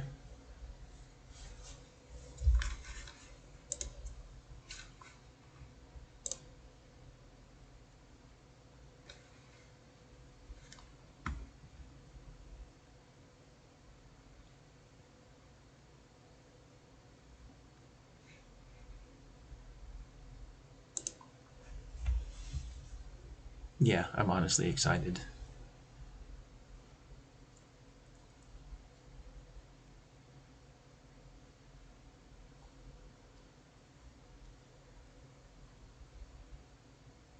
Is there anything else anyone wants to bring up?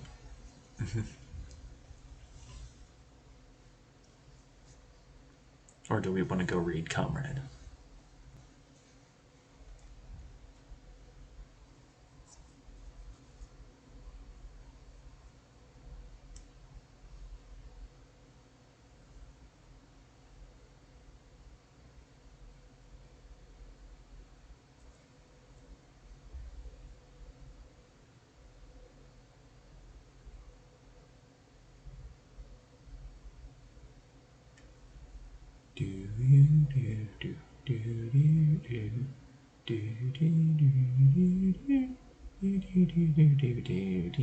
I don't. Oh wait, is the Jeopardy song copyrighted?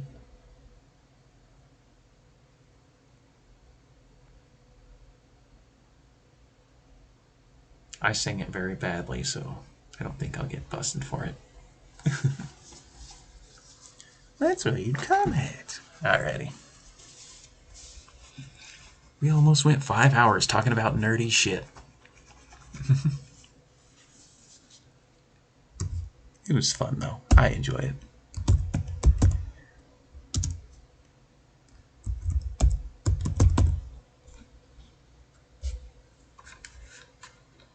Wait, what? Oh, there's an underscore in his name.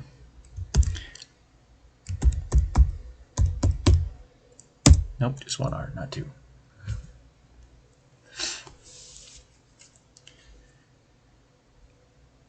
I don't think you'll be not for that. I don't know. I don't understand the internet. Sometimes it gets picky on the weirdest things. Like when Nova was talking about crackers the other night. The food, not the other term. Oh, speaking of Nova. Hello, Sam, again. Are you streaming later? Nerd! I guess housekeeping before I hit the button. I think I'm busy tomorrow, but we'll see if I can't do another stream tomorrow. If not tomorrow, maybe Friday. Wait, what is today? Wednesday. Yeah, so depending on how my day looks tomorrow, there might be another one of these kind of streams, or maybe we'll find a game to just goof around on. I don't know yet. If not, I'll try to do something Friday along these kind of lines. Sunday stream, I should probably pick a game for Sunday stream. Shit. Another thing I have to think about.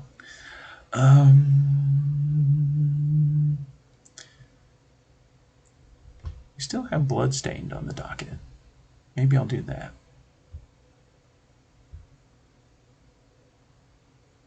Or maybe I'll figure something else out. I don't know. I'll look into my options.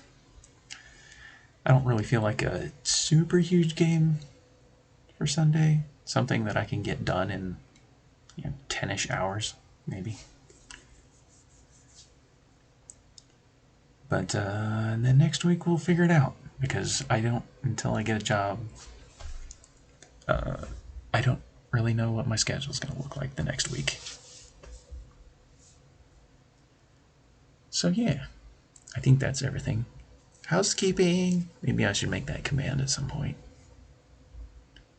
And have David Spade yell at me, housekeeping.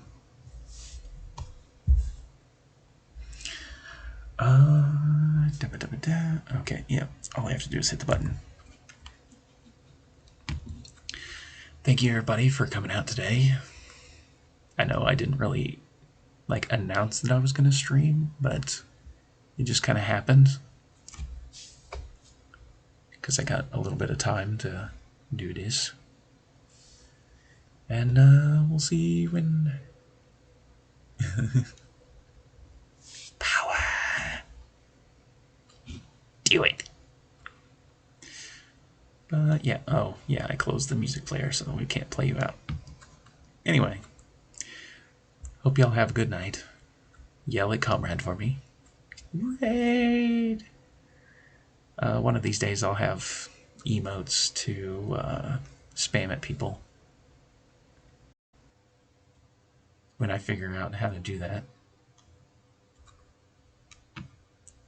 And when Faye makes a bunch more turtles. I ramble a lot. Anyway, have a good night, everybody. I will see you next time.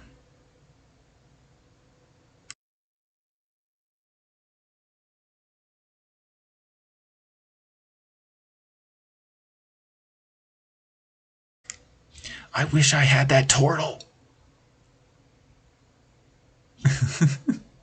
Anyway.